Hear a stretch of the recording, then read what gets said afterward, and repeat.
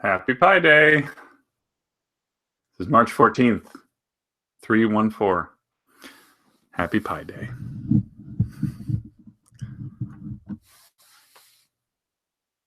So if you haven't noticed, I'll keep you occupied until the rest of the group gets here.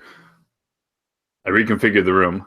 It's much deeper from this angle now because I have the TV at this end of the room where it was normally over here in this corner. So now we are a little bit more stretched out. You kind of walk right into the main TV area, and then you can get to all the retro stuff. Shelves over there. Up here is the one that you're used to seeing in the background. I got this one, which has a lot of my 360 games. I think we'll do a formal room tour at some point. And let me pop open the chat just so.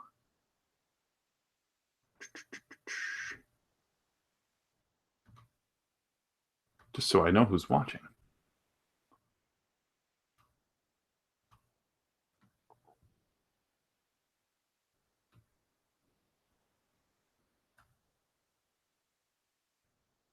All right, that is more like it. Yeah, so that's about it for me so far. I will let you know that the mystery box selections have been made. Oh yeah, FitNet. Apologies for not tagging you. I tagged a ton of people.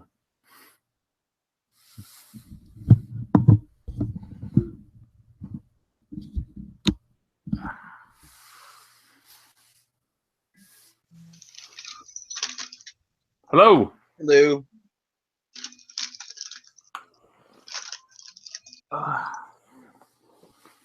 Just getting our stuff situated. I'm about to scan this guy in again. Oh boy. I wonder. I would assume it's going to keep track of how many times you use the amiibo. Mm-hmm.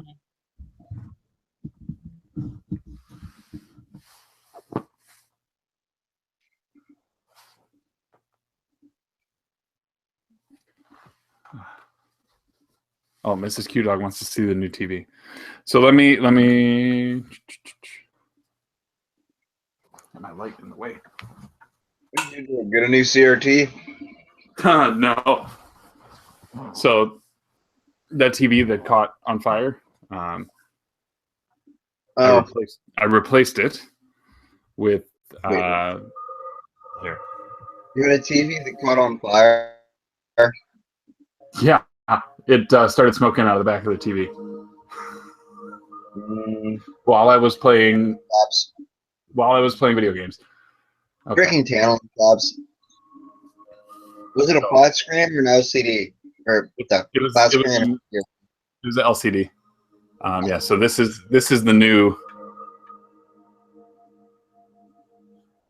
There we go. Hopefully that's picking up.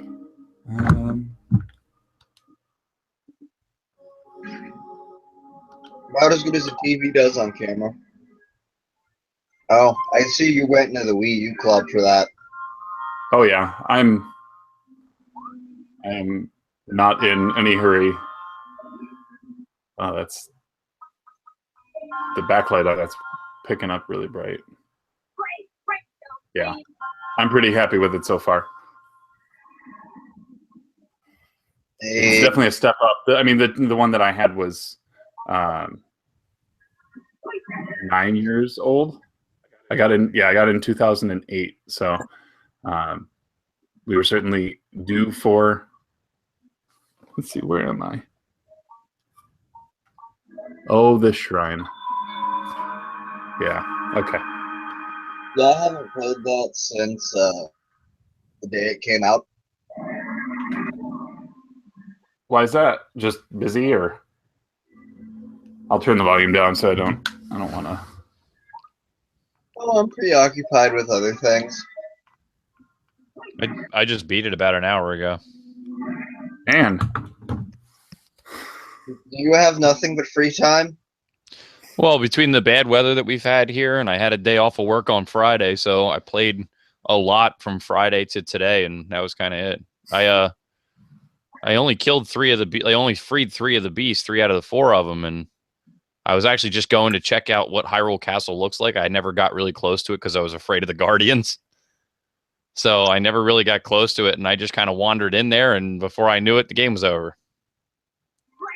Huh. Hmm. I only upgraded my slate for the first time like yesterday. So I think I've got a ways to go.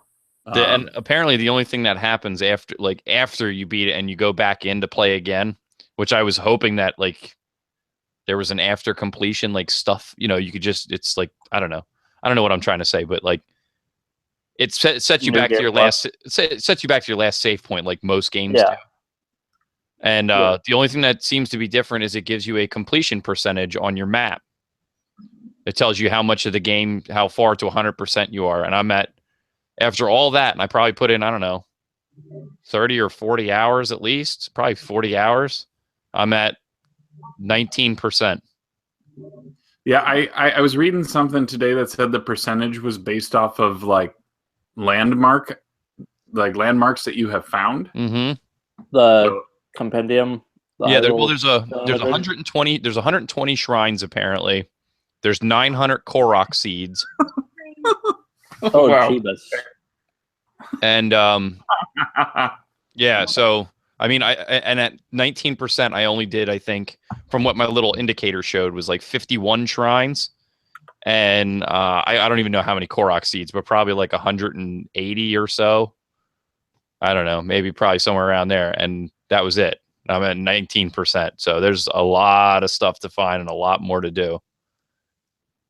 I've got 40 hours in there, and I haven't even fought one of the dungeons yet. Yeah, I haven't found a dungeon yet either, but I'm before what I think is this equivalent to a dungeon, but I just haven't done it. Yeah, I don't want to give any spoilers about anything really. But the first thing I did as soon as I was at Great Plateau, the first thing I did was open up the whole map. So I spent almost like a whole day, almost 2 days, just running all over the place, opening up the whole map so I could go wherever I wanted. And that helped a lot. Yeah. Some of those towers are really hard to get to, though. If you're not hell yeah. with it. I did. I managed to get all but one tower because I couldn't find the damn thing, but I got all but one tower with 5 or less hearts. I got, I think, all but 3 of them with only 3 hearts. Yeah, I still have 3 hearts. The game gets not a whole lot easier. Yeah. That sounds like your own personal master quest. Jesus. Yeah, well, I mean, it's like, even when you do get more hearts, it doesn't seem to make a difference because the difficulty scale is really good in this game. It's hard all the time. So, so when you have 3 hearts in the beginning and everything's one-shotting you, by the time I was where I was at and I had, I don't know, 15 hearts or so, things were still one-shot killing me. Yeah, it doesn't seem like there's much point. It's like, okay, I've got more hearts. Let's see if I can beat that enemy now, and I'm dead. Yeah, exactly. The Guardian, I still haven't killed, even to now, one of those big spider guardians. I still haven't killed one. I've figured out a couple tips on those. God damn, they take so much damage. They do. Apparently, you can reflect their lasers. I have no idea how, but I saw a video of someone doing that today. Yeah, if you hold L2, which is your shield block, Mm-hmm. and when the laser comes at you, if you parry? time it right and hit A, and parry, it'll send the laser back. Yeah, if that's anything like Dark Souls, I'm not going to master that anytime soon. Oh yeah, I think I've done it maybe twice in the entire game. Yeah, but yeah, these are easy things you can do with them, but the most obvious one is arrow to the eye immediately, just to stun. They're also weak to lightning, so that will stun them. Oh my god, lightning in this game is just unbearable. Yep. Like every version of it. It's so overpowered. All you got to do is not only does it do an insane amount of damage, but you drop your fucking weapons and shields. Like, that's just not cool. It's like I'm getting my ass handed to me and I can't even defend myself or attack back. Yeah, anyway, the big problem with those Guardians is that they chase after you really fast. Mm-hmm. So the first thing you want to do is get out a slashing weapon and take out their legs. Because you can do that. That I did not know. And it gives you a ton of ancient parts. Nice. I didn't even know that. God, I'm this far ahead and I didn't even know that. I discovered it by accident. I'm like, I need to attack this thing. I missed and I hit its leg. Oh, it's gone. Sweet. Yeah, there's a bunch of random mechanics, like movements and maneuvers that I learned that were just completely by accident, like jumping off of surfaces to glide. Like when you're climbing up, if you hold down and hit X, it'll back jump off of something, like throw yourself off of it. Yeah. Instead of just letting go. And I didn't find that out till quite a little bit in. That's helpful. Yeah, I will, because later. Then you can just climb up, 10 foot and just back jump off with a glide. Yeah, I had to do that to get up one of the towers. Like I had to climb a certain amount up, then jump off, hit a platform, then sneak behind an enemy, and then come back up and then kill another one. There are either many towers like that, or you know exactly what I'm talking about. Oh no, I know. There's a couple of them that you have to do that on too. One tower in particular is so flippin' hard to get to. It took me so many tries. I had to leave and come back like when I was stronger, and it was still hard to get to. Would it happen to have a certain kind of liquid around it? Uh-huh. I think we're talking about the same tower. Those dancing little bastards. Yep. Yeah, but you know what? I really enjoyed the game. And I don't know if you guys saw my post. I wouldn't say it's the best, for me at least, I wouldn't say it's the best Zelda of all time, but it's probably in the top 5 at least. For me, it's still Link to the Past, Ocarina, and then probably this. That's high praise. Yeah. And I mean, the only thing that could make this one for me better than Ocarina would be more dungeons and more boss battles. I just want more. I want more fighting hard stuff. Yeah. I have the unpopular opinion of Ocarina is not as great as everyone says it is. It's still a great game, but there have been better Zeldas since then. It's basically the same formula every time with new tweaks. Yeah. From how I understand it, I would say as a video game, Wind Waker is probably superior. I'm like halfway through Wind Waker. And what I played of it, it's very good. I still haven't beaten it, but it's very good. I'm biased because that's my favorite one. It's also another confession. I've already shit on Ocarina. I can't go much farther down. It's the only one I've finished is Wind Waker. No, see, that's all right. I mean, there's plenty of them I haven't.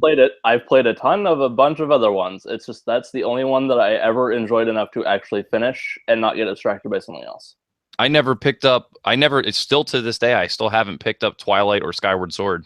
I started Twilight Princess HD, got somewhat into it, but then this came out. I still need to get Skyward Sword. But the new one. You beat all of them but the newest one, Yoshi? Yep. Give me your top 3. What do you think?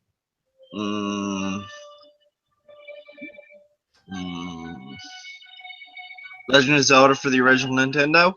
Okay. A Link to the Past. Yep. And out of pure nostalgia, Ocarina of Time. Okay.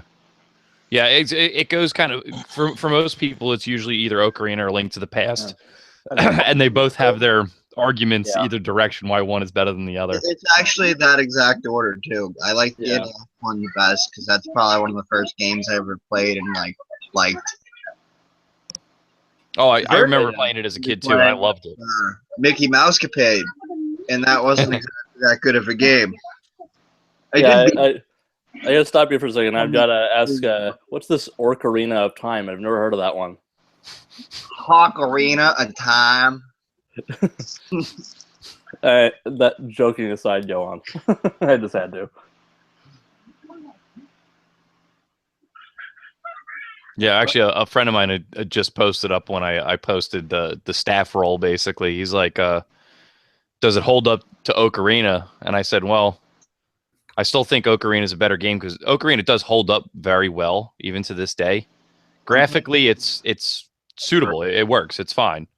But the dungeons and the bosses in Ocarina are very, very good. They're very well designed, and the boss fights are very captivating. I would say they suck you in basically. I would agree with that. I've gotten to the Shadow Temple just to give a indicator of how far I've ever gotten in the game. Yeah. You're like over 2/3 of the way there, and you should just finish it one of these days. Well, Shadow's what, 5th temple? Yeah, you were literally like over 2/3 of the way there, 3/4 of the way there. Just finish the freaking game. I know. It's just like I need to go back and finish the last 10 minutes of Resident Evil 2. It's not gonna happen for a while because I get distracted super easy. This I'm gonna go back. Go ahead, Yosh. Never mind. Breath of the Wild's got a lot. I find the puzzles in this, like the shrine puzzles, are some of them were incredibly simplistic, and some of them were not overly difficult, but they were complex enough that they gave me like a wry smile. Like they gave me almost like a small chuckle because they were trying to think clever. They were clever puzzles. They were cleverly dickish is what I was just about to say. Yes. And I was going about it overthinking, and I'm like, man, this is, and there are multiple ways to go about a lot of these puzzles, which is really cool. They give you a lot of different options of how to beat them. They're not always just straightforward A to B. Sometimes it's A to D will get it done. And they're just, some of them were really clever. That gave me a good laugh after I completed them. I was like, that was good. That's good. Especially when you actually have like gone back to some of the simpler ones after doing a whole bunch of other stuff, and you have all the runes, and you're way over the, because like it's meant to be done with like one rune, and you're using like all 4 or 5 of them. Yeah. It's like, this is not working for some reason. I'm using too much stuff.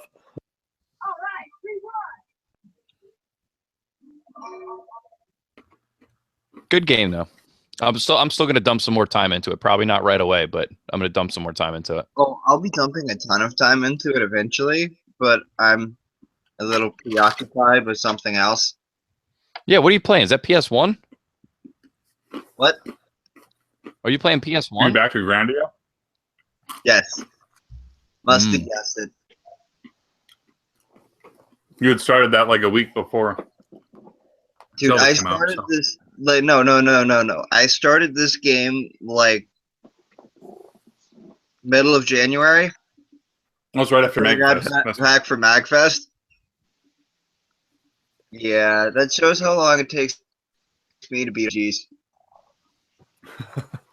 Well, also, I'm like, must fight every enemy, so I'm all like beefed up.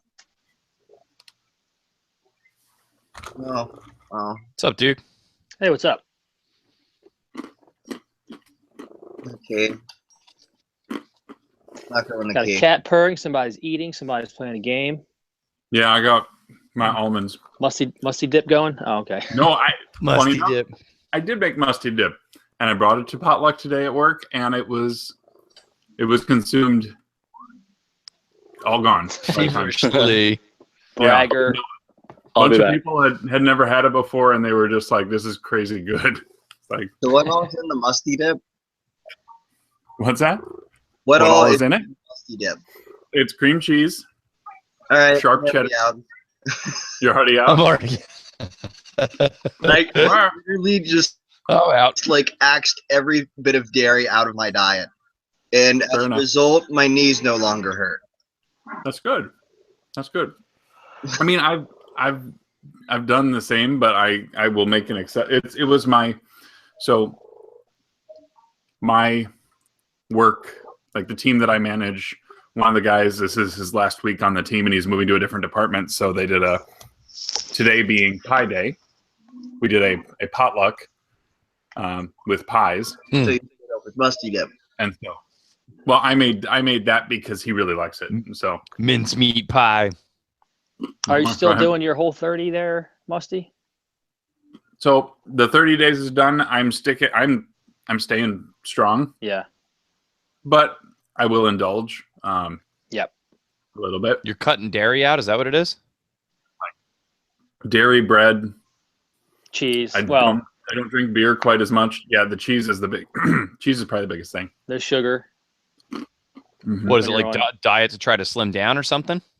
No, it's like a detox almost. It's just to get all the kind of it's a reset button. Yeah, on your whole I did it twice, and it was awesome. I really benefited from it greatly. Like half of one where I just axe off all fried foods and dairy products.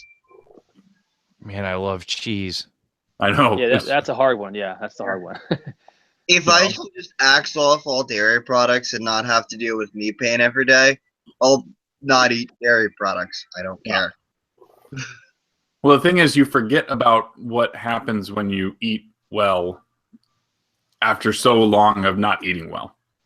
Yeah. You know, you just sort of you accept the things. You accept the things like knee pain or you know, just discomfort or afternoon tiredness or all of that stuff.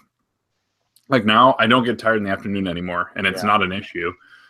But before, it was like if I didn't pound an energy drink at 2 p.m, I wasn't going to make it to the end of the workday. The two things I noticed the most was I slept a lot better, and I was a lot more focused and awake during the day. What is it? Is it cutting out complex carbohydrates?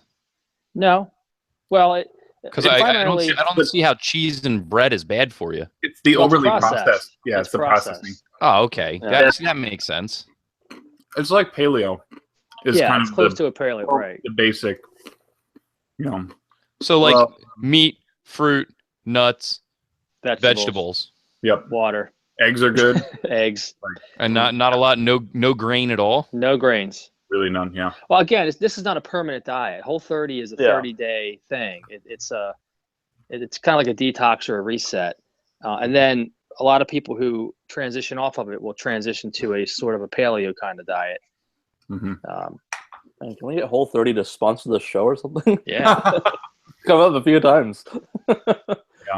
No, I'm just curious because I've been feeling like shit recently, and I'm starting to get a pot belly, and that's primarily because I eat a bunch of shit and I like to drink a lot of beer.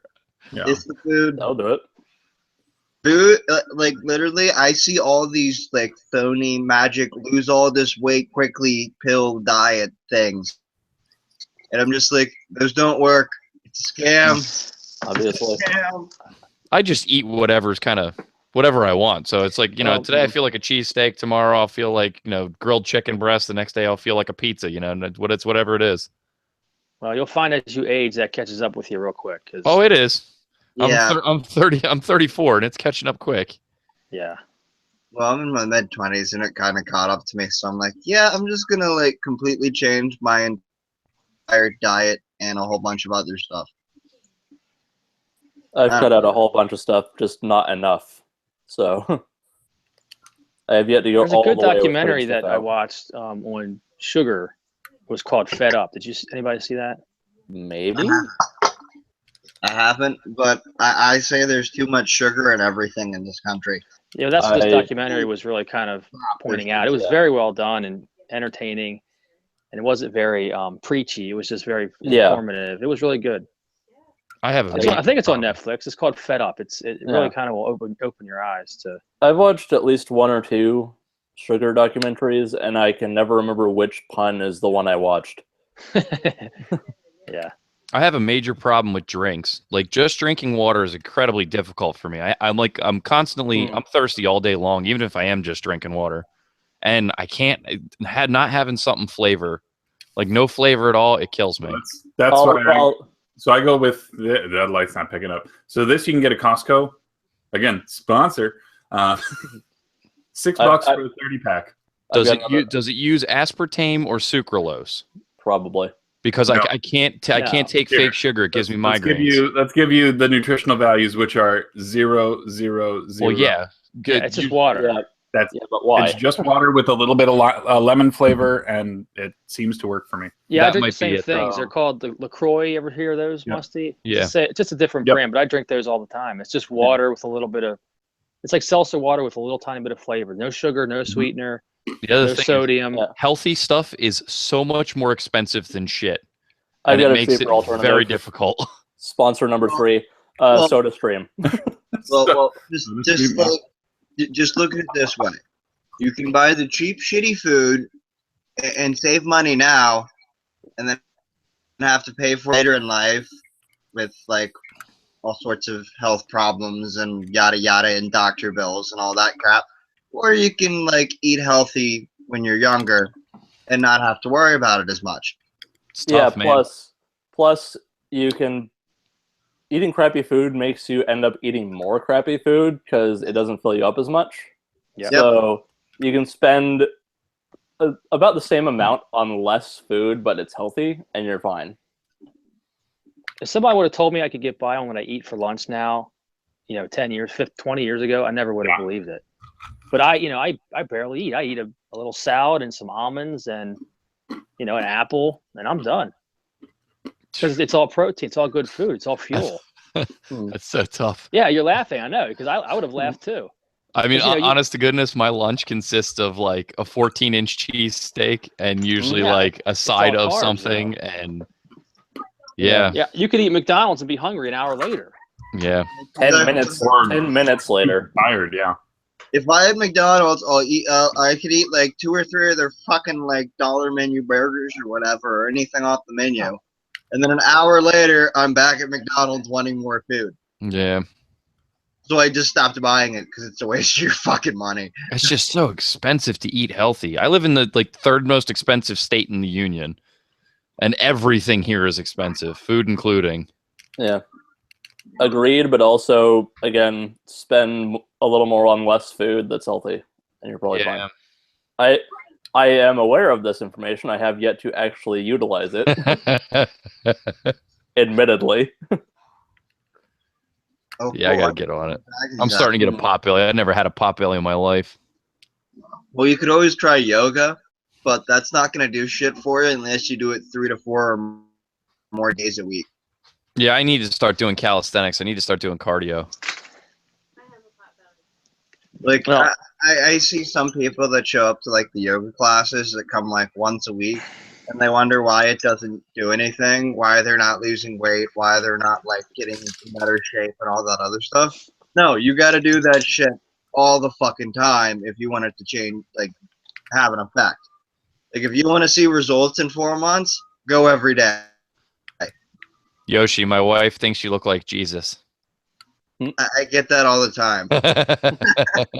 I literally go to visit my dad while he's doing some like builder's show thing with his boss, and the first thing his boss says is, "Hey, you look like Jesus." My kid said Hagrid. She just walked by and gave me the walking on water gesture, basically. Oh boy. You got to go like this. You got to get the buddy Christ.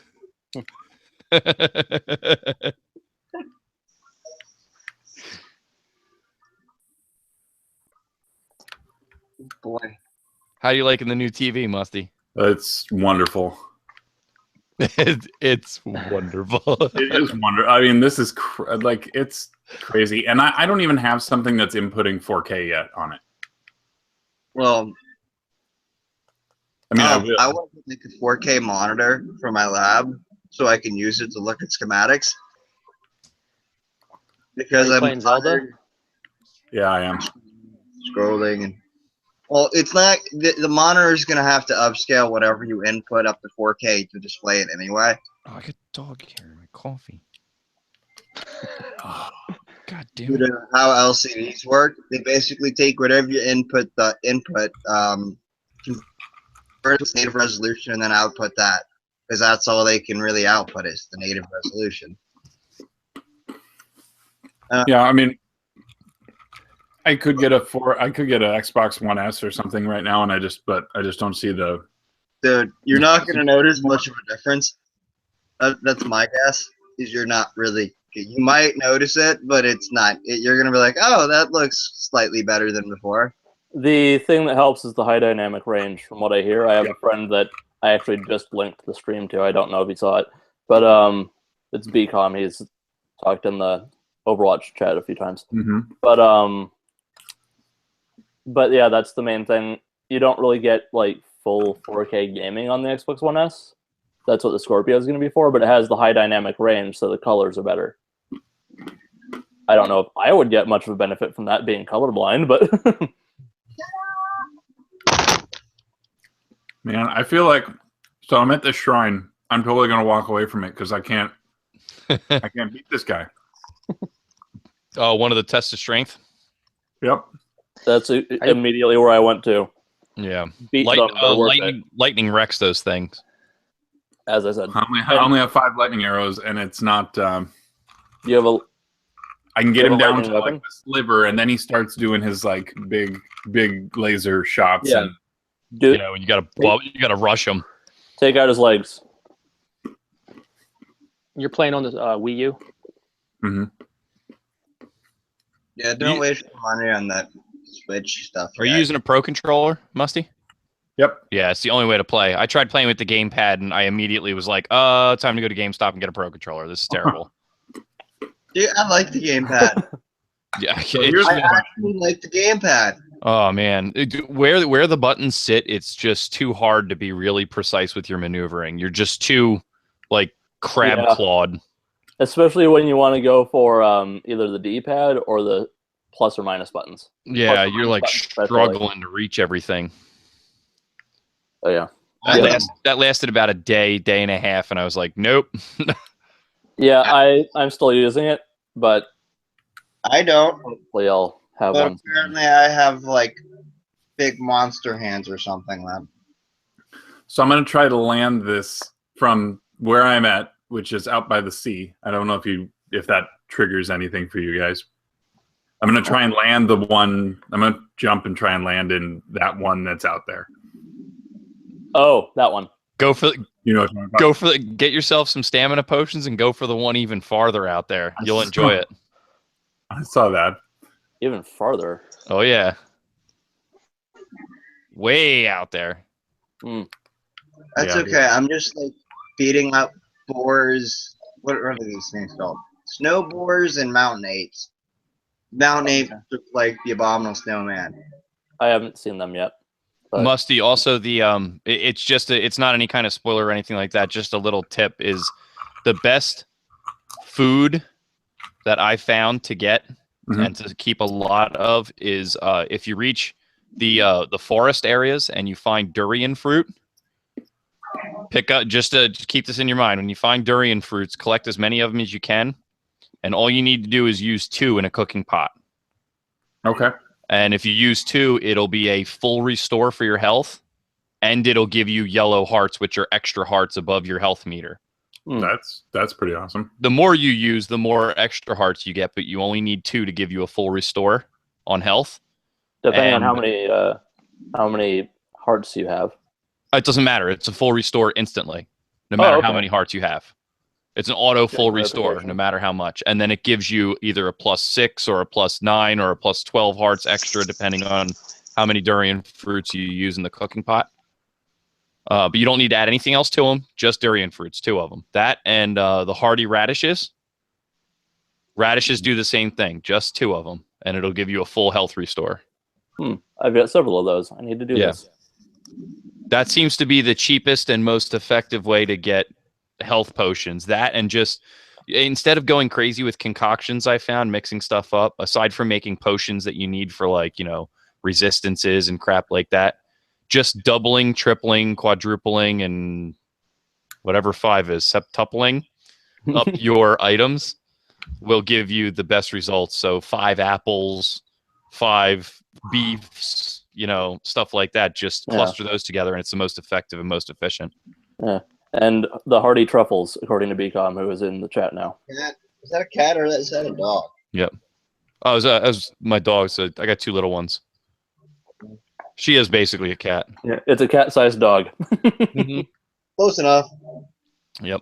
What is this? It's a dog that thinks it's a cat. But like the durian fruits, when you're in the forest area that has them, like they come 2 to 3 per tree when you're wandering around out there, so you can stack up a lot of them pretty quick. Okay. What, you just walk around and cut down a bunch of trees? You don't even need to cut down trees; just walk around and climb up a tree and grab them. See, I just cut the tree down. Well, yeah, but that beats up your weapons. And that's the direct method. Yeah. Well, you use an axe, and it doesn't. Yeah. The axe lasts a while when you're cutting down trees. What? You didn't hold weapons just to use as items? Oh no, I do. There's plenty of weapons. Like a Korok leaf. I have still the same Korok leaf that I found like 38 minutes into the game. I finally had to drop that stupid thing. It always seems to come like right when I think, you know what, I don't need this anymore, it comes in handy and I need it. There's so many things to use it for. Usually for me, whenever there's something that it is necessary for, there's one next to the area. Yeah, you can push bombs around with them. You can move the boats around with them. You can, all kinds of stuff. Usually just for boats that I've been needing them, and they're usually right there. I use them as torches. Also, you can bomb the trees. Yeah. There's a lot of cool things to do. Another tip for beacon. Do they come down? So I just went from a modest test of strength to a major test of strength by going to the Oh, I remember this well. An axe, a spear, and a sword. Yeah. Embrace the struggle. It is worth the ending. Yo, yeah, dude. If you can kill them, those weapons are beast. That and the other thing. Well, at least I've got fast travel here now. Yeah. Fast travel, I thought you only get fast travel if you complete it. It has to highlight blue in order to access it, I thought. On the outside, it does. Once you get to it and activate it on the outside, you don't have to beat it. You just activate it. You can go there. I think that's how that one works. I'll confirm. Yep, I can travel back to the modest test of strength. Sweet. I'm going to pass on those for right now. Does it give you any kind of indicator that it's uncleared? Well, when you stare at it, it's orange on the top. Oh wait, yeah. So the shrine has a blue square. Yeah. Diamond, and then the inside is yellow. Oh, okay. All right. Yeah, it's just from start to finish, anyone I walked in, I stuck it out and completed every one of them. So Yeah, I left one of them so far. Magic and Grandia. For Fina, at least. Except for, these special things at the bottom, which just have question marks. I don't know how many levels I gotta get those. So my wife and I have been talking about it, and I'm probably going to end up giving up my game room to the kid. And, I don't need to for, the first, 6 months or so. We've got the baby, because the baby will be staying with us in our room. But in the time between now and when the baby's born, and then shortly thereafter, I've got a couple conventions coming up. So I walked in the game room last night to start pulling things down and pricing them. And I walked in and I looked around and I looked around and I looked around and I was like, I'll start in the PlayStation. I'll start in the PlayStation 2. I'll start in the NES. And I walked around. I was like, I can't do this. I can't do it. And I walked out and closed the door. I just couldn't do it. I couldn't bring myself to rip it down. It's going to be tough. But most of it's going to go. You're going to sell most of your games and stuff? Yeah. We could use the money. It would really help, and plus I need the space. And if when the collection dwindles down and gets smaller, it'll be easier to move out of that room. P2 is for the chain reaction. The purge is on. I got rid of most of my NES games in the fall. I got rid of a lot of my PS1, Dreamcast, stuff like that. I got rid of a lot of that stuff last year. Out of any RPGs, you should hit me up. I have a ton of everything. I really do. It's just it's hard to get rid of stuff. It's hard to trim the fat and get down. Well, if you'd like to donate some Super Nintendo RPGs, I could, bought a console for you or something. That's actually probably some of the stuff I'm gonna end up keeping, is a lot of my Super stuff. I'm gonna get rid of a lot of the fluff, but I'll probably still have 50 Super Nintendo games when I'm done. Complete the Super Nintendo RPG library. I'd like to have every Super Nintendo RPG. Good luck with that. Well, a lot of them are cheap, like Brain Lord and Paladin's Quest, and there's a lot of random ones that are pretty cheap. ActRaiser 1 and 2. Yeah, I have And then there's the rest of them. Dream Lord and like the Act Racers. Well, I mean, the only Final Fantasies. The main ones I'm looking for right now are like Breath of Fire and Breath of Fire 2. And also, I think probably a lot of the Enix stuff. yeah, I mean, most of it, for the most part, I mean, there's Totally. not a lot that's over $60 as far as RPGs are concerned. I mean, you've got, like you said, Breath of Fire 2 is like 75, I think, and then you got Evo and Earthbound, and everything else RPG wise is under $60. Yep. So it's not that bad to get them all. No. Well, Lufia 2 cost a shitload too. That's probably yeah, Lufia it went up recently too. That's like $80 now. that's fine. I'm literally at the point where like I don't care. I'll pay the prices for them. I gave my Lufia 2 away actually. I hate you. You should have gave it to me. Oh, a buddy of mine, he was walking around the game room and he's like, "Oh man, Lufia 2, I've been looking for this forever." I was like, "Oh, I'll take it with you." He's like, "Are you serious?" I'm like, "Yeah. I haven't played it in ages, so here, take it." And he's like, "Oh man, it's so awesome." And then the next time he came over, he gave me a like the consoles weren't in there, but he gave me a complete Famicom box, all the paperwork and everything in it. A complete Japanese Saturn box. You need a Famicom? Not really. That's actually probably something I'm gonna end up either trading off and getting rid of. Well, I was thinking since I do want to art any sRGB of some Famicoms, you wanna like put a box in it. You want to buy? You want the box? Well, actually, no. Then it would like cost too damn much, and I'd have to find some crazy collector that's willing to spend like $1,000. Yeah. Something. Well, no, like $1,000. It'd be like 100 or 200 extra, or whatever. I don't know how much the boxes go for. Famicom boxes, I don't think are that much. Probably $30, maybe $20-$30. I couldn't imagine they much more than that. Yeah, it doesn't matter. I don't need a Famicom box. And then he gave me a Japanese Saturn box, all complete with the goodies, and a Sega CD Model 2, all the box and paperwork with all the cardboard inside and everything. So I thought it was kind of cool. I didn't ask for anything already. He just showed up with them. He was like, "Here." I was like, "Oh, thanks." And I need friends like that. Well, I mean, it's the way it goes. Like the guys from Living in 8-Bits. I don't know if you've ever watched that show on YouTube, Living in 8-Bits. Never heard of it. Then again, I've never heard of the majority of YouTube channels.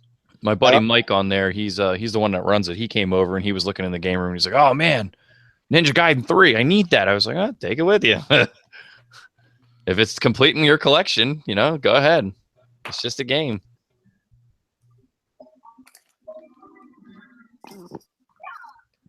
Plenty more behind it.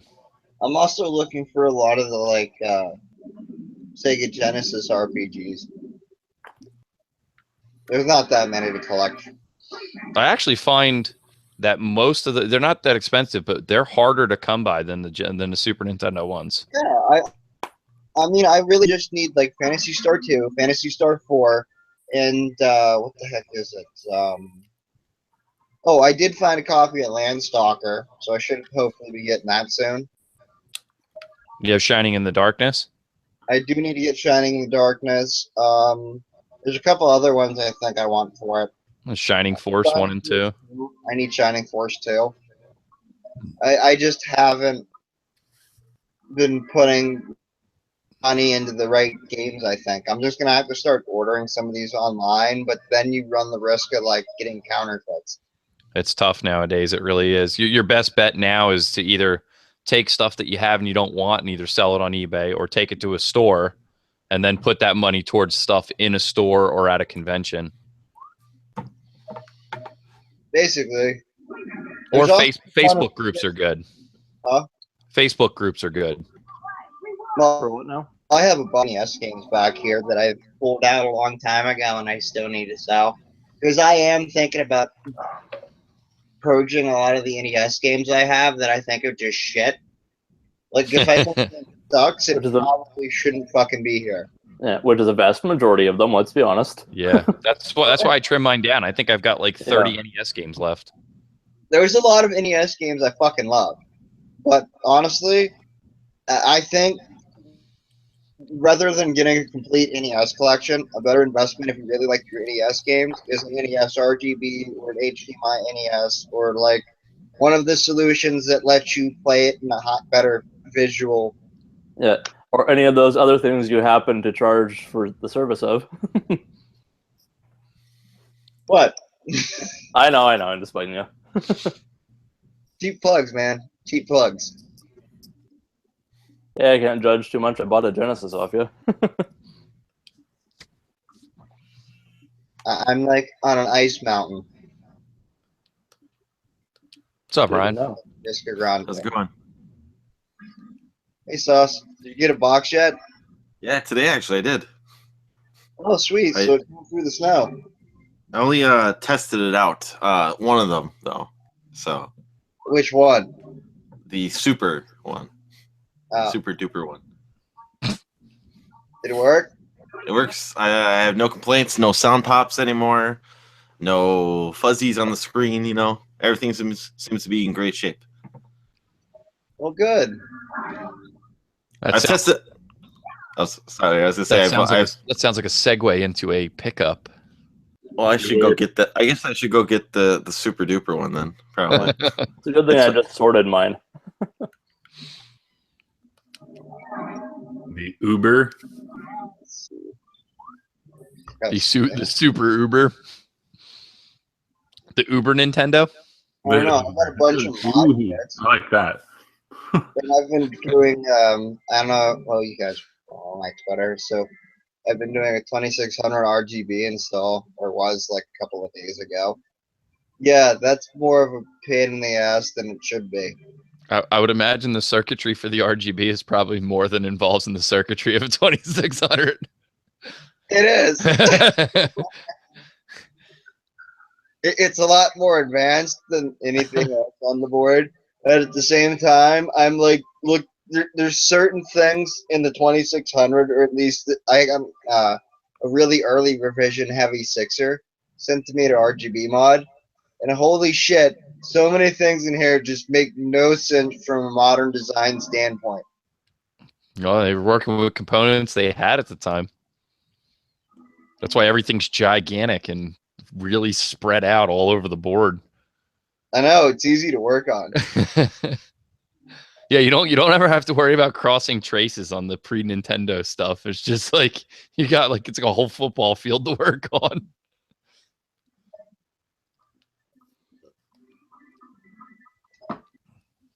And they were built; those boards are built pretty sturdy too. Like the traces don't lift really easily either. I found. I don't know. I had one trace off of the THF. I lost one of the traces for that. It's okay. I can like, but it's still got the via through the hole. I Yeah. just want the pad on the bottom, so I could probably get some solder down in the via, or I can just run a wire to wherever the hell it goes. Yeah, just jump it off where the trace is actually.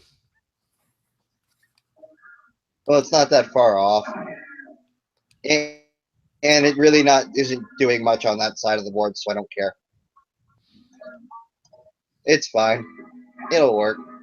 I think this might be my lightest week for pickups in a very, very long time. Yeah, I'm not exactly shocked, but I just realized I only have one game here. I got 4, but it's not even much. Yeah, so that mystery box Derek was referring to on Twitter of comics arrived. Oh! I finally got to hear what FM sound sounds like On a Master System? Yeah, it's really friggin' good. Like it's a lot more bassy. So I actually prefer the regular Fantasy Zone soundtrack to the FM soundtrack. Some people like that's why it's got a switch on it, so you can switch. Yeah. It's just I don't think you should switch it with the damn console on. Oh, come on. Sounds like fun. I don't know. He hasn't specified that. I don't know what it will do.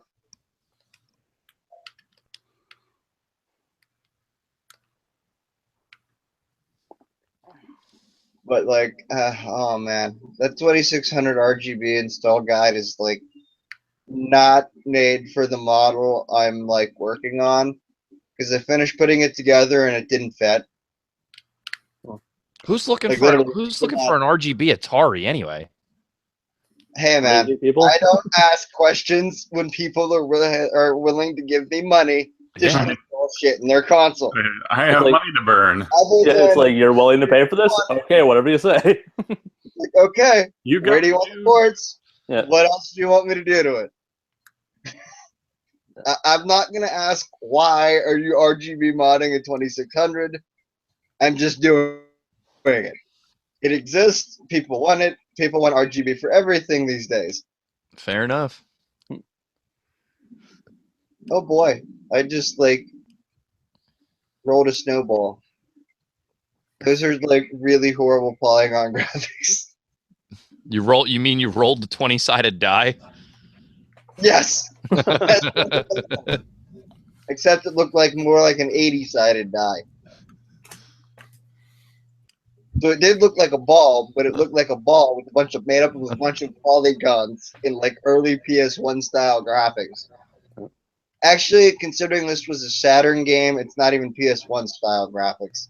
It's PS1 style ported graphics. Yoshi, question from the chat. Beacom's wondering if it's possible to put a working toaster in a 2600. You mean so you can like toast your bread with your 2600? Yeah, why not? Um, That's super convenient to me. maybe. But I think it might melt the Atari. Not a huge loss.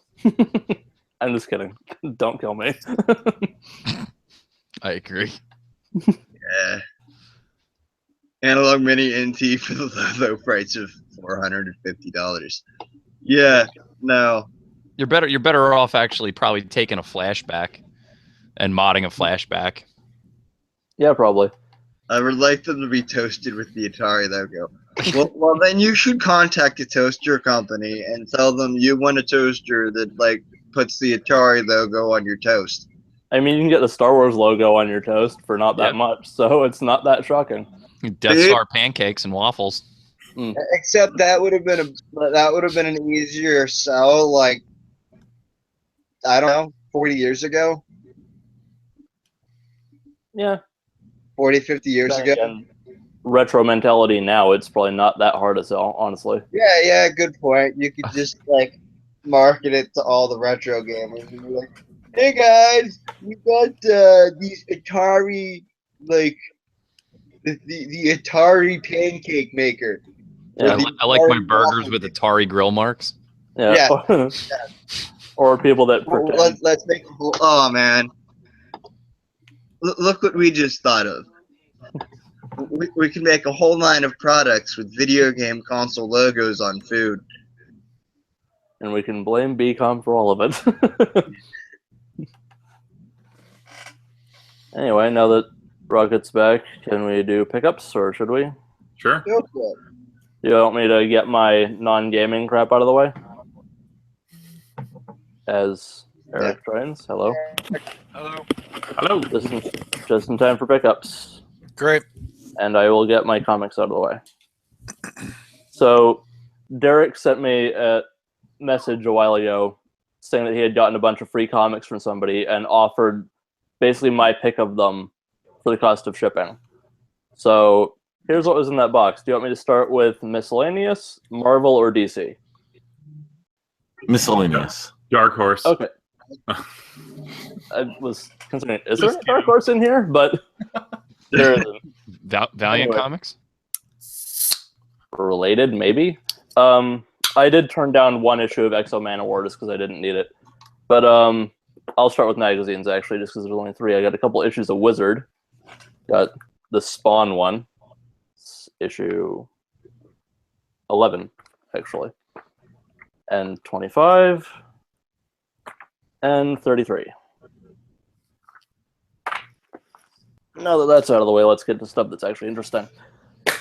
That last one had boobs on it. You noticed that, did you? Can I see it again? I missed it. Very observant. Anyway, actually, here's a Dawson trade paperback that's included in here is Wildcats, Volume 1. That's a Super Nintendo game. Yeah, it is, and a comic no one remembers. But anyway, this is actually sealed as it would have been like sent to the comic store, and it's got issue 0 bundled in the back. Never been opened. That's early 90s, right? Like 92, Yeah. 93? It doesn't have the information on the side because the other comics blocking it, but I would assume so, yes. But and now for just actually, this is the only video game related one in here. I'll show that. Turok, Son of Stone. Nice. This is before the game. I think I have that. Yeah, this is before the game. I don't know what year it's from. It's from sometime. I've got a lot of these, and I'm not going to stop for all of them. Random horror comic. Baron Werewolf's Haunted Library. Cool. And Jesus. An old issue of the Twilight Zone. This is issue 57 from 1974. And it's actually in really nice shape. And DC or Marvel next. The Marvel pile is much larger. DC. In stereo. I will end with Marvel. Anyway, here another random horror comic, Unexpected. I have never heard of this. But as you may have noticed, I just kind of noticed I was grabbing all the horror comics, so I threw the rest of them in. And some Shazam stuff. I got, like, there's this previews thing. This is 90s, though. But that 90s stuff out of the way. What, no Shaq? And I've got, I think this is 70s. Issue 7 of Shazam. Wow. And I don't think this is the original run, but I could be wrong. The tiger's sad. And Is that Hobbs? Yeah. Close enough. It gets even more Looney Tunes with Hobbs' issue 10. first appearance. Gets even more Looney Tunes with issue 10. Wow. Actually, I'll go back to that Twilight Zone for a second. I wasn't sure when this was from, but this gave me a hint. Daisy, a BB gun. Yeah, like, this is old. I can kind of guess that this is old. Anyway, and third issue of Shazam, issue 20. The art is hilarious. Is that the thing? Yeah. What? That looked like the thing on there. The bottom right. Just sumos. Oh, there's sumo guys. It's just what, Piston Honda, or what's it called, E-Honda? Yeah. A couple issues of Superboy. These are 80s, though. They look older than they are. Yet this one still cool. Yeah, this is also has a BB gun on the back. That's strange for 80s. Nice. I didn't notice that until just now.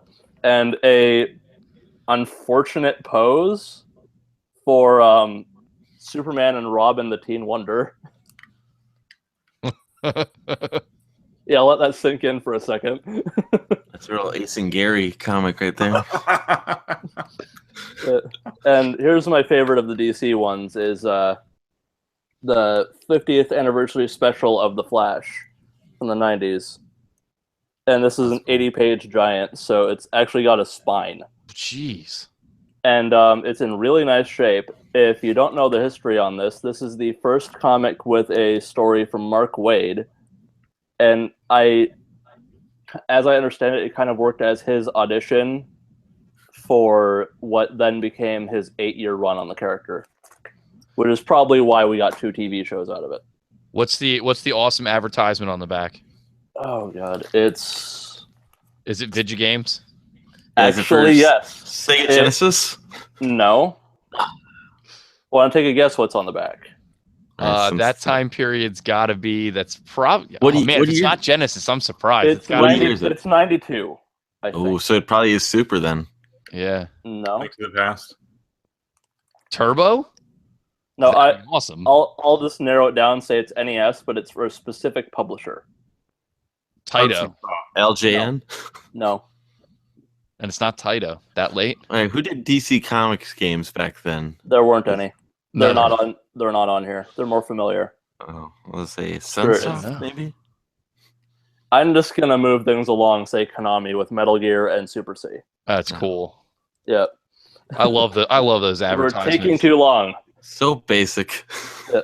And I'm gonna actually start with a couple of these are 90s, but one of them's older. And hey, Derek, and I'm just kidding through. Hey, Derek, Hello. I'm like partway through my comic showing. Yeah, I was watching. Okay, nice. You didn't miss it then. But Nope. even though you knew exactly what's in here, I discussed it. Miscellaneous and DC comics. But these are ones that I'm going to be sending to a friend who collects Spider-Man stuff. I'll start with the newer stuff first. Actually, no, that's too funny to go first. Web of Spider-Man number 79.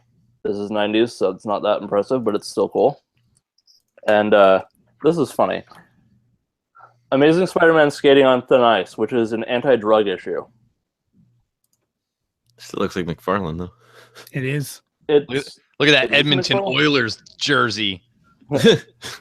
Yeah, so these are amusing because they're Is it just a Canadian variant or something like that? Or? Yeah, it is. It's apparently a Canadian exclusive or something, or maybe exclusive cover is what I heard. Yeah.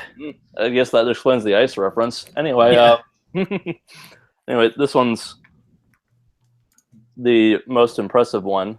It's not really worth anything, but it's really cool.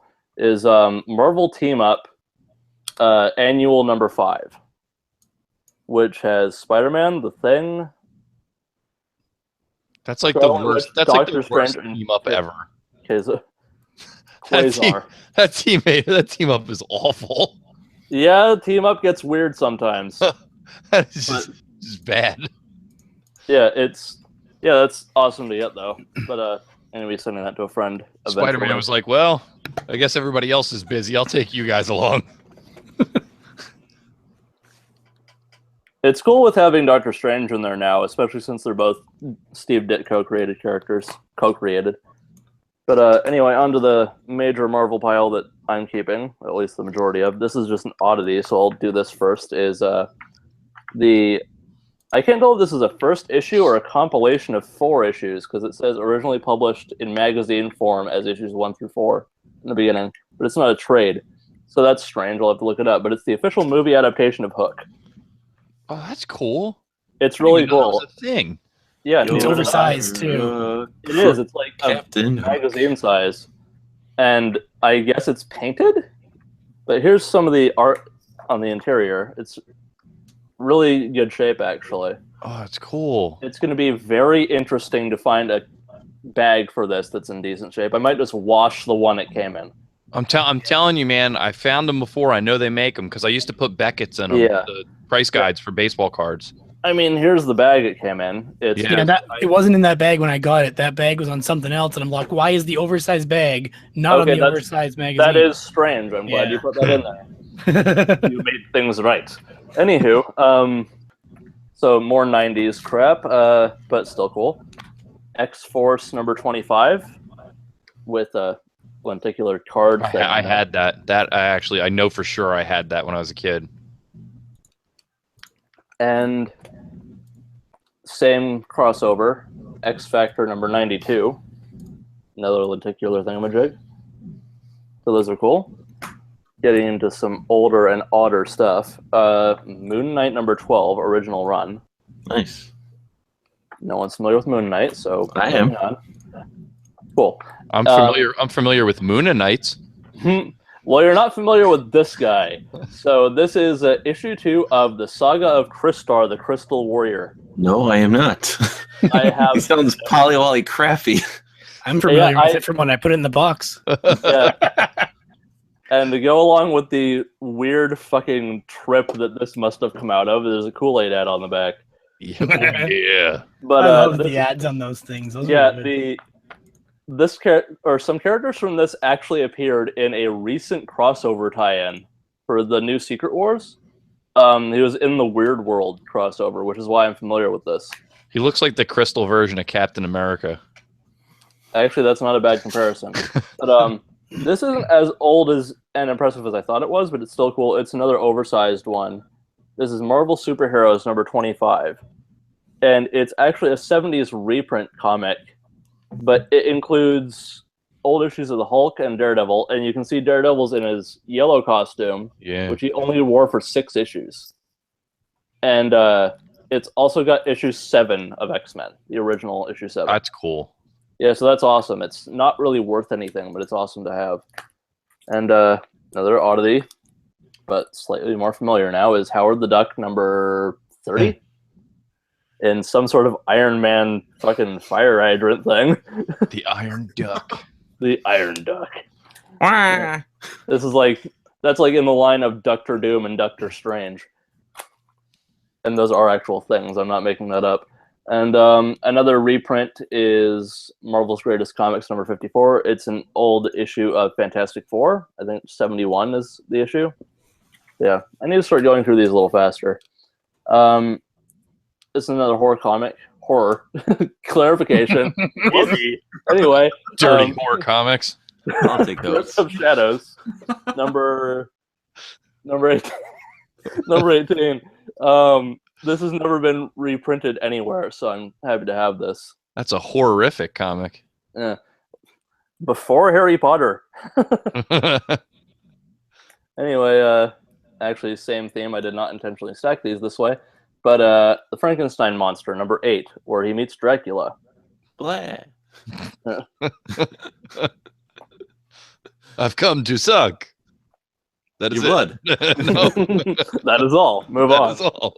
So tonight I'm gonna suck your blood.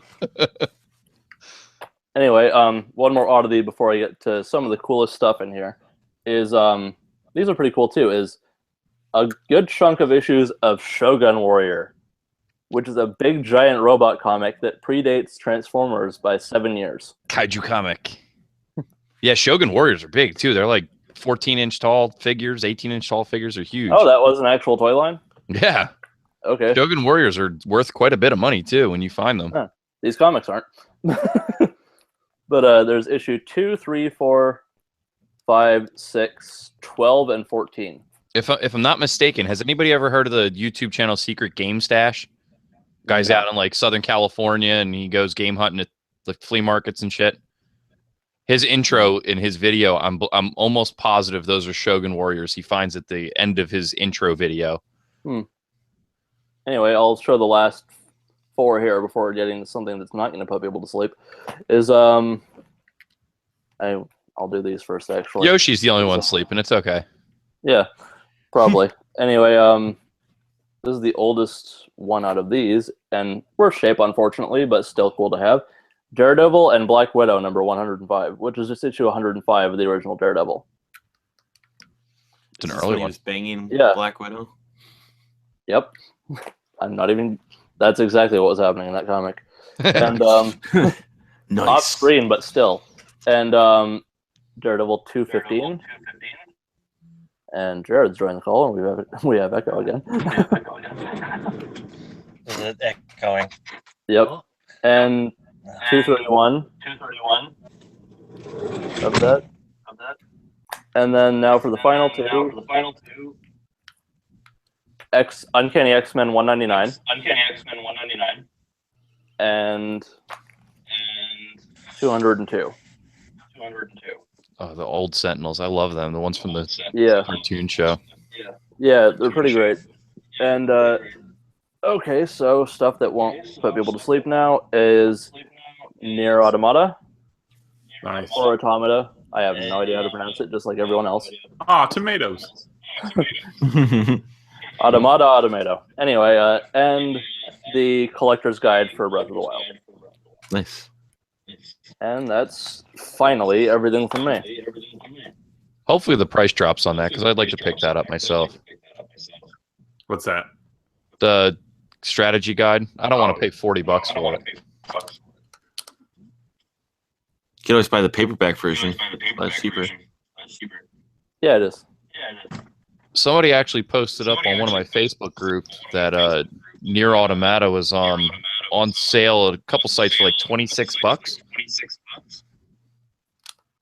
If you can get it that price, get it. Yeah, pretty much. Pay full price. Oh, yeah, this is the big stack of the comics here. Without the Wizard magazines, but still, that's a huge stack of comics. I very much appreciate that deal, Derek. And he's not here. Oh. He said he knew he sent you. Yeah. Still getting echo from you, Jared. Yep.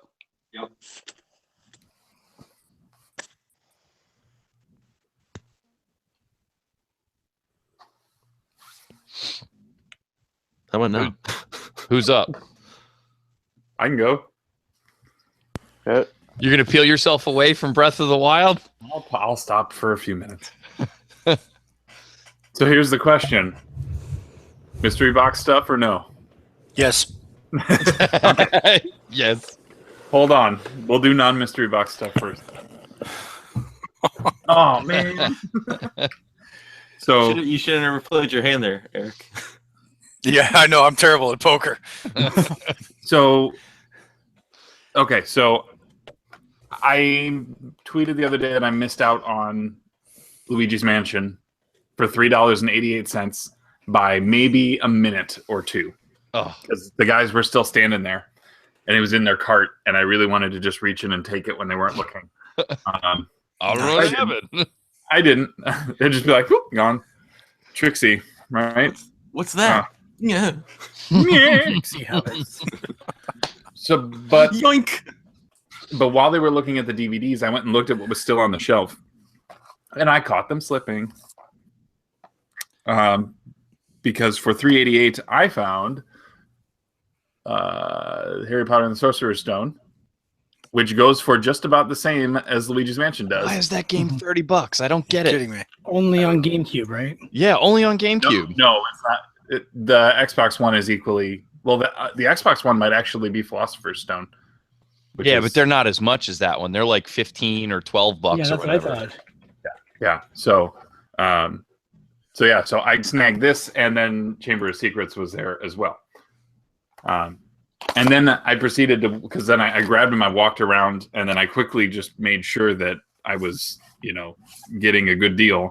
And then they proceeded to grab the rest of the GameCube titles right after that, and they were junk. Like, otherwise I would have snagged them. But yeah, and then the other thing that they missed out on, because when I saw that there were people, whenever I see people standing in front of the games, I'm like, I'm not going to just walk up. I'm going to go hit my other spots in the store in hopes that they haven't done that yet. Smart. And that worked out because there was a GameCube controller Nice. for $3.88 as well. Oh, nice. Yeah, it always comes together usually. There we go. Proof. There it is. Yep. So got those two. And then I hit that same store today over lunch. And for the same $3.88, I got Oddworld. Oh, nice. Dave's Odyssey. Cool. Complete and in good shape. So Sorcerer's Stone on Xbox is $25. yeah. Complete, yeah. Yeah. But yeah, the GameCube Why are one they is, worth so much? I don't get it. I don't know. I'm assuming that one was lower print or something, right? I mean, it's the first game of the series, so that could be it. It wasn't a proven franchise yet. So maybe it was lower print run. That's it, right? No. You guys want to see more? Okay. Okay. Let's start with these two little things. So these are, and I'm hoping that I'm not getting labels because of I'm getting too much glare off of this. So I got Japanese DuckTales. Oh, that's cool. And Japanese DuckTales 2. Boy, I wonder where they came from. Wonder who put those in? I wonder who put those in. Yeah, you're not supposed to tell what you put in. It came from Nova Scotia. Quite You'll possibly. never know. Okay, now we'll get the disc stuff out of the way. I grabbed Killer 7. Good Nice. Sweet. Complete, both discs. I didn't realize it was a 2-disc game. Yeah. M-rated Nintendo games. Well, I mean, you could get it on one disc for PS2, but it's terrible. Mm. Yeah. Then for 360, I got Fallout New Vegas. I did not have this. That's a game Have not played it. return to. I put a little bit of time, put like 3 hours into that, and I never went back. I got to go back to that. It was pretty good. This is from the mystery box? Yep. And then I grabbed this. Nice. Cybertron. Little sleevey deal. I'm probably the only one here that's familiar with that game. It's good, Absolutely. right? Yeah, it's good. I mean, Yeah, I've got it.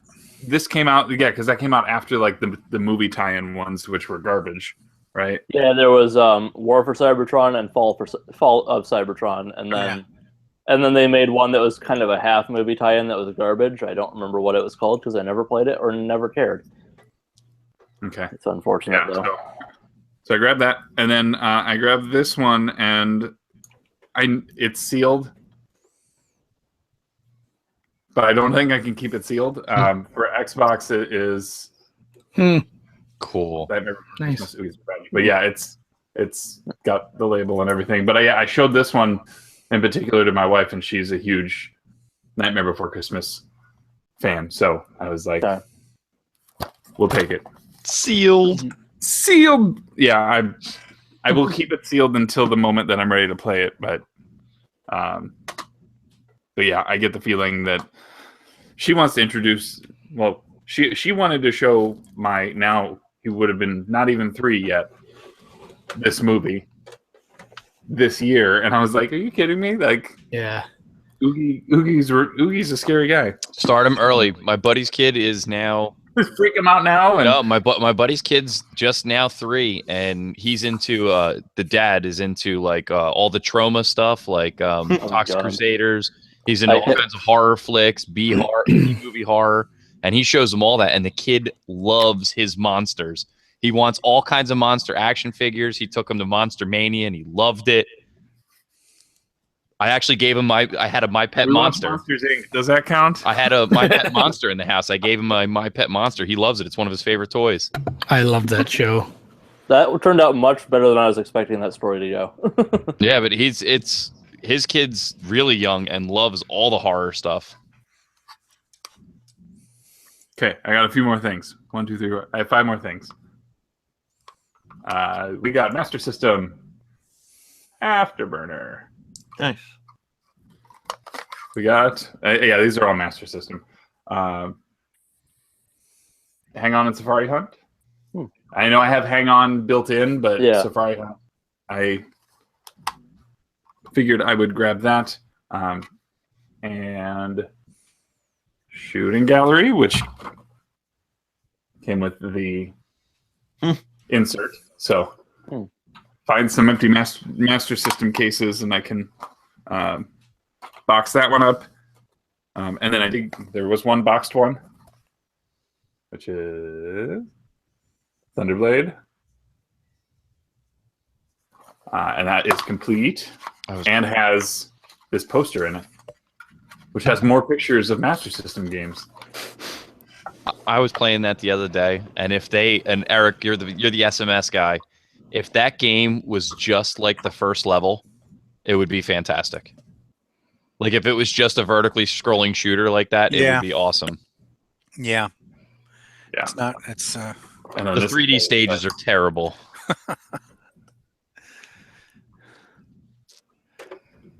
Yeah, I don't know what's going on here, but there's Wonder Boy, right? Yeah, and that's a Zillion, right? Space Harrier and Outrun. Oopa Oopa. Isn't it Opa Opa? Okay. I have no idea. I was thinking Master System fan. I'm not like. I was genuinely curious. It could be. I have no idea. I have no idea how it's pronounced. It's Opa Opa. Buried on Mars did that review of Govalius, and he pronounced the girl's name Rena, and we always pronounced it Rena. For 30 years, we made Afterburner the other day too, and that port is.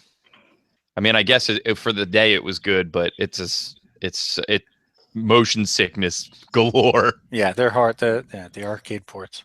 I imagine it's a Ninja Gaiden situation where one person says it one way, the other person's wrong. Yeah. Yep. So the last thing I picked up, which I think was in there specifically for me, is the light phaser. So I now have that. And strangely enough, so this CRT, not this one, but this one. The one off screen. No, you can see it. Yep.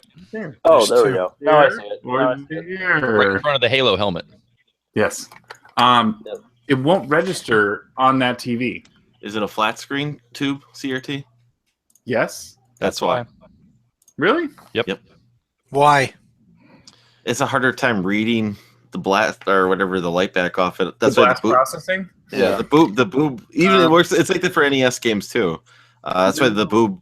Not quite. What kind of TVs are they? It's a Wega. That's why. It's not because it's a flat screen TV.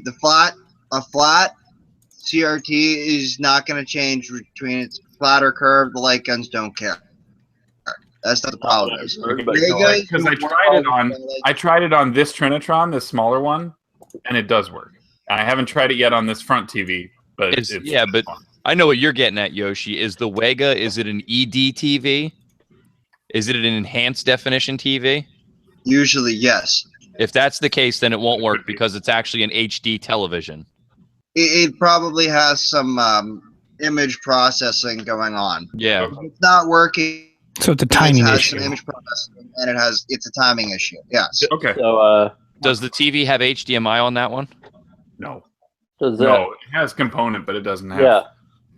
It's so also, my TV has also in poor shape, so it could be that the picture quality is just bad. If it's doing any image processing whatsoever, it's going to add some delay to it, and it's not going to work right with the light guns. Yeah. Also, Yoshi, the flat screen CRTs, you can still use them, but they do screw with your accuracy a lot of times on light guns. Yeah, from my experience, what's called flat screens, they're terrible for light gun games. No matter if it's ED TV or if it's a regular CRT. In my experience, that's why I always stick with the boob tube. I got a big 30-inch boob tube here. I don't care. I'm gonna head out, guys. I'm gonna get back to work. So have a good one. Get back to work. Thanks, guys. Were you done your pickups, by the way, or did you still have a few more? No, that was it. The mystery box has not left me yet, but it will be leaving soon. So more to come. I ended up leaving you presented for much longer than necessary then. Sorry. Oh, yeah. But curiosity on the EDTV thing. My TV has components, so would that make it an EDTV? No.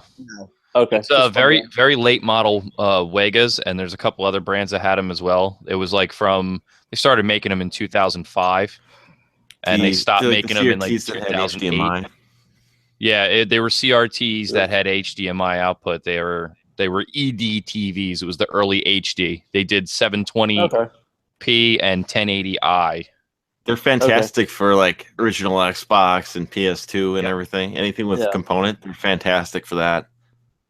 Yeah, but it actually is an HD television. It's a digital signal. It's not analog, so it won't work with light guns. Yeah, I was asking. I never noticed anything HD on this TV, but I never really looked. Also, to mod a lot of NTSC televisions for RGB these days. The old CRTs, you can mod them so you can put SCART into it. Cool. Okay. That's actually kind of cool. Anyway, my point was just because mine accepts a signal of a light gun, so I was just checking. Yeah, no, you want a TV with component. You want a 2002 to 2006 CRT. Like Trinitron is ideal. They're the best TVs. Mm-hmm. Yeah, this one's a Toshiba. I don't know what kind of model it is. I'm pretty happy with my Trinitrons, but yeah, like these two are effectively twins, but one's a Wega and one's a Trinitron. Mm-hmm. And then this one's a Trinitron here. You know, someone put out down the block from where I live. Someone put a Trinitron, I think a 19-inch Trinitron on the grass, and we got hit by snow yesterday. So I'm driving, and I saw just like standing in a big pile of snow, and I was like, "God damn it!" You know, Memorial. Yeah, it's just like, it's probably toast now. But if I would have known that, if I would have saw it before it started snowing, I would have definitely took it home with me. Oh, actually, there's a good question for you, Yoshi, while you're on here. There's a Facebook group in Jersey here. A guy's got 4 19-inch Sony PVMs. They're, I believe they're early 90s. So they do have RGB as well as B and C connectors. Yes. He wants $200 a piece for them. Does that sound reasonable? For PVMs, that sounds about like the current going rate. Yeah. I mean, hell, I kind of want one of those, but I don't have the $200 to shell out at the moment. How big? How big? Inch? How many inches there? It's a 19 inch. They're 19 inch. Yeah. So that's We care about size. We're about size pretty pretty big. Well, yeah, I mean PVMs they only come in 13. I think it's 13, 19, and what 20, 22, I think, or 21. No. One of them has a 14 inch like, too. You get like basically like the 13, 14 inchers, the 19, 20 inchers, and then you get like 8-inch models, Yeah. stuff like that. And then Those tiny ones you can for take with like one hand. DVM broadcast video monitors, you can get like, but generally they max out at about 20. Yeah. You're gonna need two hands for those big guys. Production video monitor. It's meant to sit in like a TV station so they can look at it. Yep. And they're almost perfect cubes too. I have one in my back room. I gotta put a new power. Actually, yeah. There's another question for you. I have a PVM sitting in the back. I found on the side of the road. Somebody cut off the fucking power cord for scrap. Did they take anything out of the ordinary? For the power cord? Yeah, for power. I mean, it probably is just like a regular AC cord, but it would depend on like what the monitor itself wants. Yeah, I got to put a new plug on the end of it. I As found it on long the as side they of the road. don't, like, cut it open and like rip any of the shit out of the inside. No, they just nipped the cord off for scrap because they're assholes. So they could get 3 or 4 fucking cents for it. Yeah, exactly. Yeah. I did not know I forgot the poster came in here. I don't get that. Strategy guide. I'm glad that the thing wasn't like gutted, because I've seen a couple pictures of gutted CRTs lately where the scrappers come through and they just like they steal rip a them bunch apart. of the shit out of the TV because they can get money for it. You know, like they break it open, steal the freaking yolk out of it, and a whole bunch of other shit. We were taking the flat screens out of the big projection TVs, the Fresnel lenses. We were taking those out of junk TVs for a while that were on the side of the road. They're fun to play with. I Anyway, might just use the primer on this. Sorry, I'm looking at the strategy guide now. who's up for pickups? I'll go next. I will present you. There you go. I don't know why I said that creepily. But I will present you. I will present you now, master. Now present yourself. So I found this on Friday on my way home from work. Just stopped at a Goodwill, and it was I had to clean it up because it was pretty dirty, but it's still in good shape. It's just looks like someone had underneath their car seat, so it got a little muddy or something like that. Here's the price tag just to show. So it was $4.99, but it was Big Planet 3 Day 1 edition. It says also, I think it came boxed or something because it says not for resale. The last little Big Planet we'll ever see. Probably. So for $4.99, I mean, there's no scratches on this thing. It's pretty good. I figured I'd give it a shot, even though I know people generally don't like the third one that much. And I found this on Saturday, and I got them with my student discount, even though I'm no longer a student. But I got these games for less than $2 a piece. Well, you're no longer elderly either, so I guess that discount doesn't. Complete. All of these, I believe, are complete. Ultimate Alliance. Nice. The only thing that's back about this one is just got needs a new case, but it's the non-dual pack one. That's cool. It's everything's in good shape too. You might have a fingerprint or two on them, but that's about it. They're all complete from what I've seen. That one's actually worth a good bit because it's backwards compatible. Yeah, but I think there's a gold edition that has all the DLC characters. Mm-hmm. Yeah, I think that's the one that's really desirable. Yeah, I don't have it. Tekken Tag Tournament 2. Nice. That's got the bowling mode in it, right? I don't know. I haven't tried it out yet. I just like fighting games. I figured give it a shot. Yeah, there's like Tekken Bowling. Oh wait, no, I'm thinking of the PS2 version. Sorry. It's okay. Why is that a PS2 exclusive? That's the best. We'll put this edition on the version nobody wants. Gears of War 2. To a freaking cow right now. Trying to get this all set up. And the cow is a wise elder. Even 5 free maps included with this one. Wait, were you meaning there's a bowling mode in Tekken Tag 1 on PS2? Yeah, and the PS2 version of Tekken Tag Tournament, like the original one. Okay, I have that then. That should be interesting to check out. Gears of War 3. Gears. And then Medal of Honor Warfighter Limited Edition. 2-discer. And I guess everything in here. I believe manuals are probably stopped by this one because I think this one isn't that old of a game. There's no manual. Sorry, yeah, probably no manual on that at all. Yeah, at this point in time, probably. This one I think came out a couple of years ago. So got all these for $11.78. So 6 games. Nice. And then I got a package from Yoshi today, which included not just 1, not just 2, but 3 RGB modded N64s and 1 that has the HDMI. Now this one had to get swapped out because it was interfering, and I'll let Yoshi discuss all that if you guys want to hear that story. But basically, this is all good now. So, what the hell are you gonna do with all of them? Yeah, I was gonna say that's 3 more than people need. You got a backup for your backup's backup. You have to have your backup for your backup, you know. Yeah. And but this Bill one, gets none. This one will probably be always just hooked up to like an HD TV. One of them will always be hooked up to a CRT, and then the other one will be just a spare or something like that. So, well, for the RGB, the one with the tape on it's probably going to have the best RGB output because that has the Tim Worthington mod in it. The other 2 have the Yoshi mod. Vision mod. That's my board. Which I'm sure you've tested and they work. Well, I've tested only this one so far. I tested the games that I knew were given the issues from it before, and they're no longer there. So, well, it's a different N64 board in there, so they shouldn't give any issues whatsoever. Yeah. But remember, we thought it was just something going on with the interference between the Ultra HDMI and the Tim Worthington board. Where that's actually the reason for it is the N64's data bus, the digital data bus between the BDP and the encoder. That's only supposed to be like a couple of inches max. When you hook up the Tim Worthington board, you're hooking up like a foot of wire off the end of that. And then you hook up the Ultra HDMI, and that's like half a foot.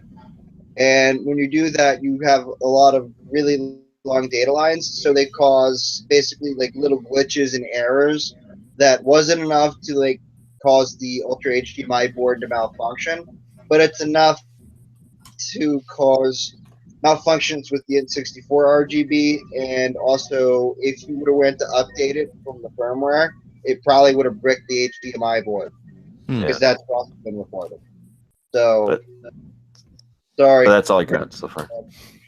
It has to do with signal reflections on the data lines, is what I was told. Too far for it to travel. Yeah. No more pops, though. That was like a thing kind of bothered me. You always hear like the little pops. Yeah, that was part, like the audio signal is part of that digital data bus as well. So that's where he's pulling that from. So the audio signal could have been getting distorted, and those little audio pops were part of the glitches. Mm. So I found out, and the creator of the Ultra HDMI also is the one that told me like what the issue with it was, because he had issues with other ones. Anyway, sorry, super technical explanation. Makes sense. Anyway, they're not compatible. So, anyone else have pickups? Jason, you want to go? Yeah, I only got a couple things. Okay. GameStop the other day, I picked up 2 DS games. Pass the Pigs. You sound so enthused. Well, the funny thing is that we have this as a board game, and it's not really a board game, but it's a dice game like Yahtzee. And you have 2 little vinyl pigs that you roll, and depending on how they land on their feet or on their back or whatever. I didn't read. Yeah, there's a game version. Huh. And Chibi Robo Park Patrol. And then for anybody interested, I don't know if they're at every Five and Below, but my Five and Below had them for $5 each. The Superchargers 3DS. Okay. Oh, So it's got the Bowser for $5, and also the Wii U Donkey Kong one. Nice. For $5. 5 and under. For $5. You can't really say no to that. Nope. 5 and under, eh? Yeah, what the hell is that? The store Five Below. I never. You don't have them around you? We have like Family Dollars and whatnot. No. This is a store. It's just called Five Below. Everything there is $5 or under, but it's like it's not like a dollar store. It's like a more upscale, up class kind of place. It's like a snooty dollar store. It's almost like Big Lots, where it's like closeout stuff. Yeah. Okay. It's We have Big Lots. Is that it? $5. And then the last big pickup, which I'm sure some people have already seen, but the vinyl soundtrack for Snatcher. Ooh. Wow. I remember when we were talking about that. Yeah. That's awesome. It is absolutely gorgeous. And it comes with lithographs. I have to play that one of these days. I played a Which little bit of it. Just crazy. It comes with and also where's the disc? Where's the vinyl here?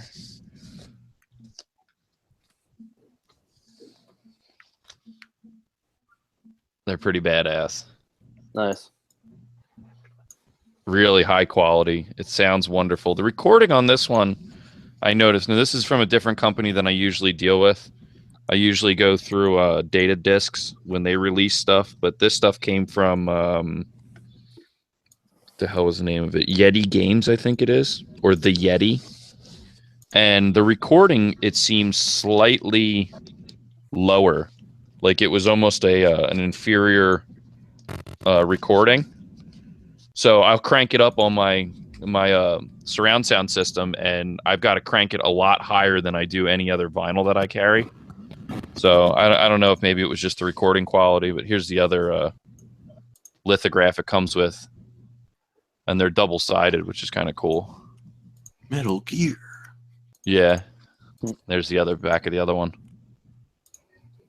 But these things are awesome. I love that there's a bunch of companies that do these now, and you can get pretty much any game you can think of. I've got Undertale. They make Snatcher, obviously. You can get Battletoads. They have all kinds of crazy vinyl now. Is there a Chrono Trigger one? It probably is. Actually, the people who carry most of them is I Am 8-Bit. They have a really large selection of them, and it's everything from I think they even have like the Abzu soundtrack. Like it's tons of games. They've got like 30 or 40 different titles you can choose from. Yeah. And they're all really high quality. Most all of them come with lithographs. It's pretty neat. Yeah. That's it. Yo, hey guys. All right. Hello. Is that Bill? What's up, Bill? Bill. I tuned into the show and it was really boring, so I thought I'd jump on. You're an audiophile. Do you buy any music soundtracks, Bill? Hey, Goodwill, maybe. I have. No, my last soundtrack was the Guardians of the Galaxy on vinyl. I paid retail for that. Have you bought any video game stuff? No. You gotta plug the video for that. No. Damn Crystal Xbox. Yeah, I'm a little Yeah, jealous for of that real. too. I would love to get my hands on one of those. I told you, take those strategy guides off your hand. I'm gonna like to get one that works and isn't correct. Well, if anybody wants to forward me a copy of Breath of Fire 2, that'd be nice. I don't even own it myself. Well, I tell you, I couldn't believe it when that crystal was just sitting there on the shelf, untouched. Couldn't believe it. Crazy. That's craziness. And they didn't have it in the showcase, which is beyond me. Yeah, that's crazy. God damn it. Depends on the price, I'm guessing. Yeah, they could be completely out to lunch at some point. Yeah. Sometimes you find them for like $10 on the shelf. I mean, and sometimes you find them in the case for 40. Well, that's the thing. There was two Xboxes there. One was the crystal and one was the regular, and they were both the same price. So figure that out. You got lucky on the person price and stuff that day. Yeah, you're pricing it.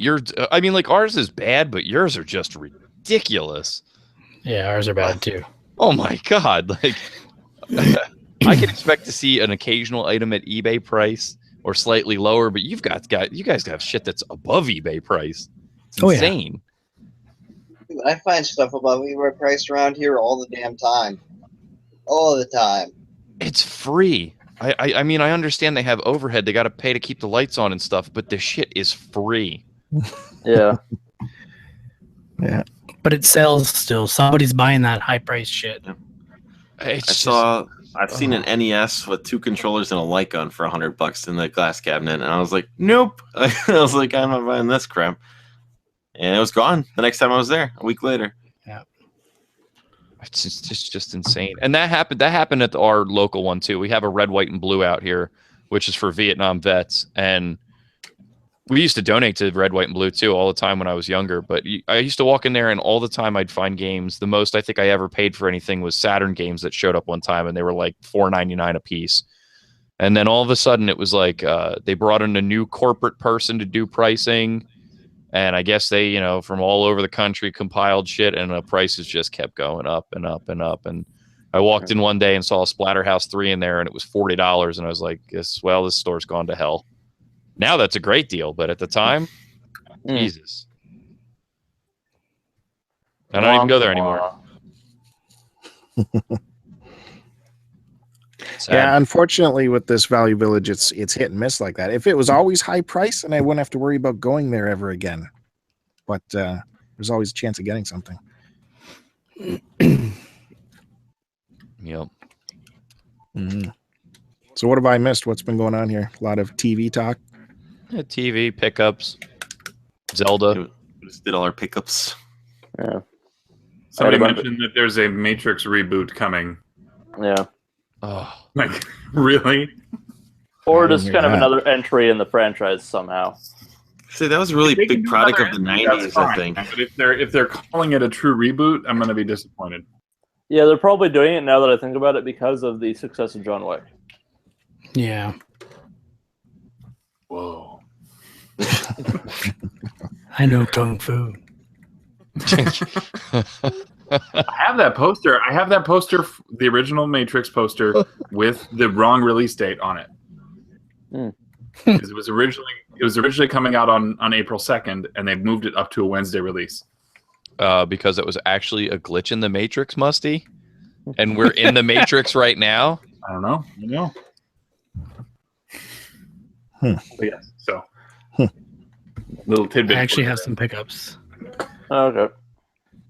Honestly, though, with the right before you go, Derek, with the Matrix, when I first saw it in theaters, the first one, I came out really doubting things. Like I came out and was like, "Holy hell!"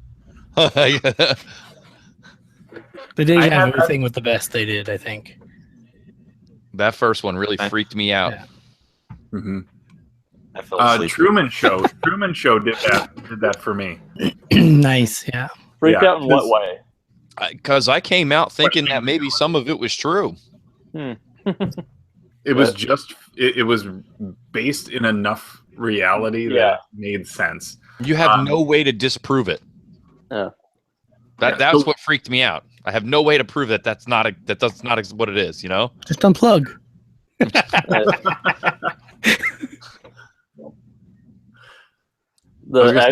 The real secret is that we're all in the mainframe and Bob needs to save us all from Megabyte. Yeah, that was terrible. The player. The Truman Show. I saw the Truman Show when we were vacationing in Banff, and so yeah, we walked out and I was just like, "Is this really just a big dome? Like, did I come here?" And the people, like it was the same kind of like reality questioning moment because. Dean will tell you that place is beautiful. But it's situations like that they pose to you in the movies that you can't really disprove. I mean, like, if it really was true, you would never know anyway. Yeah. Anyway. Musty, I dig the shirt, man. Yeah. I'm glad you're here to see me wearing it. Yeah. What about the Generation 2 shirt? Everyone should get one of those too. Whoops. I like the fact that you guys opened up the store and just have it now just standing, because the campaigns are nice, but if you kind of have to hit at that right moment where where everyone's able to throw money at it. We should probably let Derek do his pickups. Oh, Derek's got to do his pickups. I don't have to.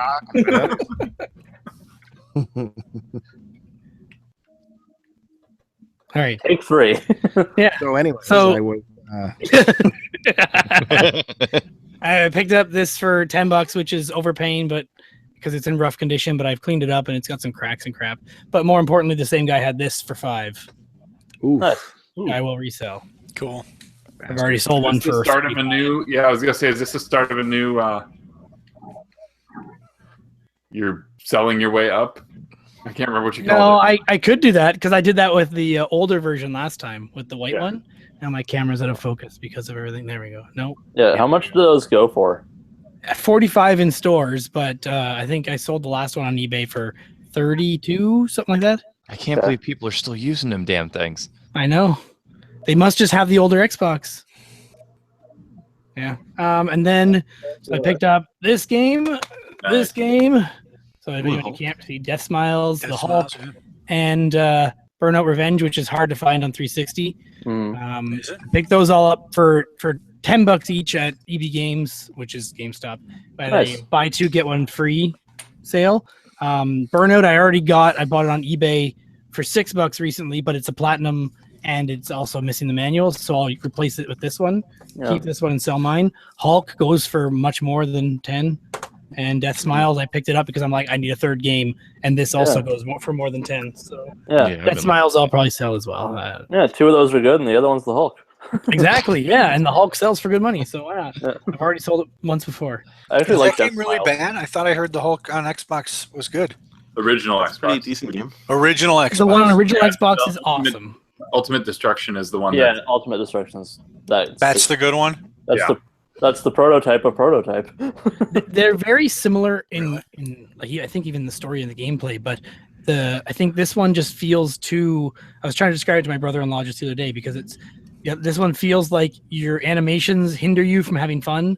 You like have to complete the animation before you can do something, and you kind of get your ass kicked. But the other one's just really fun, even though the graphics aren't as good. So Hulk has to finish smashing before he can smash. I think so. I'm pretty sure that was what the problem was. Thinking back on it, like 6 months ago when I actually played it, but and then I picked this up for $5. I mean, it's worth I think 15, and I'll try it out because I haven't played Hot Shots golf game for a while. But I didn't even realize there was one on PS3 until I saw that on Kijiji, which is like Craigslist. And then I picked this up for $5. Nice. So get ready for the Cartridge Club Game of the Month. Game of the month, yeah. That one Is I can that keep official? playing. Is Journey officially a Cartridge Club game? Yeah. Yep. Yeah. It's It's one of the It's last not, games. it's not a joke anymore. Which month? I don't remember. Let's say June or July, maybe. So if that's All right. if We'll that's find not a it. joke, does that mean Katamari's right next to it? Katamari's not on it yet. No, on the officially list not. yet. It's May next season. Mario's not, yeah, like that's becoming the new joke now. Yeah, they might have to resurrect the Cartridge Club So Underground. Journey is August Katamari. 27th. August? Okay. Yeah. And did they move Final Fantasy? It's It's June. June. Yeah, so it's I'll go look on the forums. Beyond Is that Oasis, everything, Tony Derek? Hawk, Yeah, that's everything. Sorry. Perfect Okay. Dark, and then Final Fantasy. Perfect Dark, the original. Yes, Yep. you could play the remaster on Rare Replay, or I might jump on that. Yeah. Cool. What else you got, Derek? That's all I got. I mean, I picked up some stuff before, but it's all already been on Instagram and Twitter, so nothing new. I don't I've read that. understand why everybody has everybody wants different games to play, like unique games to play, but Katamari is a joke for some reason. I don't get it. I don't know. yeah. It's like more. It's probably the most unique thing that we could ever probably have on the club compared to everything else. I think the problem is picking one and then it being available on enough platforms or ways to buy it, right? Yeah, but Beyond Oasis? Yeah, that's true. Well, but it's an obscure Genesis game. But it's in the Yeah, but Genesis it's a collection for multiple- 360 and PS3. So that really makes it easier to find. Or Steam, if you will. You know? Okay, yeah. It's easy to emulate. Speaking of which, if I wasn't in the middle of Grandia, I'd probably be playing more cartridge club games. We've played a bunch of games that were single platform. We just keep dropping Katamari as Nintendo. hints, and it'll happen. So the suggestion that I made to P1 was that we should have it just be a Katamari month. Play whatever version you want to play. They are all close enough functionally that you're not going to. What they do for the podcast? That's the only thing I can think of. You pick one. That is a good point. Because we could have easily done that with a sports title or other things like that too. Yeah. I don't know. Everybody come over. We'll play them all. I've got them all. All the Katamaris. The cheapest and easiest to get is probably the PS2 games. So even if you just do the first and second as part of the podcast, and they're very similar, there's not that much different between the first and second one, that you could probably have people play either one and it really wouldn't make too much of a difference. But if you're going to talk about storyline, then it gets messy if we have multiple. There is no story. I was going to say. No. Is there a story? I don't know. There's no coherent story. But it's laughable. Freaking ball. There's your story. There's your story for Katamari. Go out there and roll everything into a giant ball, you prince of the universe. I mean, see you later. There is a story, but it is not coherent, and it's very quirky and odd. It's basically dad gets drunk, wants kid to fix problems, and that's it. That's what happens. So it's like real life in a video game? That's exactly how it went. Dad got drunk, destroyed the universe, and needs son to go out and fix it by destroying Earth. That's how it works. And rolling. What are the two on PlayStation? What's the second one on PlayStation? We love Katamari. We love. Yeah, it's a hard. I don't know if I have that one. Context. Now I understand. No, I do have it. Yeah, you missed everything we were talking about. Yeah, I just heard the Dad gets drunk. Yeah, that's where I came in. And I was like, oh, Katamari, now it makes sense. Yeah. that's exactly it. Anyway, I actually still need to actually give one of those a shot. I played very little of it. It's very easy the controls are very concise and easy to pick up. The music is great. That's it. I think I just played it on a demo disc or something. I don't remember what, but maybe I'll just have to try and find that demo disc. Just to know if I need to search any out. Anyway, this area is really creepy. Does anybody else listen to Kane and Rince? Yeah, when I run out of stuff to listen to. Nope. Because they've played a ton of random games that I'm surprised haven't migrated to the club yet. And they do multiple games sometimes too. You'll see a couple games from a single franchise in one podcast, and it works. They actually go into depth probably further than the Cartridge Club does too into games.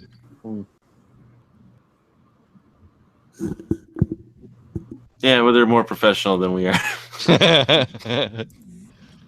By far. Well, we got Bill and Joe. We're professional. You got it. We just finished this week's record. Check out my pile of people. Well, where's Joe then? Figuring out.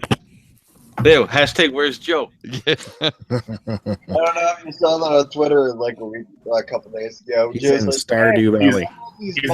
He's grinding on the forums, right? Yeah. Is there what's crappy? Is there Greek Anatomy on or something? Well, check out the show on Friday. We have our first interview with someone outside of the community, so it's exciting. Ooh, is it what's it called? The person we were trying to get? What's it? Not Robin. What's her name? Oh, Dodger. Dodger, yeah. No, I haven't reached out to her yet. We tried, didn't we? Like a few of us were trying to. Yeah, I don't think to come on the show. I don't think the tidal wave was big enough. She's a big deal now. We gotta get the bros to promote it weekly. Yeah, that's what we got to do. Try and start that again. She's a big deal. She's verified now on Twitter. Doing ads for Chevy. What's her name? Dodger. Her Twitter handle is. I never heard of her before until the show. Boxing or some shit. I don't know. I heard of her through the completionist, through Gerard. Right. They share an office together. Yeah, that office is what fascinates me. How that whole thing comes together. Yeah, they got like 4 or 5 YouTubers in there that are all million plus. It seems. Yeah, and they all share resources and pay a lease on this building. The building owner just must be laughing every month. Yeah, but at a million plus subscribers a piece, they're probably making bank. I don't know. Well, and the people who watch those videos don't leave, right? Yeah. Like those are those. Yeah, that's a 25-minute watch, depending on what you've got there. Mm-hmm. And it's also each one of them has Patreon, and the Patreon's probably more than enough to pay the bills as it is. And then you're also getting ad revenue from YouTube, so they're probably making a good living. Oh, forget it. It's that Twitch stuff too. I've caught one of her streams before. It's nothing but donation. Yep. Constantly. You got 100 people donating $5 a month. You know what I mean? That's ridiculous. That's like I watch Pete Dorr. He's got a couple hundred subscribers at $5 a month.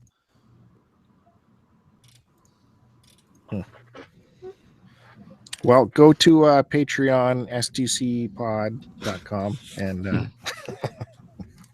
it's because of this. You guys see, like that they catchy line. Oh, Patreon staff is it's because of this we can provide the show. Actually, we wouldn't be able to support this without this Patreon. That's a good question. So Patreon across the board from American to Canadian. When you guys donate in Canada, is it in Canadian dollars or American dollars? I imagine it's American. It's all done in American? I'm trying to think. No, I only support Cartridge Club, so. Yeah, me too. So if you give $5, is it $5 Canadian or $5 American? No. Was it $1 Canadian for the? Miles says American dollars, unless he's just mocking American dollars. Sounds like it. But it is plausible. Booey. Greenbacks, Benjamins, that's what talks. Yeah, I would imagine it would be in American dollars because any way to get Canadians to spend more money on stuff. So if you're giving $1 a month, so for $1 a month, you guys are giving up like $1.35 a month or something, or $1.60 a month or something like that, right? I would assume. I was going to check PayPal, but I remember it won't go through PayPal, so. Oh yeah, it's credit card only, right? Yeah, I forgot it was only credit card. Are you sure? Or even when it goes through PayPal. Oh no, it does go through PayPal, but mine goes through my PayPal. it's not showing anything for me. It's not showing any actual transaction. I did just sign up recently though. You just found the secret loophole, and you're actually not it never actually charges you. He gets all the perks and doesn't have to pay for it. Send me that link, dude. I don't see it at all. Well, they've got I noticed on Twitch now, if you're an Amazon Prime, you get free subscriptions. What does that mean? If you have Amazon Prime, you can subscribe to channels on Twitch, like be a one of those donating $5 a month people, and it's Twitch and Amazon covers it through your Prime. For one subscriber. Is it for one? One subscription. Yeah, so you get you get one subscription for free. You have to do it. I think you have to do it over again each month. I've not done it myself, but that's what P1 said it was when I asked him a while ago on Overwatch. Still pretty cool though. It's just something that comes free with your Amazon Prime. Mm-hmm. Yeah. Just like Prime Video in Canada, finally, even though it's a little crap. There was an anime on there, Onihei, which is a samurai anime. They were simulcasting it, which means it comes out like very quickly after it airs in Japan with subtitled. But they had every language of subtitle possibly available for episode 2 except for English.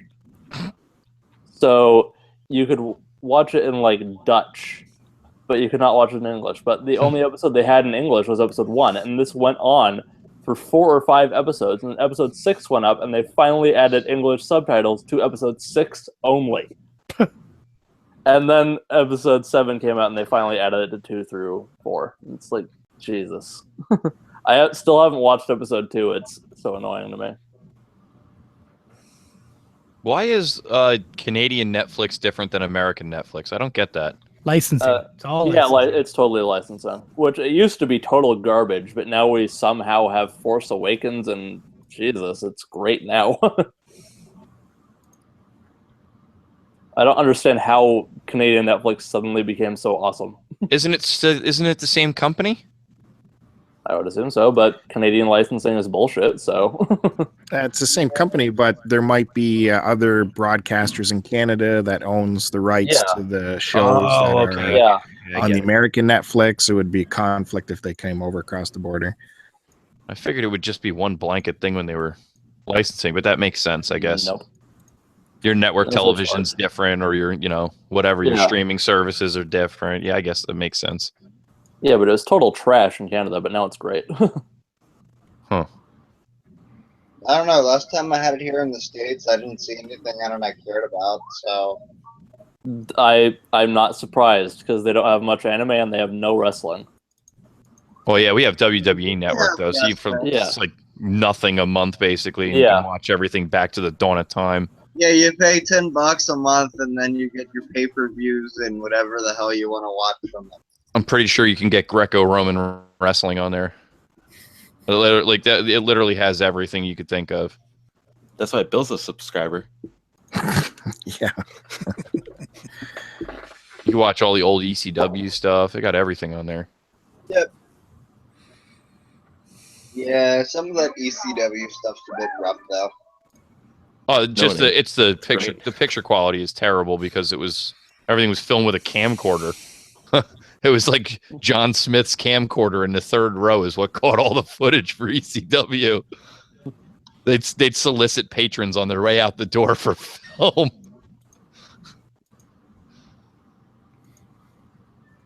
It was all shot in a garage, basically.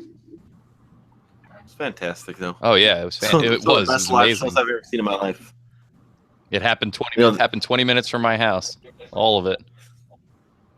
Man, there's so many. I've seen 3 or 4 shows, live. Some of the best ever. When you're a kid, especially too. Mm-hmm. I remember Sandman had it was the last ever TV taping was here in Milwaukee, and Sandman had some broad come out and flash the crowd too. That was great. 14-year-old self, you're like, this is fantastic, Like, yay, boobies! Oh yeah. Like, boobies. There you go, Derek. And Sauce hasn't seen boobies since. What? What was that, Yoshi? Like that one. There's websites for that. It had boobs on it. I still have no idea what. Oh yeah, the Wizard magazine. Yeah, whatever. It was a comic book. I just saw boobs. Beeps. Beebs. All right, you guys, I got to bail. I got to get to bed. See you, Bill. Good talking to you again. See you, Bill. Later, Bill. See you, Bill. Catch you guys later. So Musty and everybody else, is Breath of the Wild overrated? I feel as if you want to say it is. No, I was just scrolling through Facebook feed, and that seems to be the common videos that are popping up on YouTube right now. Breath of the Wild clicks. So I'm not at a point where I'm far enough to make any real assessment. I'm at the I don't care. It's a damn good game. Just buy it, play it, and stop freaking complaining about it, you stupid idiots.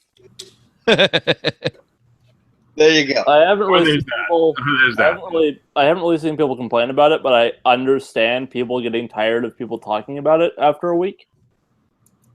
But as far as the overrated thing, at least for now, with its current rate of hype, I would almost tend to agree that it is. it's still a fantastic game, but it might be a little overexposed. How dare you? I'm talking specifically from the sense that it is just freaking released and everyone's talking only about that game. It might be a little overhyped this week. Sure. Yeah, it might be different if I didn't ignore the majority of my Twitter feed these days, just because I would say that it is currently overexposed a little bit, but after a couple weeks, it'll get down to the level of hype it deserves, which is very well regarded. But people are willing to stop talking about it for 10 seconds.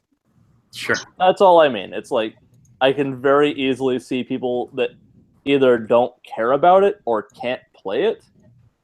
Well, getting very tired of people talking about it and thinking it's overhyped. I can totally see that. Well, Mass Effect will be here next week, and that'll be the new hotness. So yeah, my brother was going on about how the internet's been arguing for the past week about which one's better which one's better, Horizon or Zelda? Both. And a whole bunch of nerds arguing over you can like both things. They're both good for different reasons. They're very similar. You can like both things. They're different games. Yeah, they're similar, very similar, but they're different things. They're like different sides of the same coin, and I'm pulling that directly from the Electric Playground video with them and Happy Console Gamer talking about it. They did a versus. Yeah, but I think that's one of the biggest issues with a lot of people these days. Is all I see so many people in games and movies and TV and everything else. All they do is compare and contrast different things. I'm like, you can like both things. They can be very similar, and you can still like both things. You don't have to constantly compare everything. But whatever. I mean, there's a difference between comparing them and saying one is better than the other, or actually drawing parallels between them, and using that as a look at what the evolution of this game type has become, right? Because if you look at what Bethesda games have been, these are evolved versions of Bethesda games, really, at this point. Both Zelda and Horizon, and granted, I haven't played Horizon, so I have no basis for it. But everything that I've heard has given that indication that, you just want to walk around. You want to snap pictures or change the time of day to get the lighting just right. I can't remember. Jake mentioned that on Polykill. And I think that's a really cool feature that it just allows you to do that for no reason other than to just get a better picture. But that's my next pickup is Horizon. I want to give it a try. Yeah. Give it 2 months. You'll get it for $20. That's what I'm waiting for. Yeah. Get near now so they keep making those games. Yeah, that's why I bought Near day one, just to make sure that, I haven't finished the first one. Doesn't matter. Buy it anyways. Yeah. I have it's separated 2 hours into the first one, and I'm not sure I'm going back. It's honestly, I've said this before. The first playthrough of Nier is very basic and blah. When it really shines is the second, third, and fourth playthrough. Now you don't play the whole game over. You start at a halfway point, and then you play it over from there. So on your second, third, and fourth playthrough, it's only about 2 hours. Yeah, the first playthrough is about 10. I listened to 2 podcasts on it. Well, play it, goddammit. I can't. The combat is awful. Which game we talking about? Nier. A lot better. It's not about being powerful or not. It's about the controls are terrible. It gets better. I didn't mind them. It's good as long as you don't do the frickin' fishing. Goddamn. Yeah. Sloppy. Yeah. Once you find out you don't have to do the fishing, it's fantastic. Once I found out I didn't have to do the fishing, I got so mad I stopped playing. It's like I did all this crap for nothing. Well, because you start doing different combat attacks too. You start unlocking more, and I understand what you're saying, but you eventually kind of get used to it, and then the different attacks get more powerful and come into play. Like the spear, where you it just starts leveling up and getting more powerful, and like I said, I found it. I said the first playthrough I found very challenging, and like by the second, third, and fourth playthrough, I thought it was great. So what he's saying is just let it happen. It gets more powerful, and eventually you'll like it. Yeah. It felt like I was playing the entire game with one of those giant moblin clubs in Breath of the Wild. Oh, that's because you didn't switch swords. There's different Everything's swords. Just that you probably picked up a two-handed blade. Plotting you picked up a two-handed blade as opposed to a blade. The spear fighting. I like the spear fighting. There's different weapons. You should try the different weapons before you say the game sucks. I didn't say it sucks. I didn't say it sucks at all. You said it sucks. I can't get used. It's like God of War, but slow. You're not praising it for absolutely everything, so you think it sucks. It's just totally I think we nailed it here, guys. God damn it! Horizon Zero Dawn is better. There is one thing I would give Horizon over Zelda. From what little I've played of it, I've only played 3 hours of Horizon, which it's the same kind of deal with the progression. I mean, it's like I made the joke after playing it, calling it Horizon Zero Progress because I got virtually nothing done. This giant poop tongue. Anyway, as I was saying, okay, may I talk now, Yoshi? I'm sorry. Would you mind? Thank you. Anyway, yeesh. It's the way you can switch your weapons in Horizon is a lot smoother than in Zelda. And being able to craft arrows on the fly while in combat is very nice. Because the arrows in Zelda are a pain in the ass. Whereas in Horizon... To switch between during combat? That and just constantly running out of them and having to go buy more or pick up your own arrows. It's just you're constantly running out of arrows is what I find. I guess you gotta exploit that bowling game or something like that to get all the rupees, and then just keep buying as many. There's a bowling game in Hathos Tower right on there in the northwest region. I think it's called the Hathos Tower. There's a bowling game, and if you look on YouTube, P1 was telling me about this because he said he just mined for like 600 rupees. And I was like, in that case, you just keep going and buy as many arrows as you want. You can buy unlimited arrows. I have never been. I'm looking forward to finding this area. I never found myself out of arrows through the whole game, really. Very early on, you run short of normal arrows, but by the time you start getting your elemental arrows, like, you should never be running out of arrows. That's just poor management. Okay, I guess I'm just a shitty manager in this game then. But it's just selling the right stuff. It's selling the right stuff and holding on to the right stuff is what comes into play. Well, here's the thing: it's like all of a sudden I don't need like all these gems, and all of a sudden then like, oh, you need to level up something, you need those gems. And I was like, well, I just spent it all, and I bought arrows with. That's why you don't get rid of everything. You hold a minimum of each thing, but you get rid of all the excess. That's what I said. It's just management of your items. Yeah. By the way, can diamonds be used for literally anything other than selling? Yeah. Okay, I'm glad I saved one then. Yep. And really, like, that's the case. You only need a few. You don't need 10 of them, but you need a few of them. Just like that with everything. I can track gem deposits eventually, so I'm just selling all but one of those. Yeah, and the way you look at it, the easiest way to manage your inventory is that if you're getting an excessive amount of a certain item, that probably means you need a lot of a certain item. So hold a lot of that item, sell off the insane excess. You get over 50, you can start selling stuff.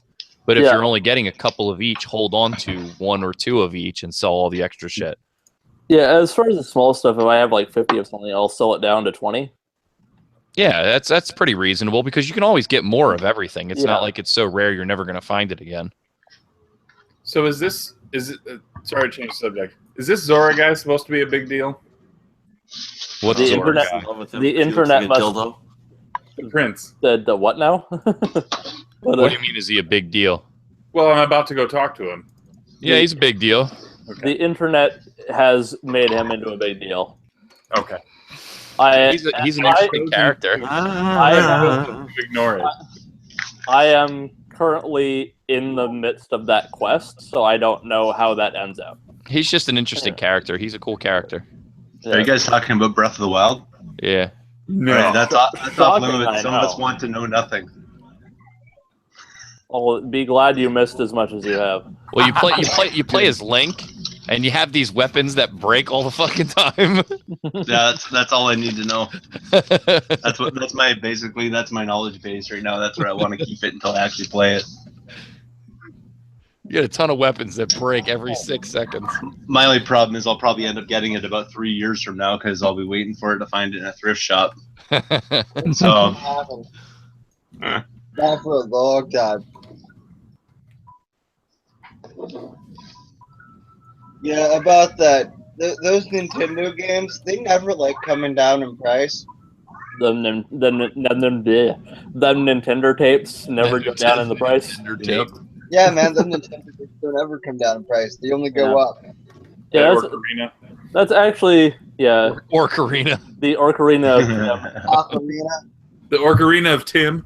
You gotta go down to start the Ocarina Tim. Tim's Ocarina. Play it on my Nintendo 64.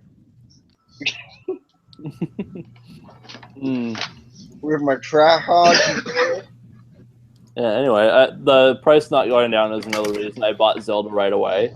Because, like, okay, that 20% off I get from Prime is probably the most that game is ever going to go down in price. Yeah. Yeah, until it becomes a Nintendo Selects or whatever. Yeah, and then that's But then you have the first edition, right? Yeah. The Switch version will The Wii U version is not going to get a Nintendo Selects version. No, it's not. No. It's going to be like Twilight Princess on the GameCube. Exactly. Probably $100 in a couple years. The Wii U, expect the Wii U version to cost over $100 in a couple years, while the Switch version costs like 20 to 30. It doesn't matter. Probably. I'm infinitely patient. It will end up in a thrift shop eventually, and I will be the one to get it. I'm infinitely patient, man. You will camp out, set up shop right by the DVD section. Yeah, and after this month, by the time that happens, you will know everything about this video game. So as soon as people start talking about it, I just go, nah, nah, nah, nah, nah, nah. That's all I do. Actually, this and I haven't even looked up videos about the Switch. Yeah, and they're filling my feed, and I refuse to click on them. I don't even want to know a thing about it. In that case, make sure you keep yourself on mute during this call because you're going to be doing that a lot. Your voice. All right. This and this find and something Skyrim. original to talk about. Everybody else is talking about Switch. Let's talk about something else. I got the mystery box. Yeah, there you go. We've taken breaks my Switch. Zelda. We've taken breaks in Zelda. Skyrim Remastered and this Zelda are the only 2 games I bought at full price in the past 10 years, actually. I think the only games I bought at full price in the past probably 10 years would be Grand Theft Auto 5 and Deception 4 on PS3. That was it. Interesting. I just love that series. So. Yeah, I know. I'm just joking. Yeah. I have paid full price for way too many games that I want to admit over the past like 3 months. Oh, guys, yeah. That's it. Yeah, this quarter is going to kill me, or at least make me vomit every time I look at my bank account. I bought a bunch of those $20 PS2 games, but they're $20 PS2 games. Huh? The full, yeah, they're cheap. They're already $20, but the full $60 release games. The only 2 I bought were Skyrim and Zelda. Yeah. $20 was what the greatest hits were at the time, right? Well, I paid $27. Well, $20 is like Assault Suit Lanos and like Runbow and a lot of the indie games that got physical releases were all $20. The new Duke Nukem. 3D, Yeah, I thought you were talking about PS2. I don't know. No. Okay, PS4 then. Yep. I went to a completely different spot. Hey, did anybody? I missed the pickup section. I'm sure. Did anybody pick up something they want to show me? Right, quick, like one or 2 things. Your best things. Non-comic things. Yeah, sure. All these for $11.78. Yeah. Speaking of new releases, these for too much money. There you go. Yeah. I got the Snatcher soundtrack on vinyl. Was that on vinyl? Cool. Yep. And then The Skylanders ones with the amiibos. Oh, those are pretty awesome. I was thinking of picking those up sometime. They were $5 a piece at Five Below, which is like a Big Lots, clearance store kind of deal. That's cool. Yeah, they were $5 a piece. Are you planning on keeping those, or are you just gonna hold on to them until they become $1 million bucks? I think I'm gonna rip the amiibos out and give the rest of it away to some kids. Yeah. Pretty cool. This is what I got. One item. So. Nice. Yeah. Box complete box. You can tell the original owner must have had it because nobody ripped off Penny's name, and Penny's dad put that on there with those damned things back in the whatever those were called. I don't even know what those things were called, but my dad had one too, and he put things on everything. The one that looked like a gun with the big dial on the top. Yeah. I remember these well.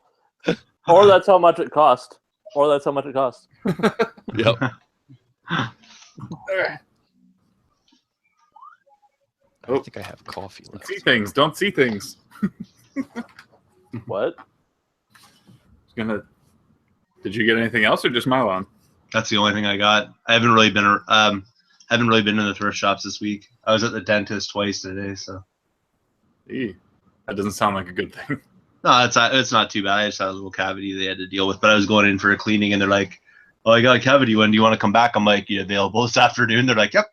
I'm like, okay, cool. So I got all I've been doing. See if I can get this right. Oddworld, Abe's Odyssey. Oh, nice. I missed out on Luigi's Mansion, but I snagged these two in the process. That's kind of cool. Yeah. Did you get any discount on them, or is it? I mean, they were both $388, but this one goes for in the mid-20s. Really? Yeah. I didn't even know that. Right? Clearly, you had the better find. Like 4 times. I mean, I had the more elusive find. The Luigi's Mansion, that's obvious. Yeah, I know. I'm just rising. Yeah. And then other thrift find was this for. I honestly have not seen GameCube controllers in like a year in thrift shops. It's crazy. I never see them. I think I saw one, and it was all beat up, so it wasn't even worth it. I think I saw a couple a few years ago when I went to Value Village more frequently. Yeah. Since then, nope. So then the rest of what I have is mystery box stuff. If you want to see it, I can go through it real quick. Did you already do a video? Oh, that's why you were freaking out. The video's Thursday. Oh. But yeah. Don't worry, man. I'll still watch the video if you want to show me now. Okay. We start with Japanese DuckTales 1 and 2. Oh, cool. Did you Did you check them out? Yeah. Are they playable? Yeah. There's Japanese. DuckTales 1, DuckTales 2, there's a little bit of story that you just kind of skip through. I know which relics you're going for in each of and you still pick your level, and so one's the rod and one is the piece of cheese, and so you can still get to the levels, and the heads-up display is all in legible English. So. Oh, cool. Yeah, it's pretty cool. Killer 7. Nice. M-rated. Yeah. I also got a copy of New Vegas.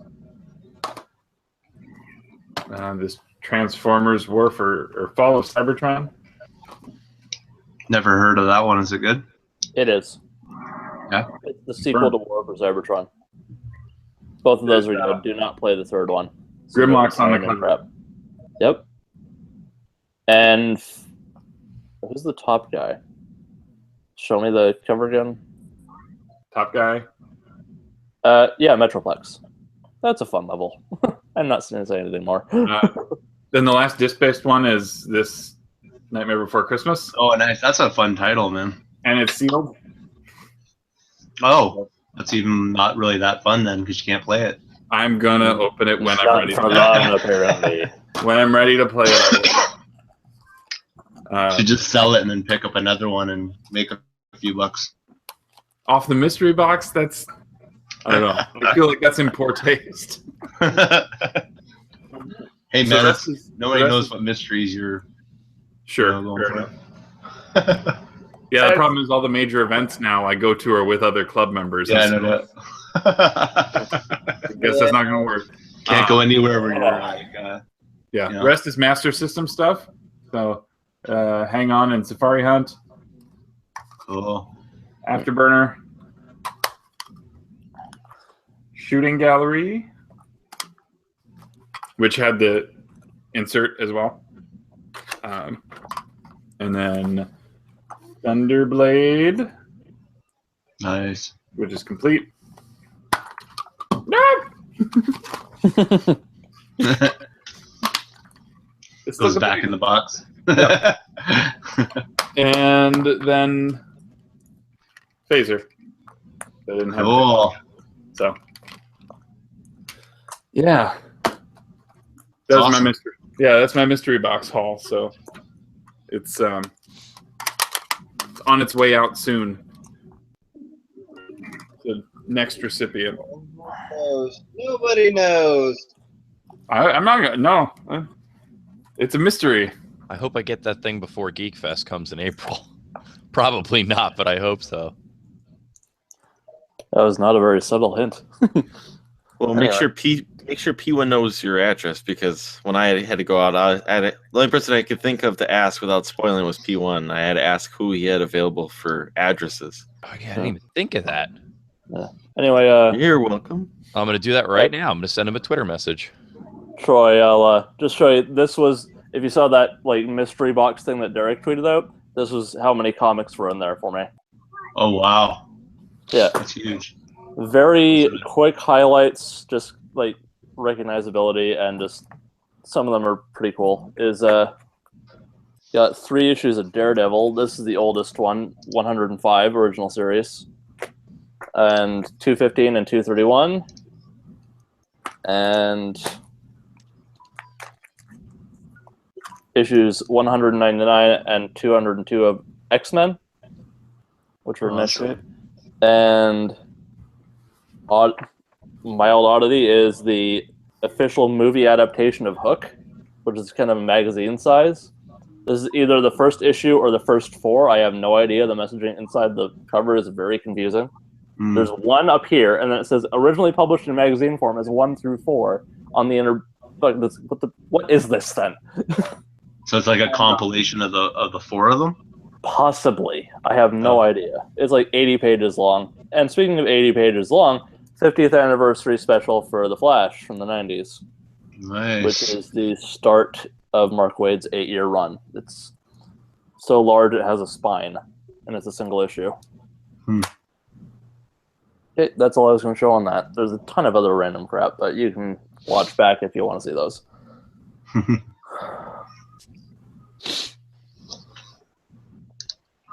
I really like having the Flash one though. Good really call, cool. Ryan. Yeah. I didn't even think of that in case somebody asked. P1's going to be the one to ask, right? Right. Yeah. He has, I think, a good majority of people's addresses. But if you wanted, I would recommend sending him your. If you don't think he's got your address, I would say send it to him. I'm pretty sure he doesn't. Yeah, because you don't want to spoil, who's getting it. Say, hey, what's your address so I can send you the mystery box. It's part of the mystery. Well, I guess it's just the 2 of you who knows at that point anyway. Yeah, it's not too better. much. It's better, I think, just a big box showing up at your door. Probably. Oh yeah, definitely for sure. But nobody else knows. If it was just you and one, giving your address. Also, the recipient of it doesn't know it's coming. It's not supposed to. Oh, I don't think he has my address. So send them your address. Yeah, I just sent him. I just sent him a direct message on Twitter. Yeah. I hope you send him your address without any context. He's gonna look at it and go, "What the fuck is this?" Yeah, and then he's got me sending it off to Timbuktu or the moon or something. Shipping from Canada, $7,000. You send it to whoever you want. I'm going to say that there's probably a way to get my address, but you don't want to send it to me because I am very bad at sending things back out. That thing's going to be hard to transport with no car, too. Yeah. How big is the mystery box? It would be at my house for half a year. I am very lazy at shipping stuff. So don't send it to me. It's a bad idea. Don't be, when it came to me, I was getting a lot of shit because I was trying to graduate, and I got it at the beginning of December, and I had all this shit going on. People were like, "What happened to the mystery box?" I'm like, "Well, I thought, number one, I thought you weren't supposed to tell, until you picked stuff out and sent it out. So like I was being quiet about it, so everyone thought the box was lost, and I was like, no, I told because Vox sent it to me, so like I just told him and P1 I got it, and then everyone else was like, because I wasn't tweeting about it, everyone thought it was gone, and I was like, no. It started as a shoebox, I think, Troy, and now it's a little bit bigger, right, Musty? Yeah, it's a large flat rate box. Yeah, because I think P1 said he literally started as a shoebox, like a boot box. Yeah. Apparently, it outgrew that box, and now it's in a large flat rate box. So it's like, yeah, you're gonna get games out of it, but you got to pay the $20 to ship it off to the next person. $20. Well, it's got to get a lot bigger. It's got to get a lot bigger because Busty's got to put a pedal in for the Steel Battalion. Yeah. Controller. So it's going to be pretty difficult for him to do that, you know. Yeah. What are we gonna have to do? Start shipping it through UPS? It's gonna have to go by train freight. It's gonna be a pallet. It's gonna be like airlifted in. It's like, what the fuck's the helicopter? The CC mystery pallet. Be like like a fridge. The mystery fridge. Yeah. Hey, if it ends up at Paul's, you never know what you're gonna get back. You might actually get his fridge. Somebody's gonna end up with a pod out front of their house, basically. Like, Pod's is gonna show up and drop it all. This is from the Cartridge Club. Yeah, why does it have 3 CRTs in here? So what's sort of like the final destination? It just keeps going around? Yeah. P1 gets back to P1 eventually. Or it's lost. Yeah, when everybody on the club can check it off, somebody will send it back to P1. And there's also, you're supposed to leave a little note in the box too. And your baby picture, apparently. I didn't do that. So many random things. No, that's what P1 was saying. He's like, I think I accidentally sent family photos out with it. He did. Yeah. He's like, he did. He's like, I wouldn't be opposed to someone else adding their family photos, so I don't feel so bad for putting them he left his family photos, but he thought he left his baby photos, is what he thought. Yeah, I didn't see any baby photos. Confirmed. But yeah, there's family photos in there.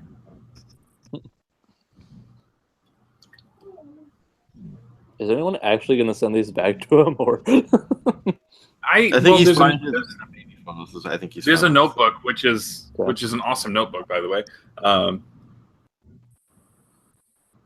and like the messages that are in there. I think I told him I would take a picture of the messages just so if for some reason that thing got lost in transit, that at least we would have the messages that were written in there. That's like if you have a scanner or something, you can scan those. Yeah. Just so we can get the right, the handwriting and the dates and things like that. Yeah. So I mean, this thing has been many places, all over the place already, and it's really only been to it's been all over Canada, a couple of places in the U.S. and Japan. Yeah, it's got to get out to Jared in New Zealand at some point. That's going to be fun to show. You get a few couples in England too. Yeah, that's true. Oh, it's hard to put on what's on. You got to put it on the customs form. What's in there? Just video games. Mystery. Mystery box. Contains mystery. Bunch of video games. Do not open. Classified. Cannot be disclosed. For recipient only. Speaking of mystery boxes, though, I'm pretty happy. I don't know if you guys saw it on Twitter, but I put those packages together. And then I contacted Extra Life because I read on their website if you have their logo on things, they don't like it or something. Like it's a logo protection kind of thing. They're a company when it comes down to it too at the same time. And they okayed it. They said it was all right, so I'm good to go. Pretty happy with that. They just got back to me today on it. So that's awesome. Now, are those going to like a local con, or are you shipping those all over the place? Well, I got 12 of them, so I'm probably going to take them to Barrie first.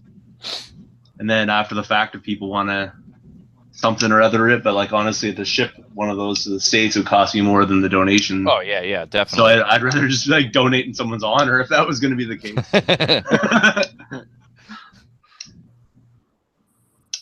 But yeah, it's pretty cool. It's a good idea. Yeah, I would hope they go. Like, I think there's like probably 2 or 3, at least 4 people already interested. And who knows at the show once people see it. Okay.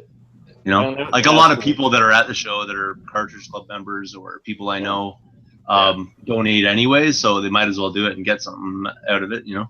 Mm-hmm. So what's the actual like method for these things? I've missed the context on that. So basically, I've got like a bin of 2 couple bins of them because they're pretty big. Mm. And when you donate at the show or whatever, so you can do it on your smartphone. You just go on and donate to the link or whatever. Mm. As soon as I get the email, you get to pick one of the packets and take it with you. And Cool. inside's just like a bunch of video games. Yeah. Yeah, there's like well, it's $15 US donation, and there's $30 at least worth of games in each one. One of them I think has like almost $60 worth of games in it. Nice. Because I put together like ones or like things or whatever, and then I just had like another stack that was just like basically shelf padding, and I just took like a couple of shelf padding and threw them in too. So I mean, each one should probably be around $40 in each packet. That's cool. So it's basically a physical Humble Bundle. Mm-hmm. Yeah. Yeah. Nice. But I figure like it helps me get rid of those doubles I haven't really been able to trade at shows or whatever. And there's some decent stuff there, just people haven't really bought it. So lets me do that. Extra Life gets some money. Like I said, I got rid of the doubles. Somebody gets video games more valued than what they're donating.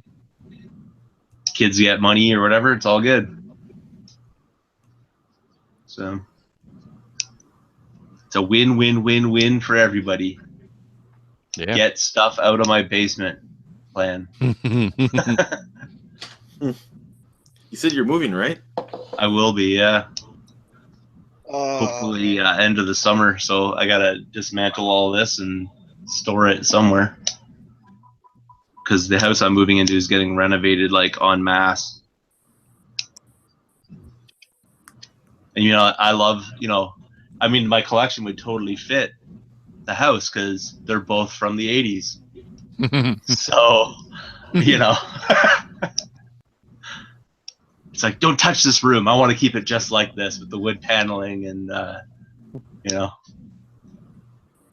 kind of thing. But built-in shelving.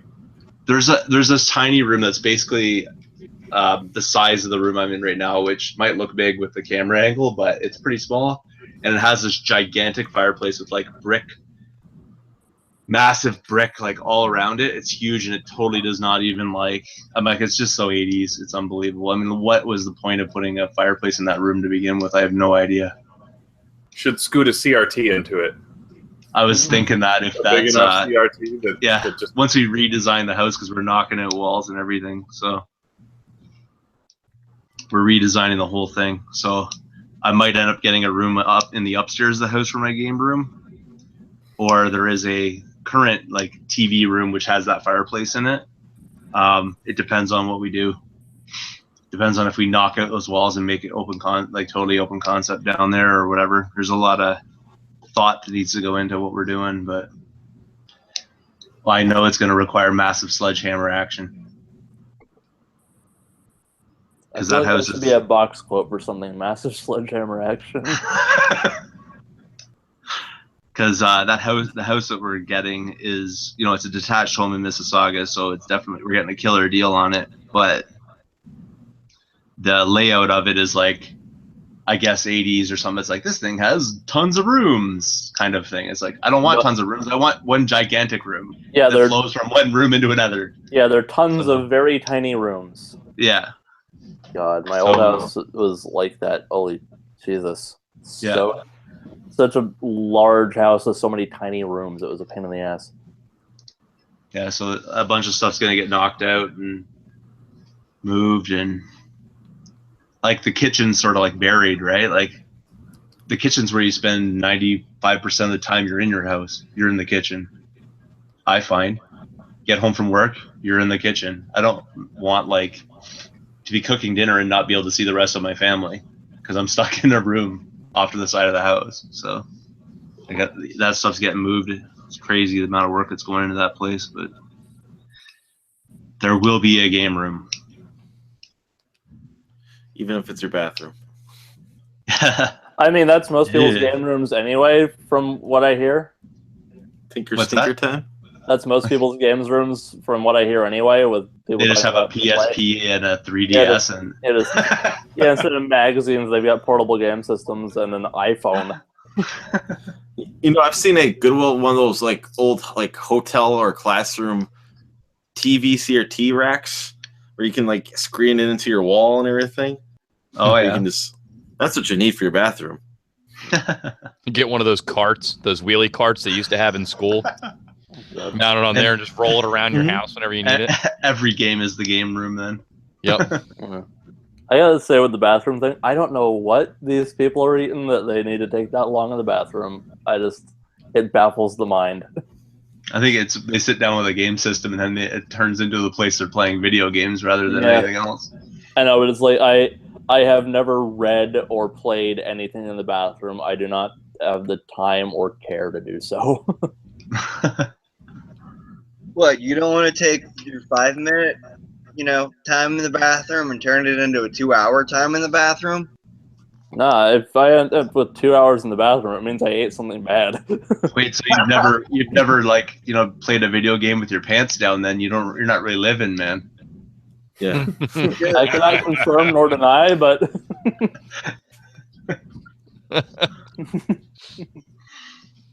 but not in the bathroom. Living done is rated on the amount of times you played video games with no pants. There you go. There's a new YouTube channel right there, Pantsless Gamer. I think Yes Say Ash has already got that one covered. I mean, the Aldrin Gamers were already the No Pads podcast. Yeah, it's an audio thing, man. You don't have to wear pants for that. Yeah, and you have sound effects going off when you're playing a game. You're like, go check this out. I will say this just because I made that joke.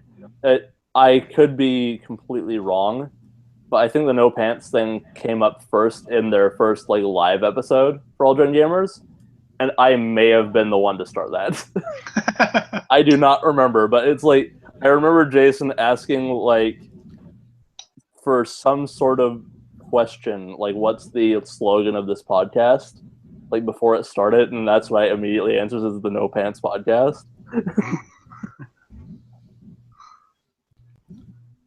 It's been a long time, so I could be completely wrong about me being the first one to say that, but that's how I remember Jason it. Jason wasn't on the first episode. No, first live episode. Okay. The one with the chat. I wasn't just in the room, lurking, waiting to say things to Jason. What the? Hey, remember, there ain't no party like a no pants party. Yes, you're right. There isn't anything quite like it.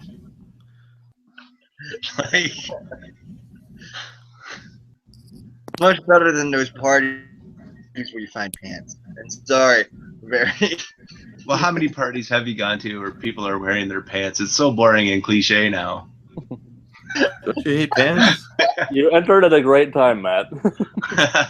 Nice.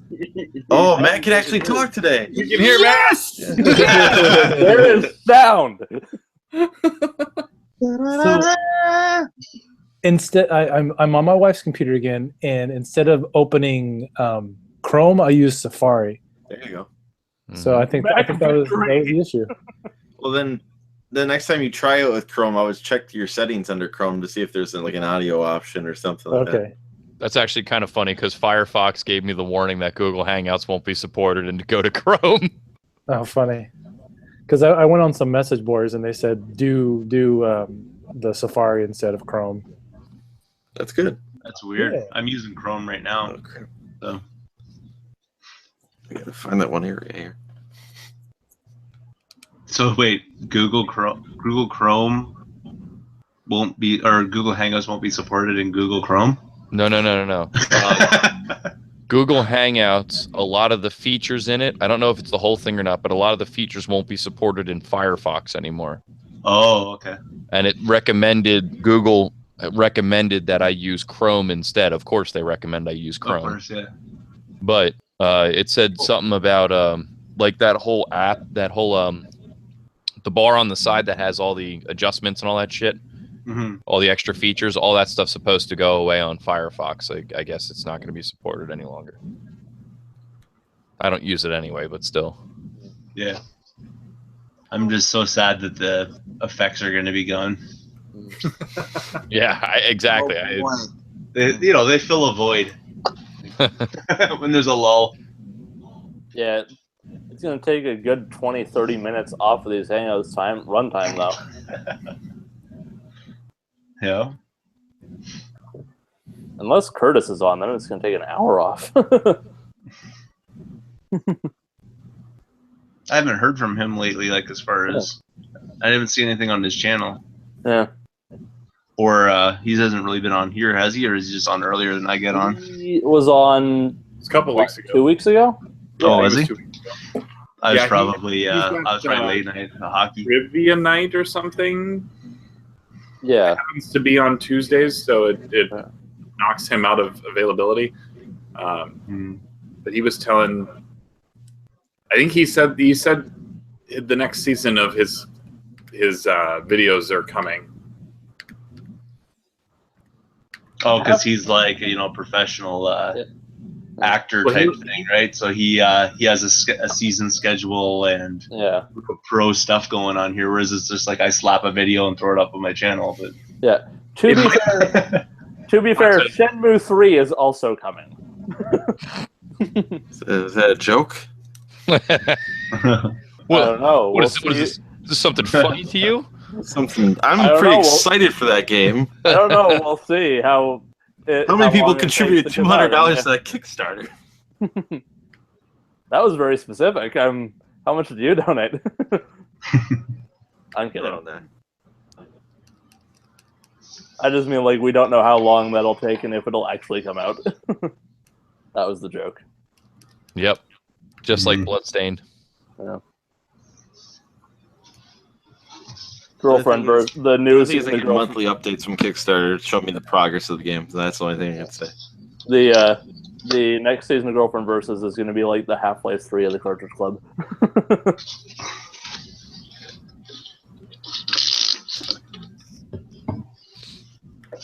Okay, I'm done making those jokes. We can move on with our lives now. No, I think he and Layla get all their stuff filmed, and then he works on the editing between that and like film it in a chunk, and then he sits there down and edits for like whatever and gets it going on and releases it. It could be that they even get it all done in like the span of like a weekend or two, because they bring in like a actual like film staff person. I don't.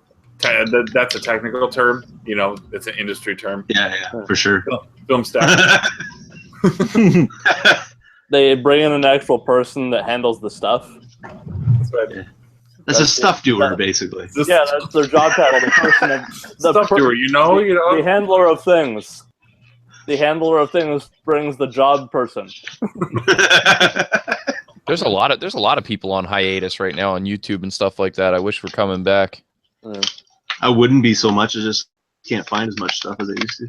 I would like to see more from. I miss seeing J-Rock's videos and. I haven't seen a J-Rock video in like a year. Yeah, Jimmy Hoppa's another one I watch a lot that I miss. And it's been a while for Jimmy Hoppa. Space Kappa's another one I miss his videos. There's a bunch of guys. Is J-Rock like evening out the fact that he had the year where he did a video every week? Probably. Hey, he just got burnt out, I guess. It's just it sucks because a lot of the people I really like watching, they went on hiatus, and then you got people that I watch very infrequently, and they're posting shit every other day now. Yeah. I wonder why J-Rock went on hiatus. I wonder why he got burned out. Can't possibly imagine why. Anyway, I'll be right back. There was a lot of people like that. It sucks. He used to pop into the Hangouts too, briefly. Like there were some Hangouts. It's funny. I put on an old Hangout just for fun, just because I was like, oh well, let's see what happened in like late October. And I was watching. I'm like, but there used to be some where we were packed to the gills, and like there was one where like Lowe showed up and J-Rock. and Curtis was there too, and but those guys don't show up anymore. I don't even know if they listen or watch or whatever.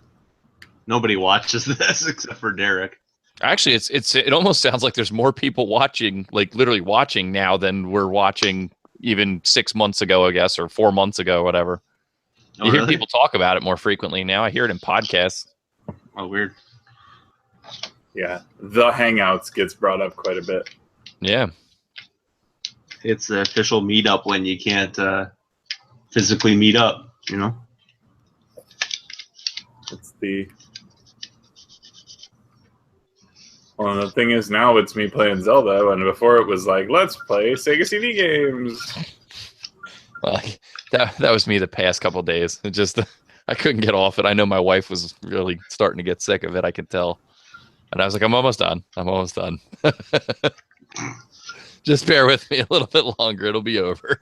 I was like, what? You're not enjoying this? Yeah. Although she did stop to watch, like she was watching YouTube because I'm in the living room. We got both TVs, so she's watching YouTube while I'm playing. And there was quite a few times where she stopped to watch both gameplay and especially cinematics. Like she stopped to watch all the story in the cinematics. She seemed to enjoy that. Does she is she like a gamer type or no? She plays puzzle games a lot. She likes puzzle games. She likes rhythm games. She plays. I've gotten her playing other stuff now. Like she likes The Witch and the 100 Knight on PS4. It's kind of like a Diablo-esque hack and slash. You know, Well, that kind of top-down hack and slash. Yeah. There's tons of games she could get into then if she likes that genre. Yeah, I told her, I said, if you like that, you'll like Diablo 3. And she's like, no. And then we played the other, a couple weeks ago, and she liked it. So yeah. You can play all those like Baldur's Gate, Dark Alliance, and all that kind of stuff. Yeah. Hidden item games, like search and find games, like all the I Spies and the hidden mystery games and all that kind of stuff. Oh, like Where's Waldo on the NES? Oh God, I got her to play that, and she hated it so much. Who doesn't? It's garbage. I don't even think I have that one for good reason. But I started playing Overcooked with my wife. She's actually digging it. Yeah. And that was on Miles and Miles's suggestion, or Miles and Catherine both. They suggested it. I saw Pam and Riley play it. So yeah, she's having fun with it. Oh, the wife loves all the Katamari games. My wife does too. She played through We Love Katamari almost entirely on her own. Has she ever played the Professor Layton series at all? On the I got her started on Curious Village. That's the first one, yeah. Yeah, she started playing that, and she's probably like 2 hours into it. Nice. Yeah, my wife dug that series too. Yeah, she likes them kind of games. That and yeah, they're fun. What the heck else was she playing quite a bit of, and it hooked her. Damn it, I can't. Oh, she loves Rocket League, which is surprising. She loves Rocket League, and we have Deformers on pre-order from GameStop or EB, whatever you want to call it, and that was supposed to be our Valentine's Day date. Go out for dinner and then come in and play Deformers because it was supposed to come out on Valentine's Day, and it got pushed back again until the end of this month. But so you were like, "Forget Valentine's Day, honey. We're not doing it." Well, it got pushed back. Yeah, well, we went out to dinner and stuff, but that was about it. It's like, sorry, Valentine's Day's canceled. She likes Worms a lot. I got Worms. Yeah, Worms. The Worms. I love the Worms series. That's really calling big in this house. I got her playing Mario RPG. She's like 2 hours, almost 3 hours into that. She's more of a gamer than I am. I don't even have time to do that. I just clean this stuff. I don't even have time to play it. Yeah, I'm trying. Her engagement ring's it's a Triforce. Nice. So I'm trying, little by little. She actually likes collecting. It didn't bite her at first when I was collecting. It was kind of, you could tell she wasn't too thrilled with it. But now that the collection's getting bigger and she's out with me more game hunting and stuff like that, she actually enjoys the hunt. Yeah, so we'll go to a flea market or we'll go into a game store and we'll split up. Like we go into GameStop even, and we'll split up, and she knows what to look for. She knows what's worth something. She knows that if it's an obscure sounding title, it's usually something good. She knows developers like Axis and Atlas, and cool. She likes the hunt. She's good at it too. She's got a good eye for it.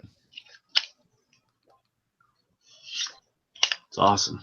It helps. Trust me, it really does, especially when you're at a flea market and I can walk down an aisle of the flea market and I can trust her to look on the right while I look on the left and know that nothing's going to get missed. Will she go to like the game swaps with you or whatever? Oh yeah. I know she's my right hand. She's my right hand person basically for swaps. Man, I gotta get my wife to do that. I want to be able to walk around the swaps and I can't because I'm like always stuck at my table. And she's very stingy on prices. Like she's the financial manager. If somebody comes up in a game $60 and they're like, oh, you take 45, she's like, I'll take 58.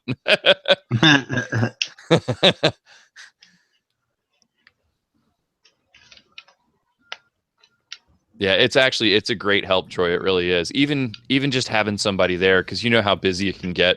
Oh yeah, it's hard to keep an eye on everything sometimes. Yeah. Yep, and she knows well enough that she knows how I price stuff, so she can work on deals even when I'm not around, and I can trust in her enough to know when to knock off $3 or when to bundle something together and take $10 off, kind of deal. Yeah, it's awesome.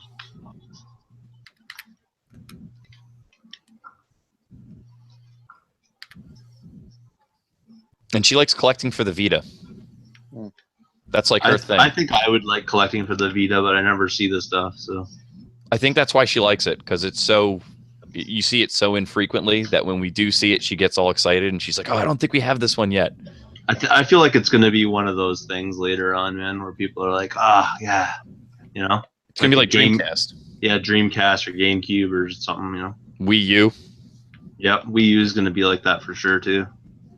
Is anyone still releasing games for the Vita besides the limited run? Yeah. There's actually still a lot coming out from Japanese developers. Okay. You still have NESRomancer still putting out games constantly. Are they being released in North America? Yeah. You're still getting plenty of North American releases. Not in the fervor that it was like 3-4 years ago, but you're still getting probably. I think last year we still saw a few dozen at least. I'd want to say probably 20 to 30 games come out last year. Now, did the Vita do well over in Japan, or? It's still going over there for the most part. Yeah, the popularity of it's pretty high. I wouldn't say it's really high, but it's solid enough that they're still publishing over there on the regular. Yeah. Sony's just not. You're not getting anything out of Sony Studios or, Sony Computer, blah blah blah, whatever. Mm-hmm. You're only getting it out of third-party developers that most of them are niche games. They're usually like you're getting a lot of visual novels, a lot of turn-based RPGs, and that's pretty much it actually. And rhythm games. Hatsune Miku and the next E's are the only ones I'm aware of. Yep. I still need to get a Hatsune Miku game. I just end up waiting long enough where they either go up in price or they're still full price, and I don't really want to pay that. Yeah, some of them Vita games just don't come down in price. Danganronpa games are all still $25. Where's Yoshi gone? Is he still around? Or did he went to bed? Jeez.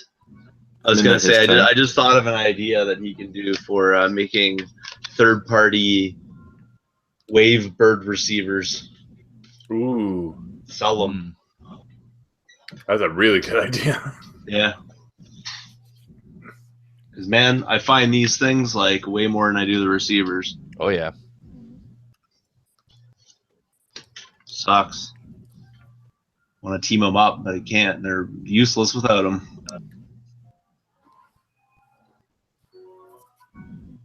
I'm good though. I already have 4 of them, but yeah, I'm at that point too now. Yeah. I'm starting to upgrade the receivers as I find them now because I have out of the 4 I have like 2 of them are yellow as shit still. Yeah, that's what I did recently. Actually, I like always compare them, so now I got like 4 gray ones. Mm-hmm. But it's nice to find the controllers, but what are you gonna do with them? No receivers. And they're solid too. It's not like you get controllers and they don't work. Everyone I've ever found works. I've never found one that doesn't work. That same goes for GameCube controllers, though. I've never found one that didn't work unless the cord was cut or like that kind of thing. But or the joysticks just mangled. I come across them every once in a while. Yeah, I've seen like destroyed things, but I'm talking about like the internals where it's buggered. Actually, one that I find common that they don't work right is Genesis controllers. Yeah, I find that and N64 because those controllers are crap. Yeah, the joysticks get really... I mean, aside from the joysticks just getting beat, they actually do get wonky sometimes. I've noticed buttons getting stuck and... buttons don't work. And I have a worn-in GameCube controller. They can be worn in, though. The B buttons can stop working. Oh, yeah? I finally found a working N64 controller. Like, not working, but like one with a good stick after years of collecting. I showed it on here however long ago it was I found it, but it took a long time. Those third parties are 100% awful too.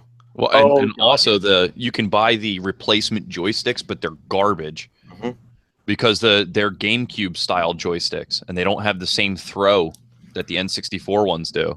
I don't even know because they also make the replacements that are the longer stick, but I'm afraid because I've played those third party knockoff controllers and they're terrible.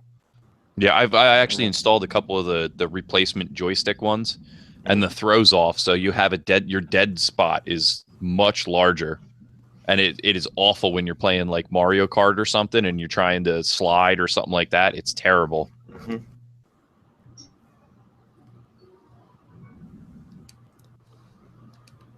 Because those joysticks actually on the original N64 controllers are great when they work and they're new. It's actually a really, really good, probably one of the best joysticks, one of the best analog sticks I've ever used. Yeah, most sensitive. That's why I do lubricate them. I take them apart and put that little bit of that lube in there just to get it going. Prevent it from wearing it. Yeah, prevent just a light toast. Like I just take a little bit on a Q-tip and just do a quick once over, and that does the trick. Yeah, the worst part, there's no way to rebuild them too, which sucks. I've taken a bunch of them apart and the plastic just disintegrates. There's nothing to replace. That's why the best thing to do is just to slightly lubricate them so they don't, chalk up or anything or grind. Because that's the thing is you'll grind a hole in the inside of the bowl. Yep. And I don't mind, I've played them too with a loose joystick, but as long as it's not busted and it's hanging over, a little loose, it's fine. I'm normal, used to playing that for Mario Kart and everything, but I never play Mario Party 1 where, doing the rotating stick. I never do that basically. So Mario Party 2 is the best one in the series and you don't have to worry about that. There's got to be some third-party ones out there that are pretty decent, though, like some bulletproof thing someone's made. You know what? I should do a video series about that. Yeah. If someone could send me a link to the kind of thing that you should get to do the lubricating of the stick. Just white lithium grease. Okay. Yeah, there you go. White lithium grease is safe for electronics. You can go to like your Home Depot or whatever store and buy them for like $5 a bottle, a big bottle. It's more than enough for, like I said, I saw in one video the guy puts a lot of grease in there, and from my experience, that's too much. Like I said, let's like a little bit on a Q-tip and just go lightly over the bowl. And I even will take the dry stuff and just kind of slightly polish it up because that's all you really need. Like, you open it up to do that, or can you just do that? Yeah, take it apart, and then I give it a clean, with a little rubbing alcohol too, just in case there's any powder inside. Yeah, and then because that dries really quick. Was the guy that put too much in there Luke Morse Swan or whatever? Oh, maybe I can. Because that's the only video I remember watching about that. But I need to do that because I am literally scared of using that controller. You could probably use a dielectric grease too. And that you probably wouldn't need to take apart the controller. because they usually come in an aerosol can. And Yeah. you just give it just a little slight squirt down at the base of the joystick, and it'll work itself in there. It's not as hard as you think it is to take it apart and put it back No, together. it is not hard at all. I tried to salvage the 2 I had, and I Frankenstein them together to make one halfway decent stick. It didn't last for long. I have to do that. It's not hard to take them apart. I've just been lazy. I have a lot of colored controllers, blue, green, yellow, stuff like that are wasted, and I have a lot of gray controllers that look like complete ass. I got to start swapping them out. It just takes time. I got a whole bag full of N64 controllers that they're just beyond repair because they're like buttons don't work and then they're loose or anything, and I've Frankensteined other pieces off of them to so it's just like a big junk pile. Same thing with like Super Nintendo. There's like a whole bag of it sitting there, and I'm just like, oh, I need a button or whatever, and I can go in there. And I have the weirdest issues with Super Nintendo controllers, Troy. Like I have a couple of them. One of them, the start and select buttons just don't work. Yeah, I've tried everything. I've tried cleaning contacts, replacing button, everything don't work. I have other ones where it'll work in controller port 2, but won't work in controller port 1. Like it's just the weirdest problem. Yeah. I don't know what the hell's wrong with them. I mean, this stuff just breaks down, man. Yeah. Normal wear and tear. Yep. It is what's called Luke Morse 1. Yeah. But he like I said, he uses way too much in his video. Okay. It's the only one I was familiar with, so that's why I asked. So did anybody else notice the people going crazy over the Zelda amiibos? Yeah. Oh, yeah. For the new game, like the prices all shot up on all of them. They all disappeared.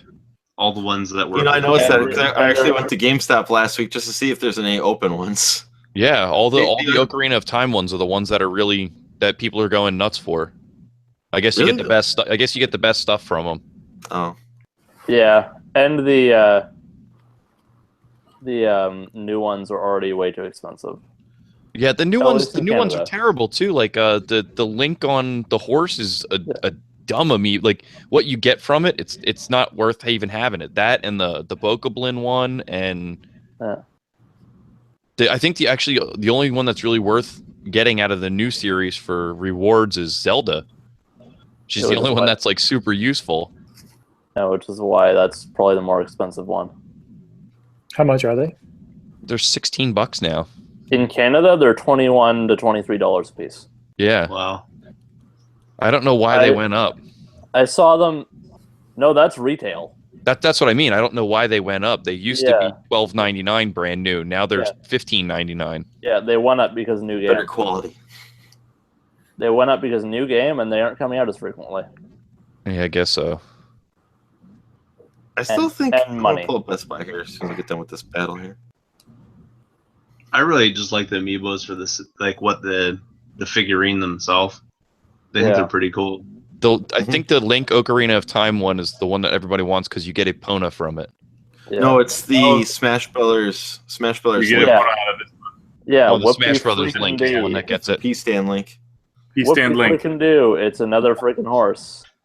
Right now, I gotta go look at mine and see which kind I have because I'm not even like that up and up on it. Just a second. I see it popping up on Facebook groups all the time now. People are going, "Oh, does anybody have Zelda from Ocarina of Time? Anybody have Toon Link?" It's like it's all over the place now. I only want the Toon Link because I like Wind Waker. I think those. Oh, the combo Smash one. Brothers Toon Link, and then there's one with paired with Princess. And Ganondorf gets you a big giant sword in the game too. I think the sword from what was it? Twilight Princess or something? I think so, yeah.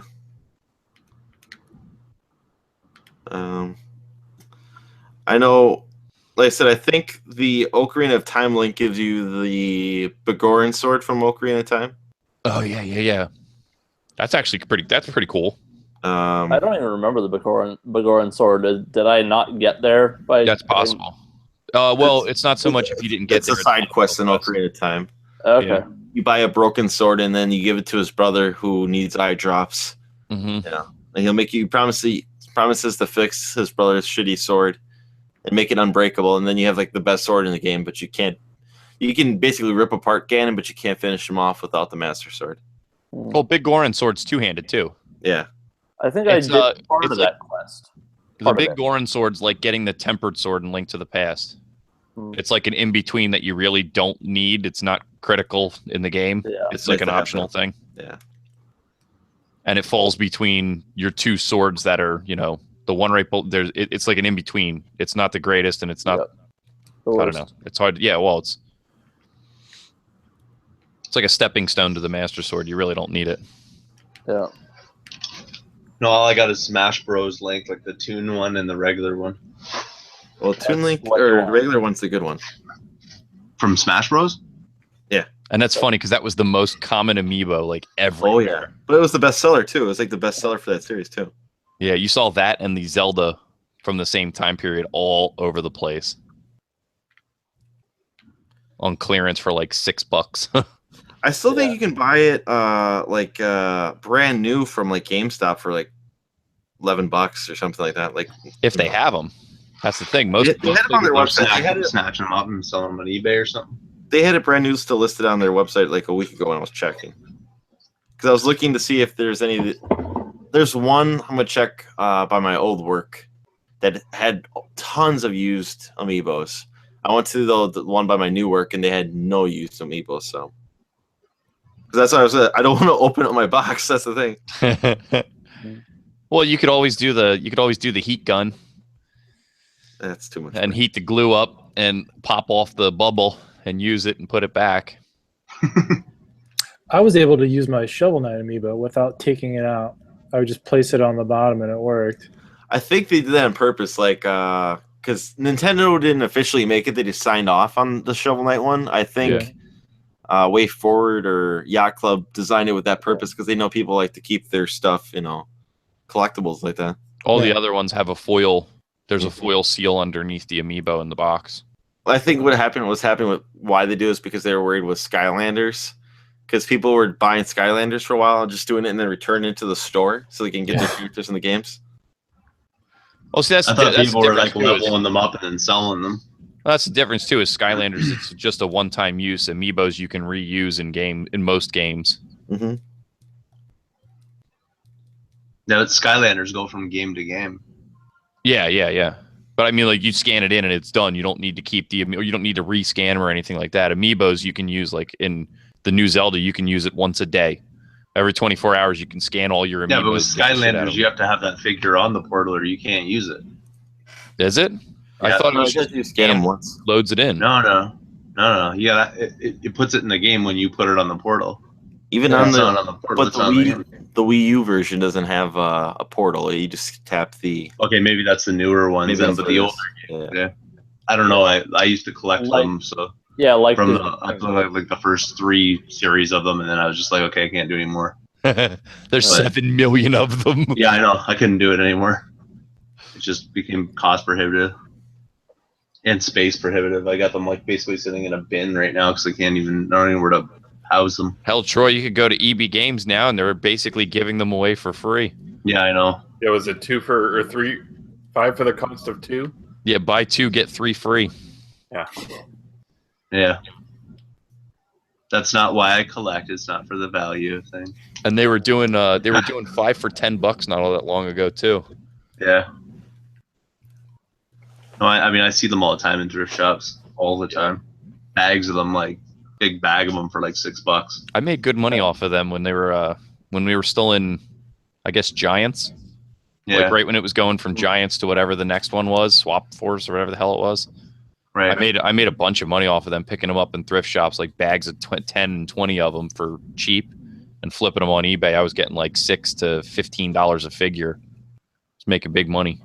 Their problem is they went too crazy with it and made too many. Yeah. They should have just like kept it smaller batches and like they'd be a little better off that way. But they made just like a million of them. I'm gonna ask a Zelda question. I don't want an exact answer, but I'm gonna say where I am. I'm looking for one of those goddamn fairy fountains, and I'm on Ruto Mountain. Am I in the wrong spot? Which one are you looking for? Are you looking for the black one? What? They're different colored fairies. There's a black one. Okay, I don't know. I've only found the first one that was in. Was it for a side quest? Like a guy said, I'll give you $500. No, I'm just looking. If I go back into the Zora domain, am I going to find a side quest that's going to tell me where the hell this thing is? You said you're in Zora or Rito Village? Zora domain. I'm on Rito Mountain or Rudo Mountain. Because there's one on Rudo Mountain, I believe. And the guy will give you the $500 to get her to come out. You just got to go to the, what do you call it? The horse or the corral. The guy go to the corral. There's a guy saying like he's too afraid to climb the mountain. So if you go to the top, if you're at the top of the tower, you can see. He tells you the shadow of the tower points the direction of the Lanayru tower thing. Let me see if I can pull up the map here.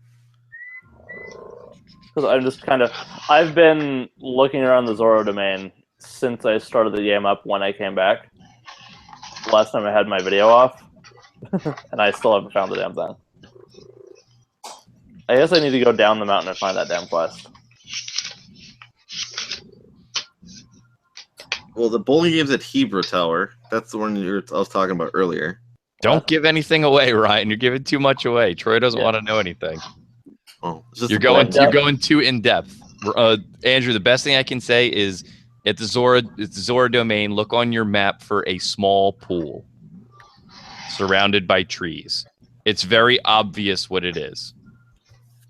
Okay, I think I zoom in on the map. You can see it without being there. Is it by a larger amount of water? Close. But yes, just you look on your map and it'll be a small point. If you zoom in on the map, the pond will be about the size of a green pea, literally, on your screen. And you can see where it is. It's to the south. Of the mountain? To the south of the Zora domain. That's it. I don't want to go any further than that. We're going too far into this. Yeah, you already went too far, and it's. So, Jason, why'd you only take down 3 divine beasts and then one after Ganon? We're getting too far into this. I'll only getting too far into this. Hey, you put this shit on Twitter. That's on you. That's different. I'm only going to ask one more question. Is it a named pond or is it just a body of water? Body of water. Okay. It will be named when you find it. To the left, then.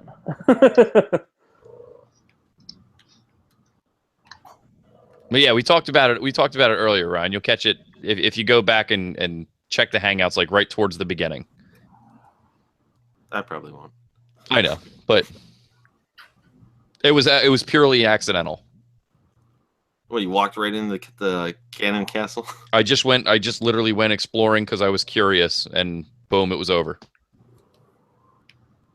You can also load your points, you can press the load screen. Hey, it's an explorative game. It's like Skyrim. You can end up in places you don't want to be, or you can end up in places where it's just purely, you're curious, and then all of a sudden, boom, things happen. It is what it is. And then you're dead. Yeah, that too. That's what I've been experiencing for 40 hours.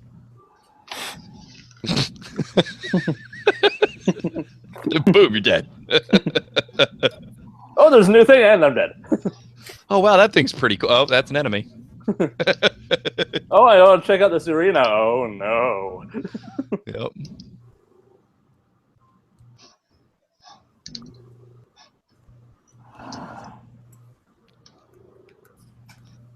I got my master sword. I got 13 hearts. I'm thinking about going after the first of the 4 monsters. If you're that far along. Mm-hmm. I've avoided any story basically. The last thing I did was talk to Impa, which is the very beginning thing. Yeah. Otherwise, I was just I'm just gonna grind and grind away. That's all I'm doing. That's all I've been doing. You still talking about Zelda? Yep. Yes. Vaguely. We're not talking any story parts though. Just vaguely. Give me some sort of sign when you're done. See, I'm trying.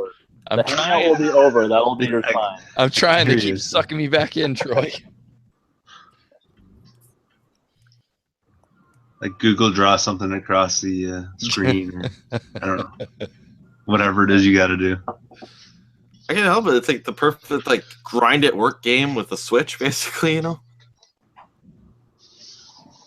Must be nice to have a workplace that'll allow you to just play Zelda all day. I just do it on my lunch break. Okay, I'm not that bad. Yeah, you and P1 can talk about. I don't believe you. All day at work.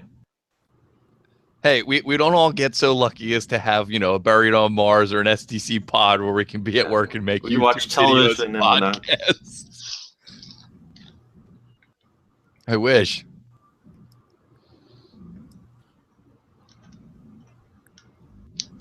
What the hell?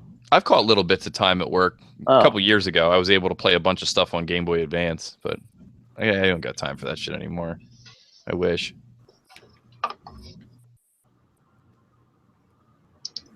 Because I usually will, on my lunch break, I get an hour lunch, so I usually eat my lunch and then I'll hit up a Goodwill or a game store because there's a couple right by my work, which is actually not far from the convention there, Musty. But 3.5 weeks. Yep.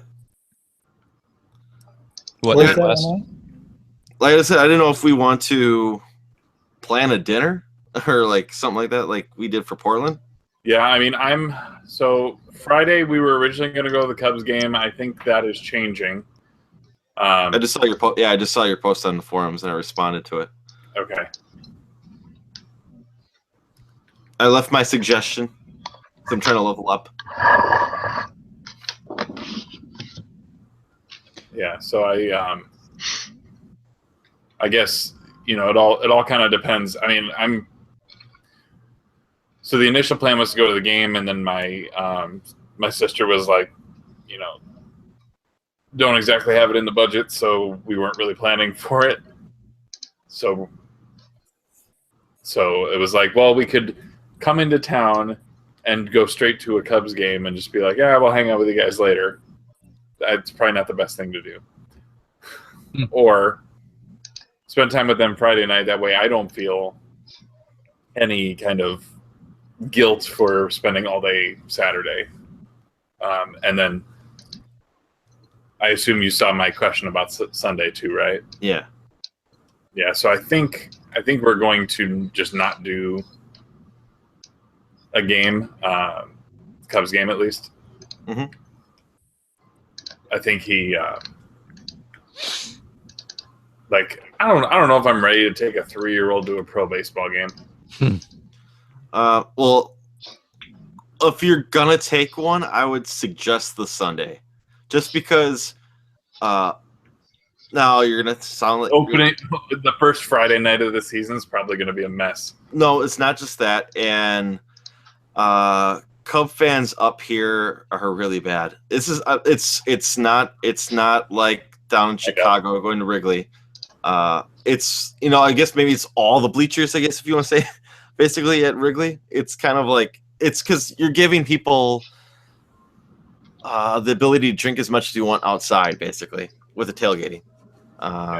And they can't, most Cub fans can't tailgate, or they're the ones from Kenosha that are coming up. It's I'm telling you, like, they're looking to fight, and that the Bird fans are more than willing to to grant that wish. Basically, there's always lots of arrests that happen. So Kenosha Kickers. Yeah, Kenosha Kickers. They're great. Great polka band. Polka. Big in Waukesha. But yeah, like Sundays are much more tamer crowds for Brewer games. But like I said, also I said I made my posts in the forums basically from my experience on the Sunday shows. If you don't want to go to the Sunday one, I know somebody who probably will buy your Sunday ticket. I mean, we haven't bought anything yet, so yeah.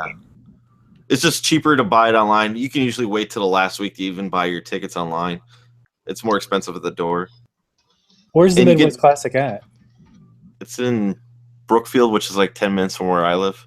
All right. It's in Milwaukee, well, just outside of Milwaukee. So But yeah, it's just basically it's kind of by Milwaukee, so. But it's the biggest in the Midwest. There's things I like about it better than Portland, and there's things Portland I like better about Portland than I like about Midwest. But I enjoyed it. I think Musty had a good time last year. Oh yeah, I did. I did once I got my rookie jitters out of the way. Yeah. Man, I got a couple things. I have a lot more accessories I think down than games I want. For this convention. Musty, speaking of which, before I start getting rid of most everything, what are you missing from Nintendo from that list? The list that I would like. Okay, so the remaining games that I want for Nintendo are so Samson, and Zombie Nation. Oof. Oh, you're gonna get rid of your NES collection there, NJ? I'm getting rid of most of everything, unfortunately, Ryan. Okay, because I was gonna say my big thing is I was gonna be just buying off all the NES games I don't have. That's my big push for at the convention this year. Is it's just gonna be that.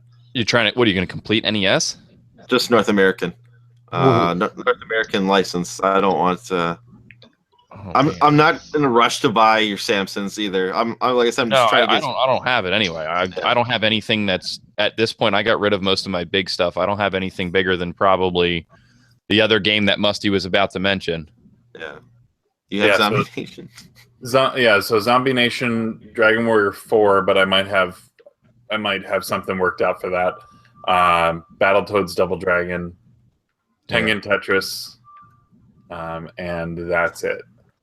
I'd like to find a Felix, and I'd like to find Bucky, but those aren't toward that list.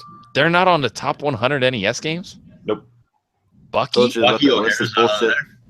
I'm really surprised Bucky O'Hare's not on the top 100. Yeah, this is bullshit.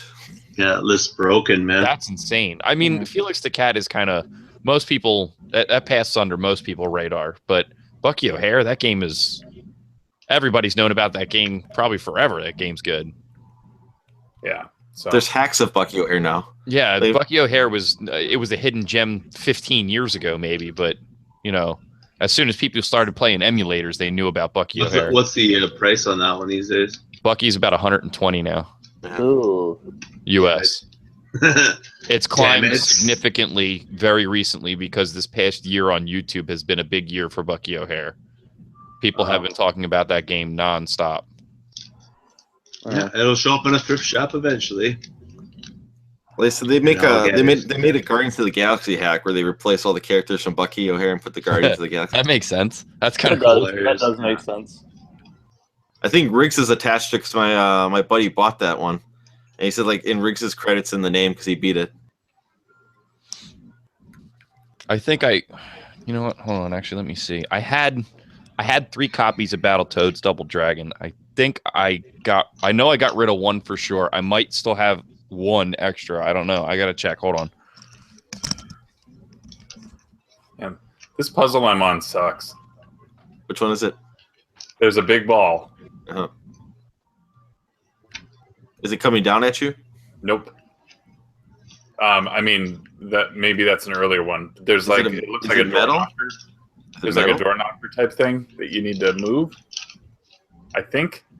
See if it's metal. See if the thing on top of the chain is metal that you would need to move it on. No, there's no chain. It's on like a track. Okay, different. There's like a. Never mind. There's too many possibilities. No, actually, I think it went at the last show. I do still have one, but it's boxed. Okay. Yeah. So take it out of the box and sell the box for just the same amount. It's not worth breaking it up. Yeah. By the way, Jason, since you're selling pretty much everything, there is that one Transformers game that I kind of forgot we were going to do. I do still have it. Shipping's going to be almost as much as the damn thing's worth. Well, that's kind of how this is going to go. But that and like if you have a list, I'll look through the list. eventually of stuff you're selling. If you end up doing that, you might have too much crap to be worth doing that. It's I mean, like if you're looking for specific stuff like the Transformers game, I could probably swing it, but doing like big shipments to Canada is tough, man. Yeah, I know. I just meant like it gets so expensive. Yeah, I am aware, but I figured might as well just do the Transformers thing and not try and do a trade. I'll just buy it because you're trying to sell stuff. That's why Musty has to come up to one of those game shows because he won that Mortal Kombat game, but it's not worth shipping to him. Yeah, it's tough. I mean, because pretty much even nowadays in the States, trying to ship anything that's over a pound, it's like not worth shipping anything anymore. How much do you think it would cost to ship? Just like if you put it in a packet or something. Probably upwards. It's probably upwards of $10. It's probably closer to $15. Yeah, I sent like 3 DVD cases to Toronto last year, and it was like 15. Yeah. Comic. I said Toronto in a very Toronto. Speaking of which, that comic haul from Derek was actually surprisingly cheap considering the size of it. Media, like the post office, at least here, considers media to be literature. Media is an educational software and DVDs. It does not include video games. Sometimes you used to be able to get away with it. I used to ship stuff media mail all the time and get away with it, and it's like a third of the cost. But now they check that stuff, and it will come back, and then you're paying twice. Yeah, I don't know if he sent the comics media mail. I don't think he even specified that there were comics to the shipping, but it was like a 7-pound package, comic size, and it was like $20. Well, it's Canada to Canada though. Yeah, but still, I've sent like 4 comics to Ontario, and it got $16 one time. Yeah, 4 comics and a DS game. I was checking eBay when I listed something, and I just was like, out of random, just put in my own address as the place to ship it to. And it was going to cost $9 to ship it to my own house, like in my own city. $10 to ship a game. Yeah, we have in the U.S. we have regional rate mailing. They don't advertise it anywhere, but if you look into it, you can get it. So they break it down into like the Northeast, the Southeast, the North Midwest, the South Midwest, blah blah blah. So you have like regional rate A, regional rate B, regional rate C boxes. Zone. It's like the secret shipping menu or what? Yeah, no, it actually believe it or not, it actually is. It's mostly used for people that do commercial shipping and stuff because it does offer a cheaper rate, but only to specific zones essentially. And so, so say a box that's 5 pounds would cost $25 to ship normally, whereas a flat rate box would be $15, but it's not the right size. You can usually ship in a regional rate A or B box, and it'll cost you like $18 instead of $25. But it can only go to your zone, which is the Northeast, the Southeast, whatever. Yeah. Canada Post might even have something like that too if you look into it. It's usually not advertised openly. You have to either ask about it or dig into the website. Yeah, I know. I got to send something to New Zealand here, so. Boof. $70 later. I know it's gonna be. I'm gonna suck it up, man. The guy's gonna hook me up. So the worst thing I ever had to ship was I shipped a box. It was a cube. It was probably like 18 inches by 18, and it was all D&D books. And I shipped it to England. It weighed like 48 pounds or something. It cost me like $119 to ship it. Oh god, that's pretty miserable. The guy paid for it though. Yeah. And it was all vintage D&D stuff, all first edition, second edition stuff. Nerd.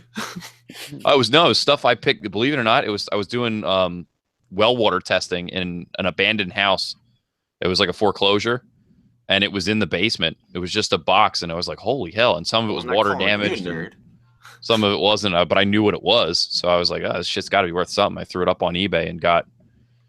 I want to say it was like $110 or $115 for the box, and then he paid another like $100 for shipping.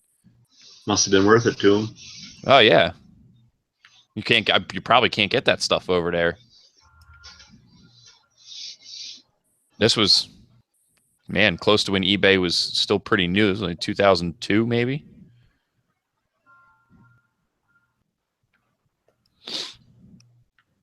I'll send you a list, though, Jason. I'll send you what I need remaining. I have, man, I probably.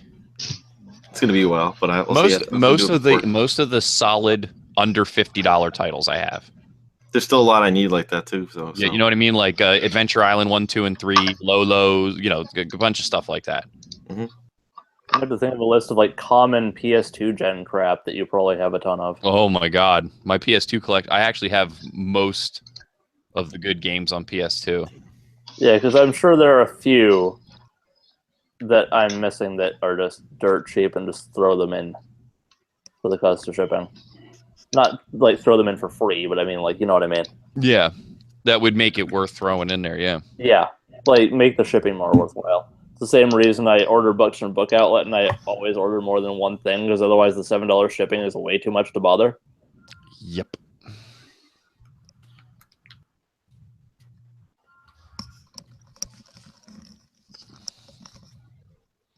So weird. There's like people that don't normally comment on my YouTube videos that don't normally comment. Like I've never seen their name pop up, and they're all commenting on the Barry Game Exchange video. Weird. Barry's getting popular. I'm telling you, man, it is. I mean, it's got 150 tables now. So. I really want to go, but it's hard to justify going for 4 hours. Yeah, no, that's the thing, right? Like you'd have to have something going on where it was that, and then there was like more going on. Oh, I wouldn't even care if it was more of a show, like panels or music or anything like that. Just a longer day. Not even that. Like go to that 4 hour thing, but then there's something else going on, like where there's like a meetup and everybody's still grooving for like the whole weekend or something, you know? Or if it was even if it was just a whole day show, if it was 10 to 5. Or something like that, or 10 to 6, or 12 to 7 or something. But 4 hours is such a short time for a show. Yeah, well, it's just because it doesn't have the panels and it doesn't have all that kind of hoopla, right? It's just video game swap. After 4 hours, everyone's done. Like they're done looking. Our shows down here, it's from like 10 to 2 is the rush. Yeah, we get most of the people come in when doors open, and it dies off around like 12 to 1, and then we get a big rush at like 2 to 3, and then it's over. And like, 5 o'clock, 6 o'clock, everybody's packing up, and there's just stragglers. But you get 2 rushes, one initial, and then the people that show up late, like 1 o'clock ish, 2 o'clock ish. Because most of our shows start at 10. I'm gonna make 2 quick non-spoiler Zelda comments. 1, Koroks are assholes, and 2, don't use bombs on mineral deposits. Oh, I always do. I do too. I mean, that stuff just goes like, oh, I hit a bomb. It's like all the amber just goes. Boop, I don't want to waste weapons. I don't waste weapons on anything. That shit flies everywhere, though. I try to kill everything with bombs if I can. That's fair.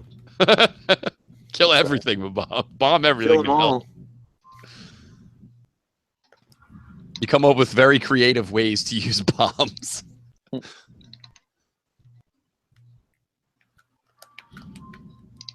I will give that game one thing for sure. I got a lot of laughs out of it.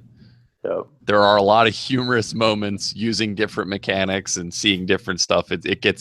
I got a good chuckle out of a lot of stuff. So do you actually find out about the birthmark? What? There's a comment made. I was talking with somebody, and she said how she got her name was because of a birthmark, and I asked her where it was, and then somebody else interjected and said, change the subject. Hiya. I remember this. I remember the character's name. That's kind of depressing. Oh, well, it's very early on in the game. Yeah. I don't know or care if you ever find that out. That's just funny.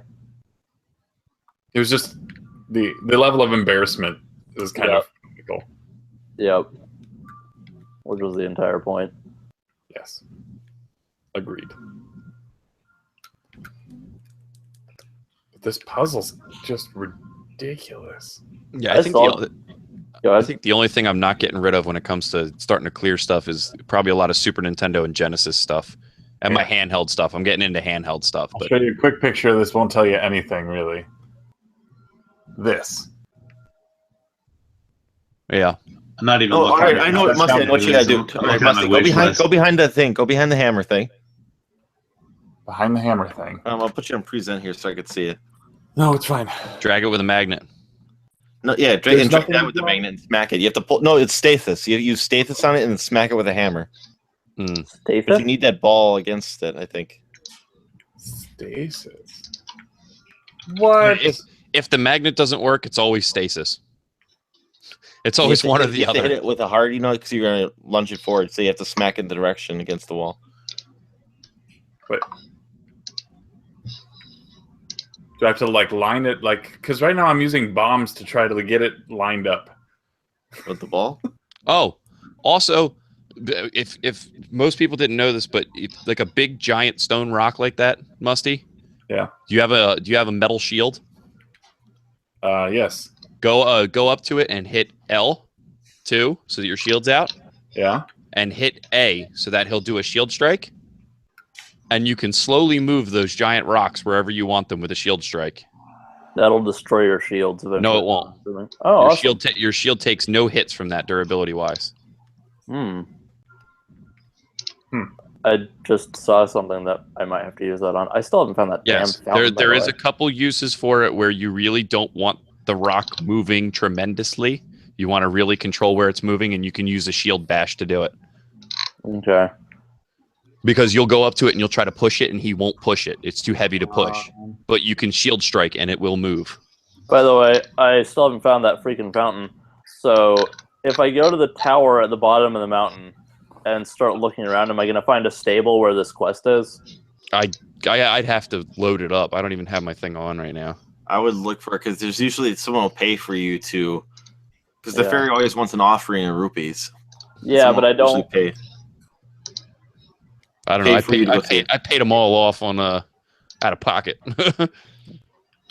I don't know where the stable is in this location, so blah. And I know I have the guide right next to me, but I don't want to find that and also find out something else I don't want to know.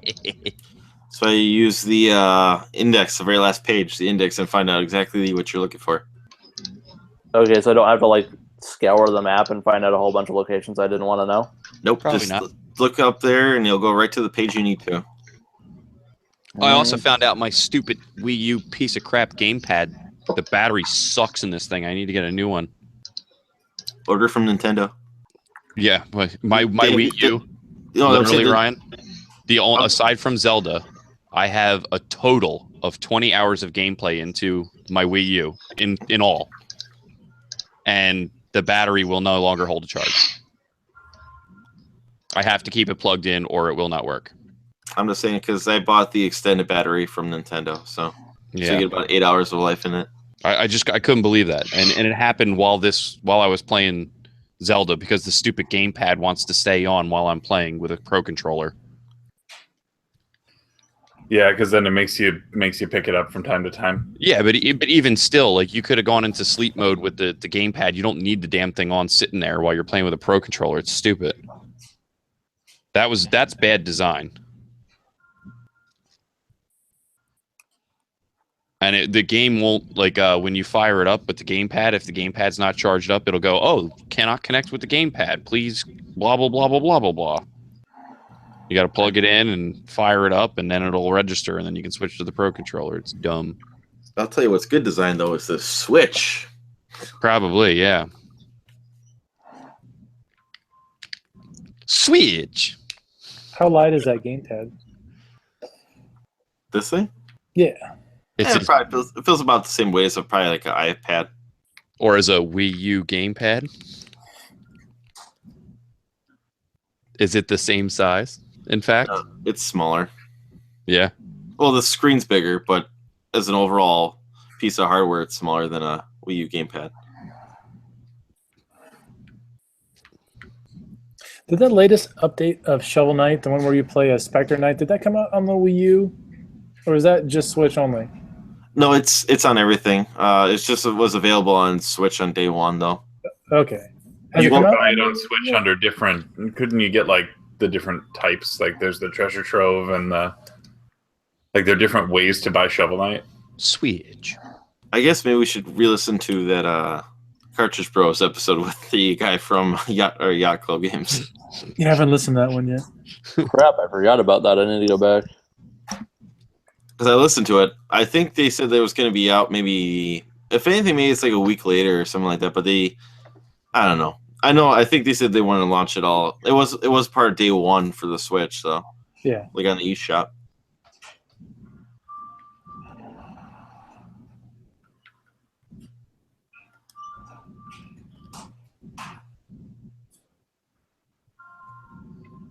So neat. Did you solve that puzzle, Musty? No. Shield Bash doesn't move this big rock. Let me take a look at it again real quick here. Okay. Put it on the screen. Yeah, there's this door knocker deal. Door knocker thing, yeah. Door knocker That's the thing you want. There's this big rock here that moves around when I put bombs near it. Oh, what? Pull the stasis thing on it. I think. All right, now go behind the big hammer thing real quick here. No. You already opened the door. Yeah, no, the door's open. Yeah. But I can't. I need to move this to knock the next door open. Can you pull it back with the magnet by chance or no? Magnet does not. Whoop. It's this one. All right. That matters. No, I did this one. That's why. Whoa. Sorry, I'm trying to. For your magnet. Trying with one hand and holding the camera simultaneously. See, it's not magnetic. No. So you open the door on that one side, right? What's the door that you can't get open? Because you can only do it one way with that door knocker. Right. So I had to go all the way around, and then I have to push it along. Okay. This track to there. Okay.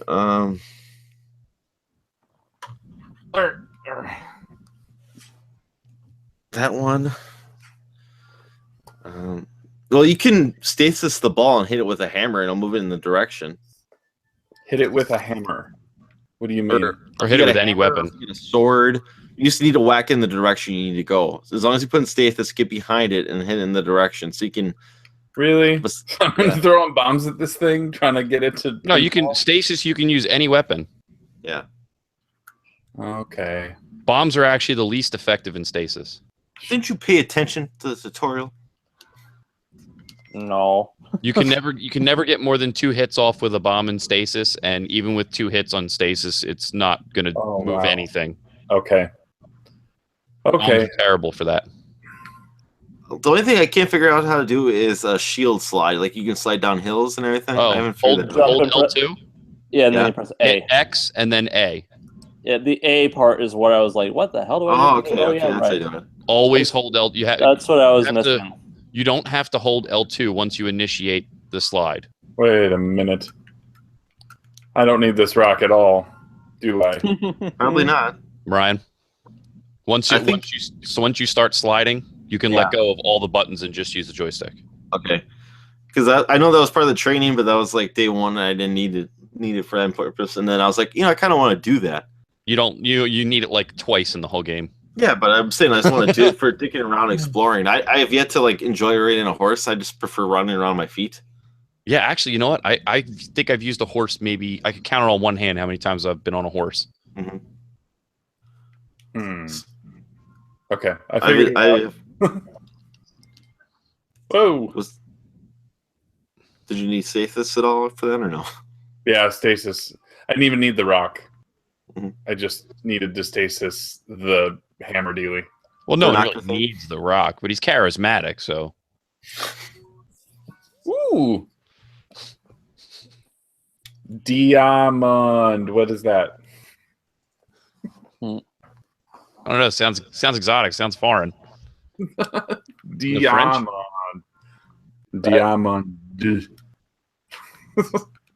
And I feel like that's a potential sound clip, but I can't think of any of the context that would work in. I actually went back and listened to, because Derek had a couple from that he didn't tell us about. And what? Like hangout noises. Yeah. Did they? There's one of them yelling, and I can't remember what the context is. Did he specify who the clips are of? Of who yelling? Fitnat? Me. Oh. It was like Musty Yells, question mark? I was about to say it would definitely come from the Buried on Mars Fitnat fight. That one's epic. Which fight? Which one? I've been the anonymous person that brought up something that pissed off Kevin a couple times on the Retro Fandango. It's like a certain individual said this thing. It's like I know I know what's going on here. Yeah, here. Okay. Let me just make sure that my volume's up enough. I disagree. What are you disagreeing about? I don't know. I disagree. That one. The one where $1 million Canada. You might have to work out the trade there, Musty. I was going to say, I can get his attention if it's not... That was a cool effect. The Max Payne discussion. That's one of my favorites. Or Jason, was that the one you were talking about? That was the best one. Yeah, after a while, I think the context was he just started repeating like a special element thing over and over, and I just kind of started tuning out, which is why I was like, I saw the argument on both of your guys' parts, or because he was saying it was something special, and you were saying, well, what's special about it? And he said it was special, and you're like, well, what's special about it? It's kind of that's kind of what the argument was. It's like I understand it controls better on PC, it has better graphics, but he said you gotta understand it was special. I'm like, yeah, I understand it was special, but what's special is PC Master Race. That's what's special. Who gives a fuck? I mean, I understand that this is gonna end up being a thing, isn't it? Damn it! But I don't give a shit. The moment I see Max Payne go on sale on GOG or something, there's a way for me to do a Mac port of that. I will try it. Meh. Yeah, it's just like I feel like I got the gist on Xbox. It's like I get that there's a preferred way of doing this, but on a basic level, it's his preferred way. It's like when someone was trying to tell me that the preferred way to play Half-Life 2 is on a PC. I tried it on a PC, and I fucking hated it. I couldn't play it. But now this is more controversial than my friggin' Max Payne discussion by far. You know, I've even told Mars that too, because he said, "Oh, you got to play it." I'm like, "No, you don't," because I played it. I couldn't play it.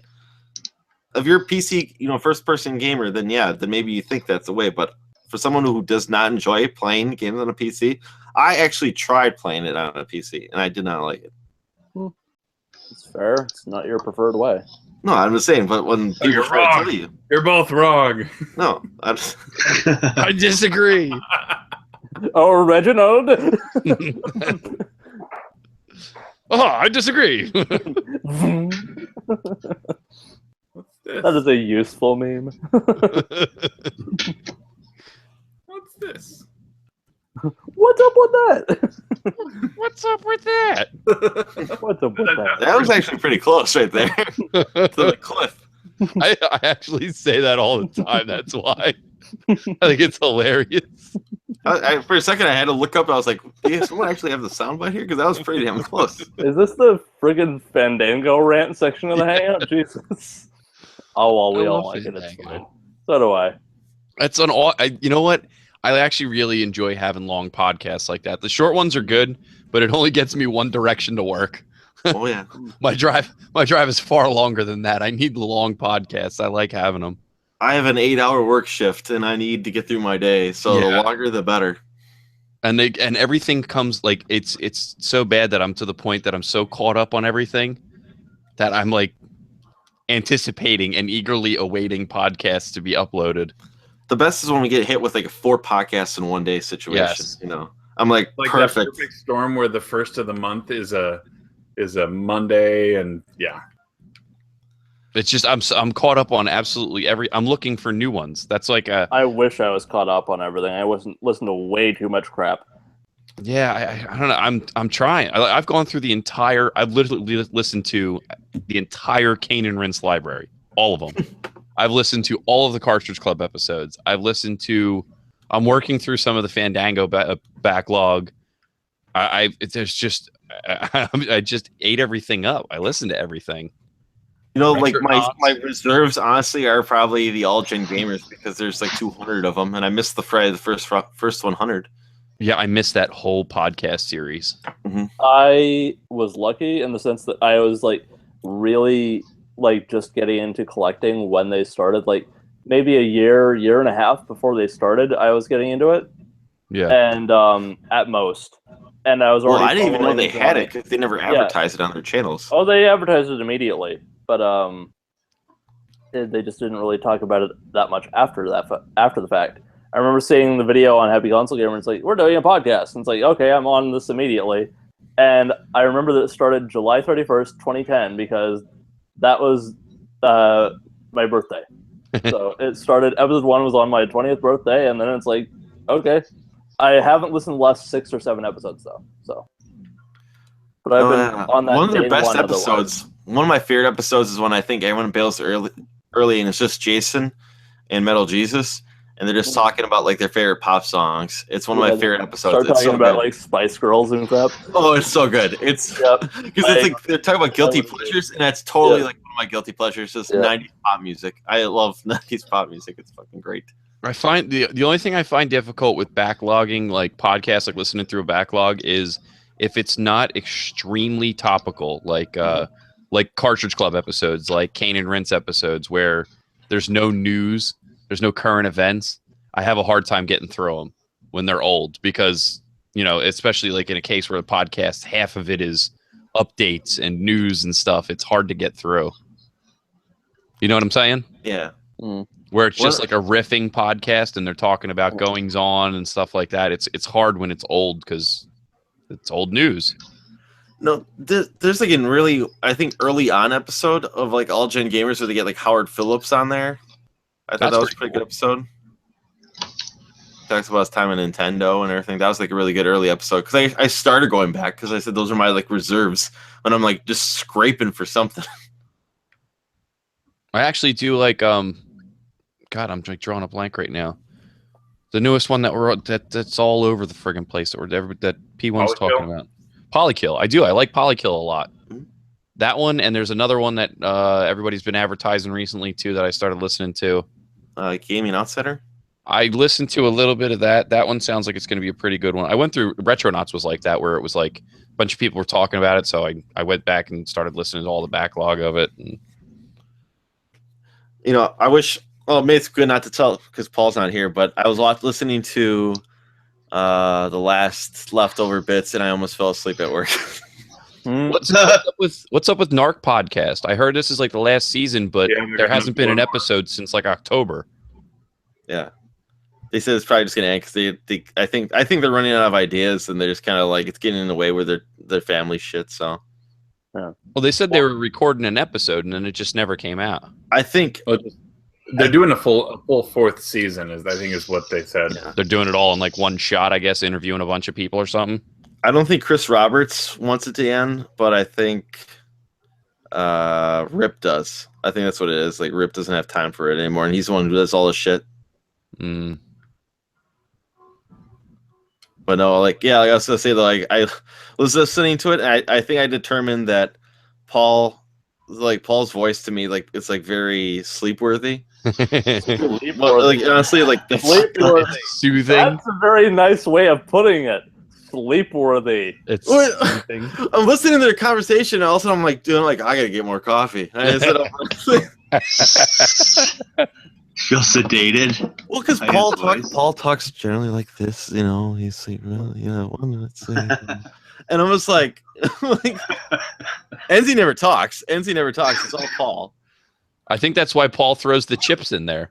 Mm-hmm. It's to snap you back. He's like, let me pop open a bag of Doritos and get you back in it. These are ketchup Doritos. These are ketchup chips. But I was just like, oh man, I determined. I was like, that's probably why I fell asleep on the air, man. It's like, because like I said, Paul is just very, this is ever watched The Office? Yeah, I really remember Michael Scott with he. I'm like, oh boy. I seriously did a head bob almost at work. I was like, I gotta get up here and get some coffee. I like Flock Talk a lot. There you go, guys. It's I'm going. There hasn't been anything new out of the RF Generation Collector Cast either in a long time. I think Duke on there said he got sick or something like that, so that's why he stopped for a while. Yeah, that last one was October also. Yeah, these 3 hour, because they're like a normal 2-3 hour show. Yeah.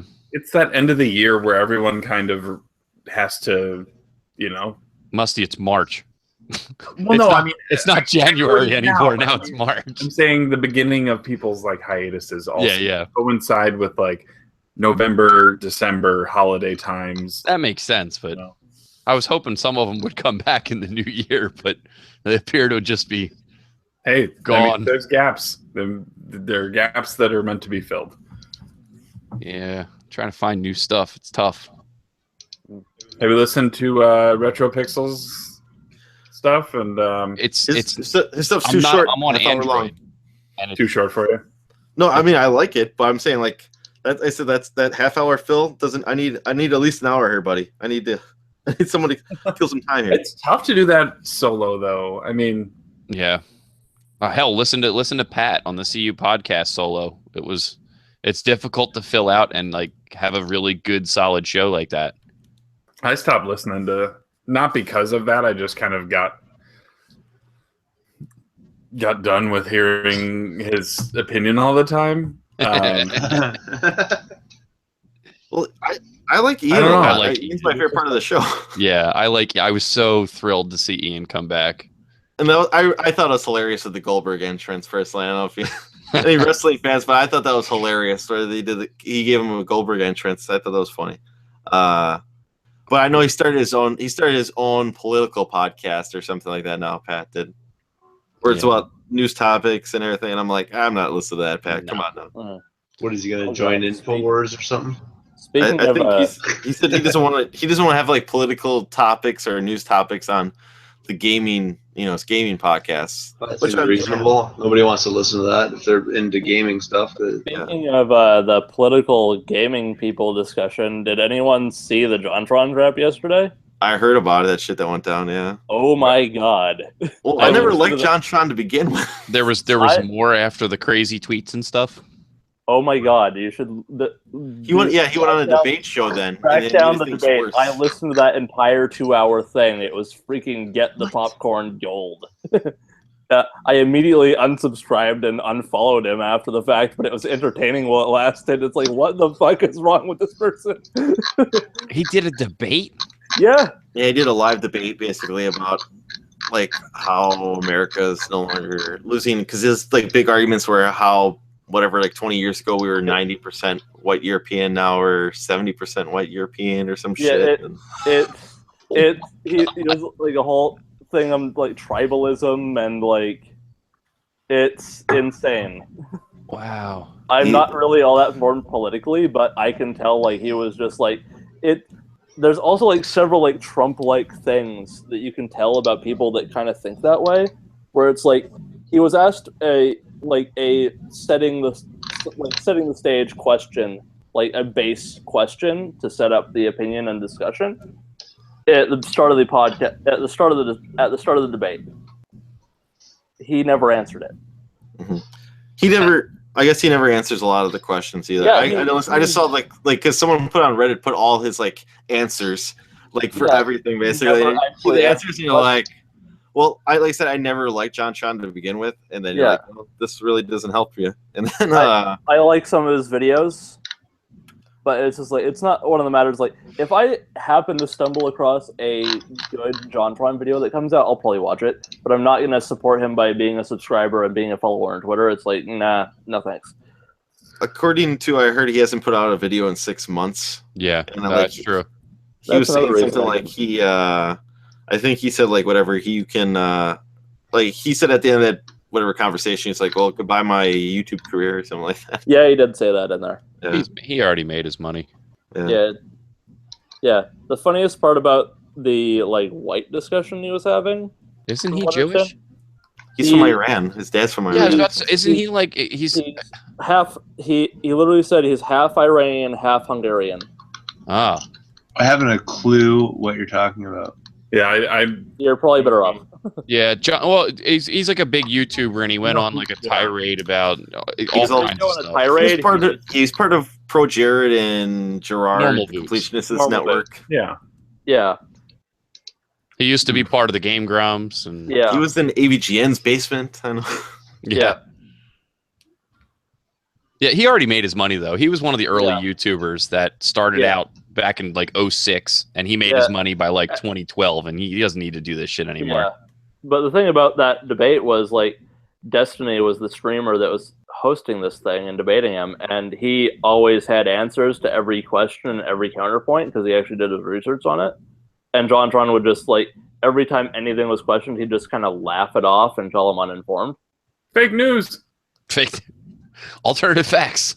Fake opinions. Jesus. Alternative facts. Yeah. Alternative streams of revenue is what he's gonna need. That's not initially where I was going with that, but that kind of just wound up perfect. Well, then I'm sitting here in the state of Iowa getting a bad name for myself because we've got a stupid freaking politician on the other side of the state who can't just stop, like just can't shut up. Musty. Yeah. My governor's Chris Christie. Fair enough. I How's that bridge anything going else? for you? I mean, like. Yeah, but the thing is, Chris Christie, I don't feel like Chris Christie is a blatant racist. No, but did anybody ever see the video when like Hurricane Sandy came through and one of the townships was like, why are you on vacation? Why are you going and doing this? Why are you doing talks in this school and this? How come you're not coming down and talking? He's like, what do you want me to do? Come down there with a mop? I was like, what? Like, what? I'm not Inspector Gadget.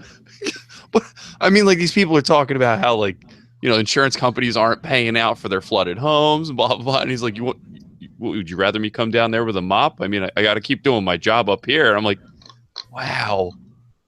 Wow. Going back to the JonTron thing for a second, I am fairly certain this is the exact quote, one of the things he said, but it was last night and I was tired watching it, so it could be a paraphrase, but I think he said something about like they were talking about like discrimination, and he responded to that was like, if you don't think we've gotten rid of discrimination in our Western countries, you're living in a fantasy land.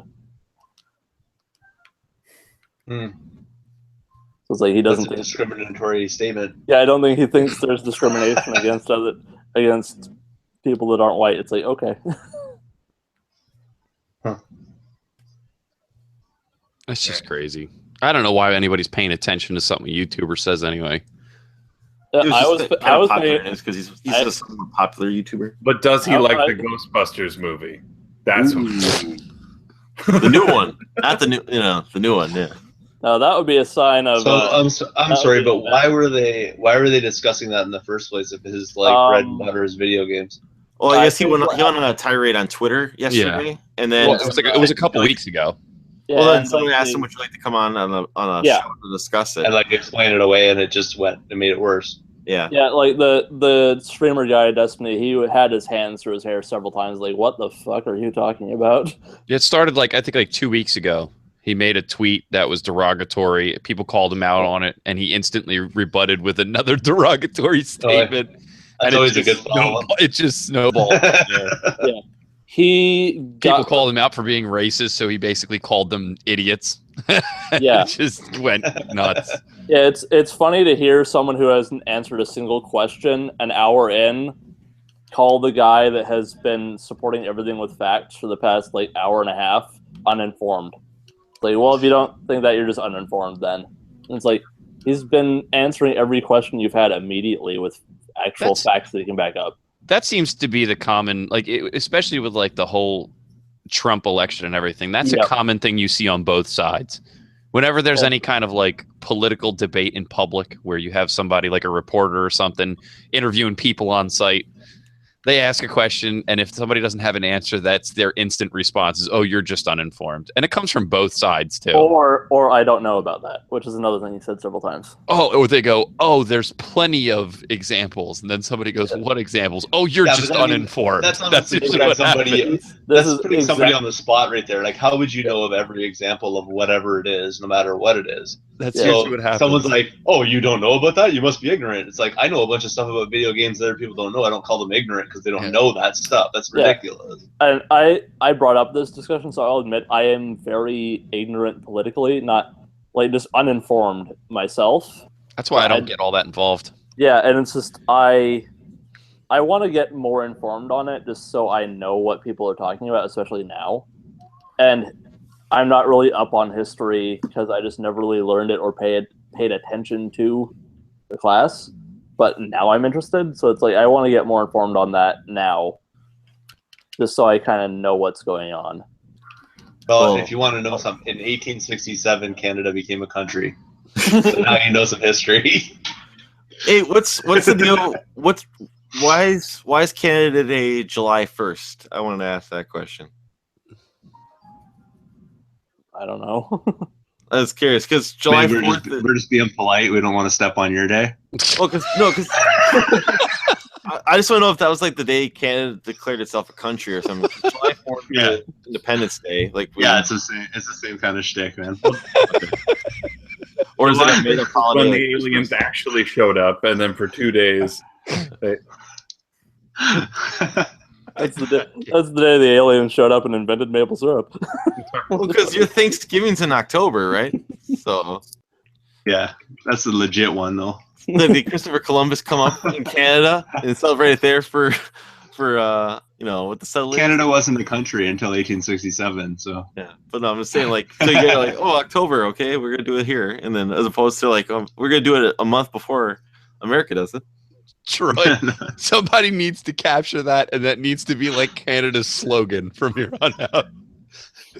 We're too polite. We didn't want to step on your toes. That's perfect.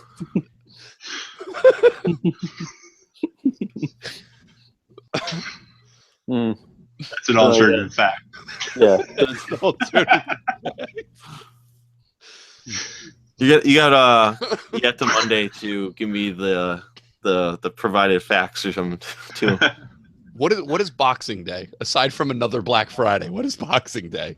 You return. I don't know. It's been presents. Around forever. From my understanding, you return your shitty presents at Christmas. I think it was like stores were open, so you could get off from work to stuff return and your then shitty it presents. into a shopping day. And then now it's a week, and then now it's a month. Boxing Day initially started out as you got shitty presents on Christmas, so the second day was for beating the shit out of the people that gave you shitty presents. That's why it's called Boxing Day. My house didn't my house. I grew up in the country, so we didn't have we had a city nearby where you'd go and do your Christmas shopping. I never knew what Boxing Day was until I met my wife in university. I never knew what Boxing Day was. I was like, I thought it's when you took all the stuff you got for Christmas and put it in the attic and put it in boxes.